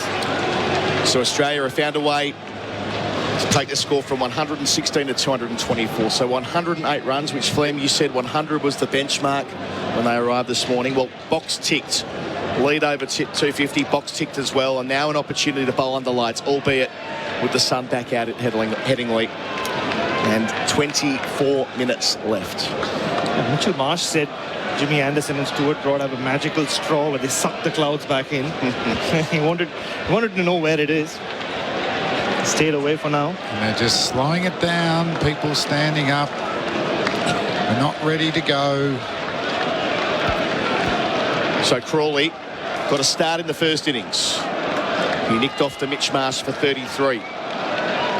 Only a couple of days ago, but it feels an eternity ago in this match. 3 slips for Cummins away from us. Kirkstall lane end. Bowls to Crawley.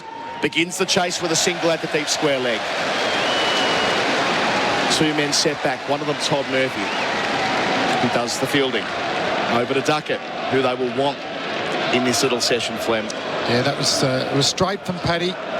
Nicely played from Crawley. But for Duckett, that natural angle for Cummins going across. He's going to come around the wicket. You know, is Duckett confident about where his off stump is? The natural angle in, gets it left-handers playing the balls they shouldn't. 3 slips in place. Gully. Cummins, the captain, often gets the ball in the big moments and gets big wickets for Australia. None more important than this little spell here tonight. Warner, Smith and Khawaja in the cordon. Cummins bowls and Duckett from the middle stump line out towards mid-on where Boland does the fielding. He started over the wicket to Duckett in the first innings, bowled his first over from there. Went around the wicket, took him just 2 balls to get rid of Duckett. Just had to adjust his line a little bit, and we know with Ben Duckett it's generally the ball which is on a good length slightly outside off stump that gets him into trouble because he plays with that open face of the bat, tries to guide everything through the slip cordon even though there are slips in place. Samo? Yeah, it's spelled at Manchester 4 years ago. He got wickets with the 3rd and 4th ball of the innings. Cummins bowls, Duckett from the 3rd ball gets it round the corner. They've got through that, gets off the mark with a single 2 to fine leg, none for 2. Yeah, slightly bigger target that time, 383, but they're just very similar. 7 overs that night, as I say. 3rd and 4th ball, Burns and Root. So 249 from here. He's bowled straight, hasn't he? Yeah. I think he could just get outside off stump a little bit. Just see whether he can get one to nip off the seam or actually come back in. And he hasn't always started well in his first overs in this series so far. Cummins bowls to Crawley here, driving through the onside inside part of the bat, out towards the rope at wideish long on or deepish mid-wicket. Murphy does the fielding for the 2nd time in the over. He moves to 3, Crawley that is, none for 4. We've seen a couple of times, Flem, his first over. It's taken him a while to get his line right before really zoning in on the line and length. Yeah, it shouldn't here. I mean, he had a good bowl on one of the side pitches. Once again, it's actually too straight. He needs I'd like to just see a 4th, 5th stump line here. Crawley waiting for Cummins, who delivers here, and Cummins on leg stump again. Out through mid-wicket. That'll be a boundary. Help yourself stuff, truth told. Crawley to 7 from 3 balls. England none for 8. We're 5 balls into the chase. But that's got to be put away. I don't know if he went for his big in-swinger. No, it's a scrambled seam that actually just went down the left half of the ball. That's pushed in. Half volley on the leg stump. Crawley's going to eat that every day of the week. Wonder whether there might be a temptation to give Boland an opportunity before stumps here too. Cummins to complete the first over to Crawley, in behind it defensively, right out the middle of the bat. Crawley 7, Duckett 1, targets 251 on the Beaumont Tiles scoreboard. Beaumont Tiles, huge sail on now, none for 8 from the first over, so at best 5 to come from here. It'll be start to start, but we do know that Cummins doesn't mind chopping and changing with his first change, and it looks pretty well suited for Boland here. Almost looked like he needs to bowl a bouncer in his first over to get him through the crease. I always like that as an option when you're coming back for your second or third spell, as your warm-up ball, and get yourself through. Let's hope Stark gets it up and swings it. You know, that can be a real kryptonite to the top order of England. Often not a lot of movement from Duckett or Crawley, and they back their hands, they back their eye. Stark struck in his first over yesterday. Got the brand new Dukes in his hand. He'll be at the football stand end. His long approach starts now with the 3 slips in the gully. Duckett there at the other end. Bowls here. Duckett down the leg side again. Out to square leg with a minimum of fuss. He's 2. None for 9. Useful runs too, these. Everything's been on the pad so far. They're just that final delivery from Pat Cummins. Is it Australia striving a bit too hard, Flem? You know, it's just 6 overs. They know they need a couple of wickets tonight. The last 45 minutes or so have gone Australia's way thanks to Travis Head. But England will finish strong if they don't lose a wicket and get to around 25-30 runs. So Stark gets an early look at Crawley. Started well. Already up to 7. Up to him here. Passes umpire Dharmasena over the wicket. Leaves alone outside the off stump. First leaf we've seen. Yeah, he troubled Crawley with the ball coming in a few times in the first innings. It was doing quite a bit of swinging in the air at that point. Crawley does have the tendency to fall over. Does he go for that big in-swinger early on? We saw him take 2 wickets in a couple of overs at Lord's when England were chasing a much bigger target last week. Can he get the new ball swinging around from the football stand end? Delivers to Crawley here, inside part of the bat. That's the ball, but he got down in time. Gets a run as well out to wideish mid-wicket. Crawley 8, none for 10 England halfway through the second. It's a better one, it's full and it's swingy. He's just been a little bit short, and it's an excellent seam release. Oh, that's very close, going through the gate. Replicate that delivery to Duckett now. Encourage the cover drive. So it is going. You can't afford to be too short. So no wobble seam from Stark, interestingly. He's trying to get the ball swinging. We see that on the Tyre Power replay screen. Falcon tyres 25% off. 4 catching men for Duckett. Stark up to him here. Bowls, and Duckett plays out the middle of the bat to mid-off from none. Well bowled. Well bowled. And see Duckett really defending hard there. No back lift. Full face of the bat, but caught on the crease. Ollie Pope, who Mitch Stark knocked over with an absolute beauty at Lord's last week, late in the day.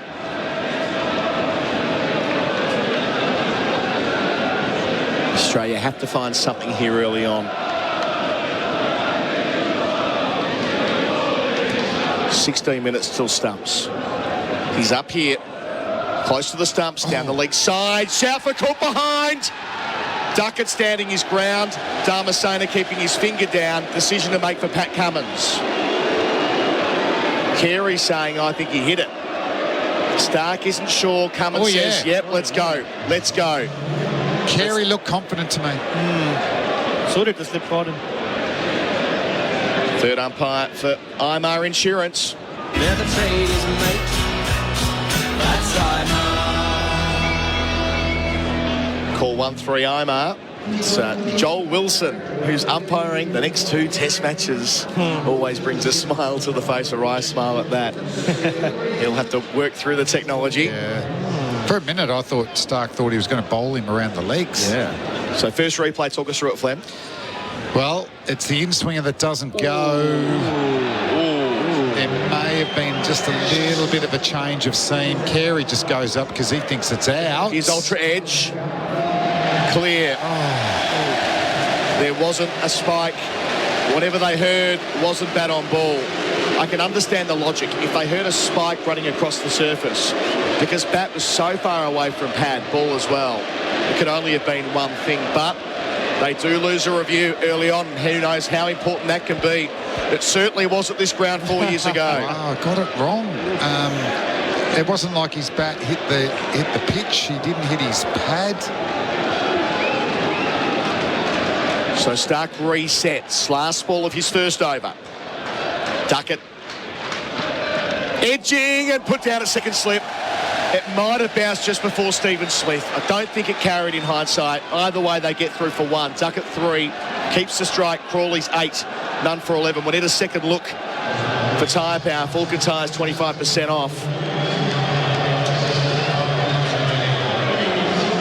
Damien Fleming, we've got the first replay here. Duckett played out into the cordon and it didn't carry quite. It half volleyed into Smith's hand. Had he pulled it up, it would have been an absolute blinder. Good signs for Mitchell Stark, though. He had the in-swinger to Crawley. It's got the outside edge from Duckett, so the ball is swinging for Stark.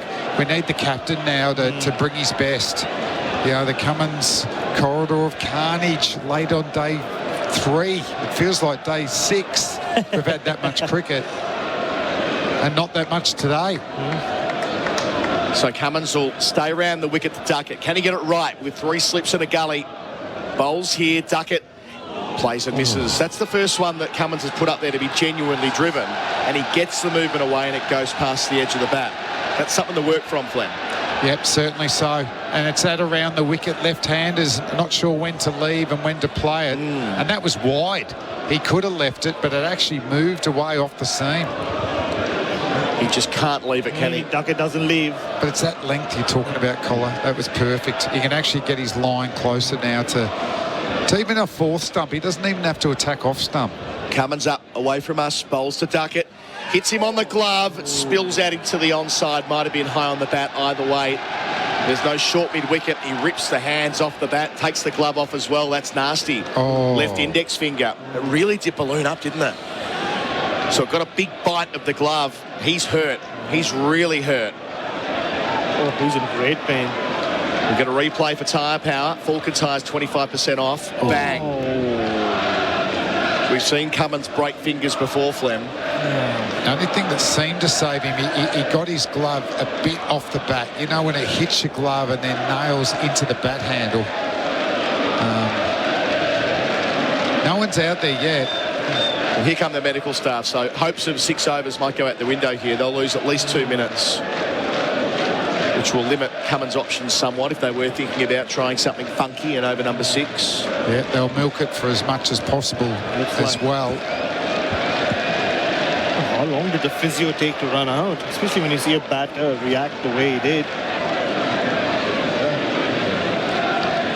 It didn't seem to be wincing straight away as the physio or doctor was playing around with it. Reading his lips, he said, wow. Okay. That was the only thing he said when the ball went to ground in front of Travis Head. It really did go a long way into the onside after colliding with the finger, which was close to the handle at the time. They're sort of going through some strength tests by the looks of things to make sure it's not broken. But it's that ugly length that you were talking about, where you come forward and you're not totally comfortable. It's not a half volley. but you've got to come forward to meet the ball. He's checking all his fingers. Sort of awkwardly opens the drink bottle as well. So looking at it again, it feels like index finger on the left hand, which gives target practice for Cummins again too with the new ball. Much better start from Pat Cummins in this over. He troubled Duckett with this angle. Put him out. Because he has the tendency to split everything. Even if it gets a little too close to him, expect Duckett to potentially get an edge. The crowd have really found their voice, haven't they? Yes. It's bizarre. We've seen 6 wickets fall. Travis Head play that innings. And we thought we'd get no cricket today. Yes. This match has been played in fast forward for most of it. You know, they're singing "You're Not Captain Anymore" to Smith. A bunch of guys in life-saving outfits leading the charge over there. There's a pig too, getting chased by a couple of chefs. There's a pig on the field at full forward. Cummins round the wicket, bowls here to Duckett, slashes it a wide one, gets plenty of it though, out towards the Western Terrace. Gets his first boundary well in front of square. What a response. Not Cummins' best delivery either. Duckett 7. They're already none for 15. And we've got such a good view up here commentating. You just know when it's wide and it's full, it's going to go for 4. And I felt that when he drifted into Crawley's pads and on that one. And you can see Duckett's more comfortable playing with his bottom hand. Tighten up that line, Pat. Yeah, how does he respond? He's beat him once in the over, then hit him, then hit for 4. Fourth ball here, delivers full and straight and driven. A check drive, an on drive, 4 more for Duckett. They're flying here, England. Duckett advances to double figures. He's 11 with back-to-back boundaries, none for 19. 2:32 to go. They're putting a dent in this before the close. 9 minutes until then, Bharat, Sundaresan. Yeah, 2 balls that Duckett feeds on. Slightly short of length, outside off, he cut for 4. This one was full, almost half volley length. And he's a very punchy batter, isn't he? Just punched it down the ground for 4. Pressure on Pat Cummins. 2 left in the set. Bowls here to Duckett. On leg stump again. Out towards Travis Head at mid-wicket. No run. Every dot ball being cheered as well. Expensive. 16 already off Pat Cummins' 2 overs. Couple of good deliveries, but there's been 3 or 4 poor ones. What about the big boy at mid-on? Bowling for the last over? Give him one. Yeah. Give him one. Golden arm? Yeah. Yeah. And Cummins is pretty good at getting himself off when it's not going right as well. He's a good sign. Savvy leader. So last ball, Duckett. Productive over. Cummins to him here. Leg stump line again. More runs. Work to do for Boland. They'll get 1. They'll be happy with that. So Duckett retains the strike. 9 runs from the over. England none for 20 on the Beaumont Tiles scoreboard. Beaumont Tiles huge sail on now. He's 12 from 12. Crawley's 8 from 6. They've got themselves a flyer. Our coverage for Macca's. Get the barbecue bacon Angus at Macca's. He's called the change. I don't know if he was pointing to Bolo, but there's a change at Cummins' end. I'm assuming it's Boland. But Starkey pitching the ball up, swinging. He looked more likely. And he's got the right batter on strike as well. Duckett got the outside edge. Mastro just didn't carry to Steve Smith. He can keep operating in that channel. He has a great chance here. So the 3 slips in a gully. Stark. Past umpire Damasena. Bowls here close to the stumps. Edged and through the cordon for 4. Over the cordon. That where 4th slip might have been, but even Cameron Green wouldn't have reached that. Genuine edge, 4 runs. Duckett up to 16 though, none for 24. We've seen England chase aggressively in the 4th innings, Flem. This is the way they went about it last year, but that was off the shoulder of the bat, up and over about 4th slip. Could have gone anywhere. It was a cracking delivery. Just that extra bounce. Woke's got a couple to climb on Carey and Marsh and dismiss them. And Stark and his follow-through was jumping up. He thought it was going to go to hand. Boundaries galore.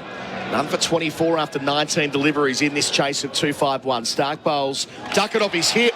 Down towards fine leg. Only gets 1. Boland does the fielding. Gives a strike back to Crawley. Just mentioning last year, the way they chased here, against New Zealand. They tried to chase 290 in about 40 overs, all there to play golf, but they got off to a complete flyer.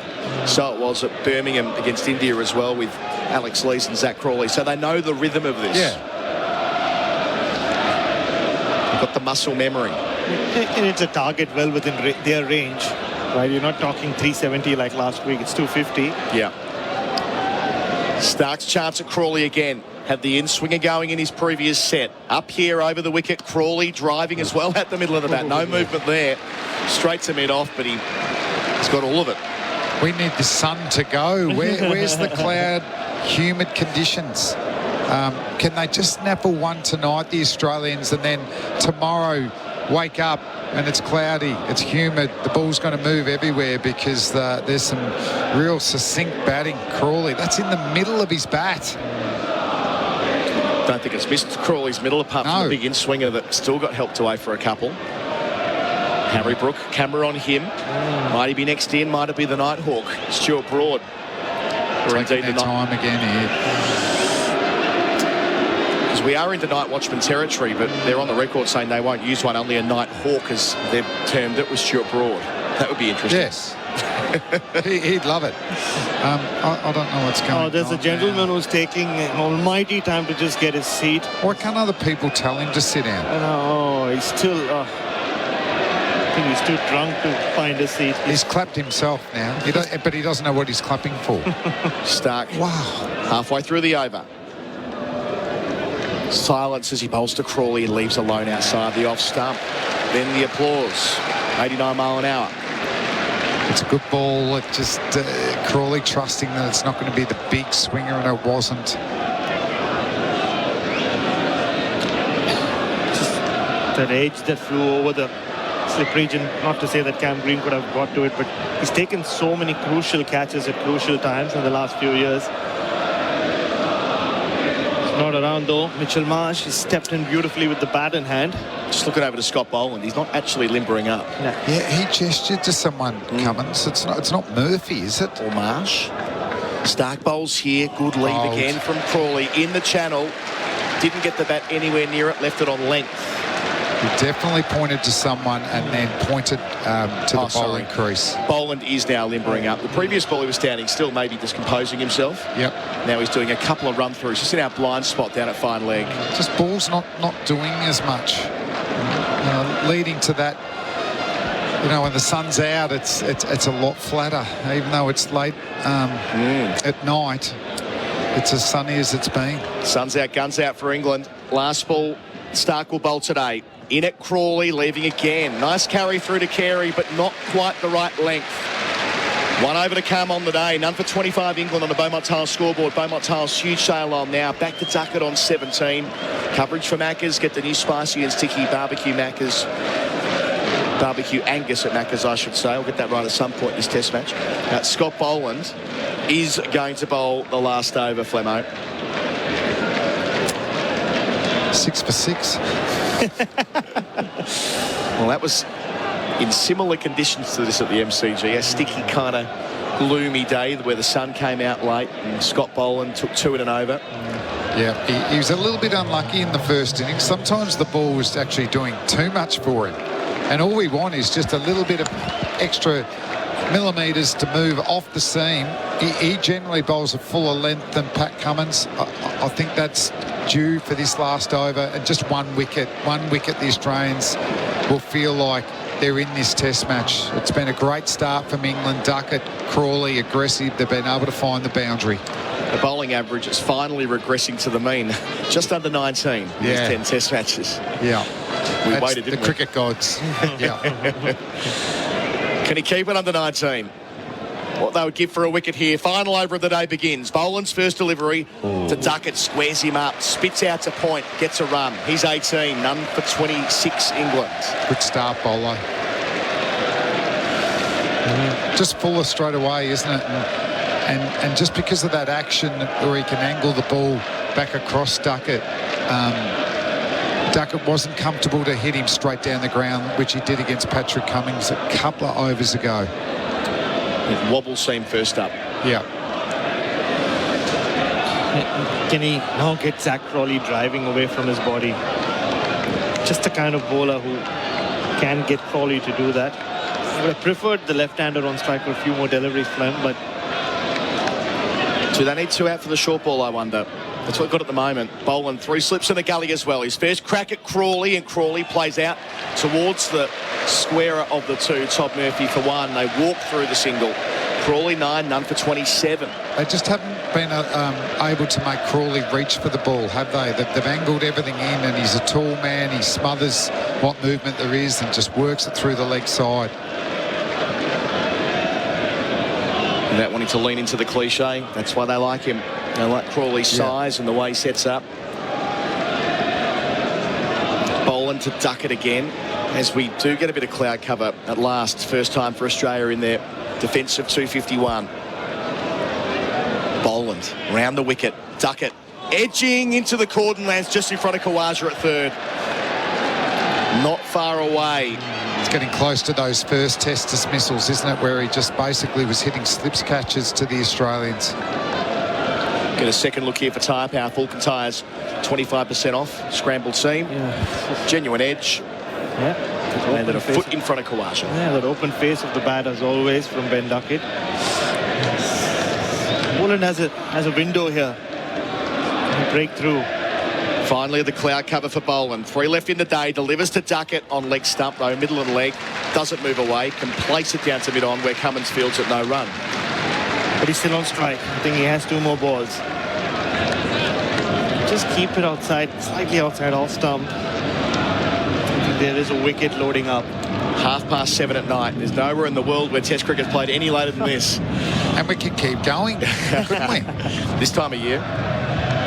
Sun setting so late in the UK, especially in the north. Penultimate ball of day 3. Boland in, delivers to Duckett on leg stump again. Helps it into the onside off maybe thigh pad. Either way, no appeal. So 1 ball left on the day. None for 27. Come on, Bolo. Let's just... And we know he doesn't like leaving the ball, so you don't even have to bowl third stump, I reckon. It's 4th or 5th stump. Will he try and run it? Throw his hands at the ball. And no hurry here either for Boland. Can take his time to bowl his best delivery. Boland to complete day 3 to Duckett here. He defends just in front of square. Head does the fielding. That is a perfect start from England. They'll go to bed tonight at none for 27 after just 5 overs. Ticking over at a familiar run rate, at Bazball-esque run rate. And they've put a nice little dent in this. 224 runs away from their victory target of 251. Duckett 18, Crawley 9. They've made all the right decisions, but from Australian perspective, Flemo, they've not been able to ask the right questions yet. No, certainly not. I mean, for Australia to win tomorrow, you know, they've got to be able to make this ball move in the air and off the seam. You're hoping that, as I said, with a little bit of wet weather around, it does look better tomorrow, that they can get cloudy, humid conditions. That's going to make it uncomfortable for these English batsmen. If the sun's out, you know, this pitch is, it's a good pitch. You know, not much play today, so it hasn't been eroded too much. There's not going to be excessive spin for Murphy. So I feel like in the first session tomorrow, it's going to have to be, you know, Cummins, Stark, Boland, Marsh, who's got a bit of a golden arm. And well played to England, though. That could have been an ugly session, but they were able to find the boundary. As you said, the Australians didn't pose too many threats, really.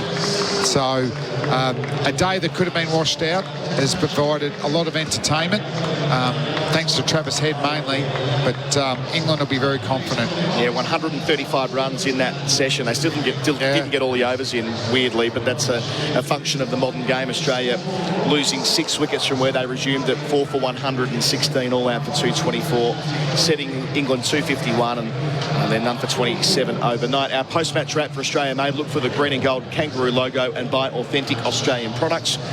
Our Macca's I'm Loving It moment of the day. Flem, you go first. Macca's moment of the day, I'll go... Can I won't say he heads innings. His sixes, maybe. Just every six. Probably the one that I thought recreated that famous six that he hit New Year's Day in the BBL for the Strikers. Took 20 off the over, I think, from Abbott and brought up his 100. So that one in particular. I'll stick with that as well. I love the way that he milked the strike with Murphy. That was my moment of the day. Order the new barbecue and bacon Angus at Macca's. The Macca's delivery of the day, Flemo. I will go. I'm just going to go Mitchell Marsh. I know he didn't play a shot, but I think it was the extra bounce from Wokes that put that indecision in Mitchell Marsh. Oh, sorry, led to his dismissal. I think when he felt like he was leaving the ball, it was going to be nowhere near his bat or glove there. So I'll go. That was a good spell from Wokes. Yeah, and the raw pace from Wood to get Cummins with a ball that just flew through as well. Not a great shot, but Wood was in the game going bang, bang there. Macca's order via McDelivery on the My Macca's app. That was our post-match wrap for Australia Made. Look for the green and gold logo. And that is the end of our coverage today. A long day, an unusual day, but a day which ensures that provided the weather plays its part, this test match will end inside 4. Australia come back tomorrow requiring 10 wickets. England 224 runs. I'll have Crawley and Duckett there. Australia need to get moving on that final day, that fourth and final day, with a couple of wickets early on. Otherwise, it might end up being smooth sailing. Who knows? What I will do is thank everybody for listening throughout the course of the evening. Very late in Australia now. It must be nearly 4:30 in the morning. We'll be back with you at 10:30 local time tomorrow on the SEN app and in all the usual SEN places. Our coverage is for Macca's. Get the barbecue bacon Angus at Macca's. Flemo, thanks to you. See you tomorrow, Colo. Catch you tomorrow. It's going to be brilliant.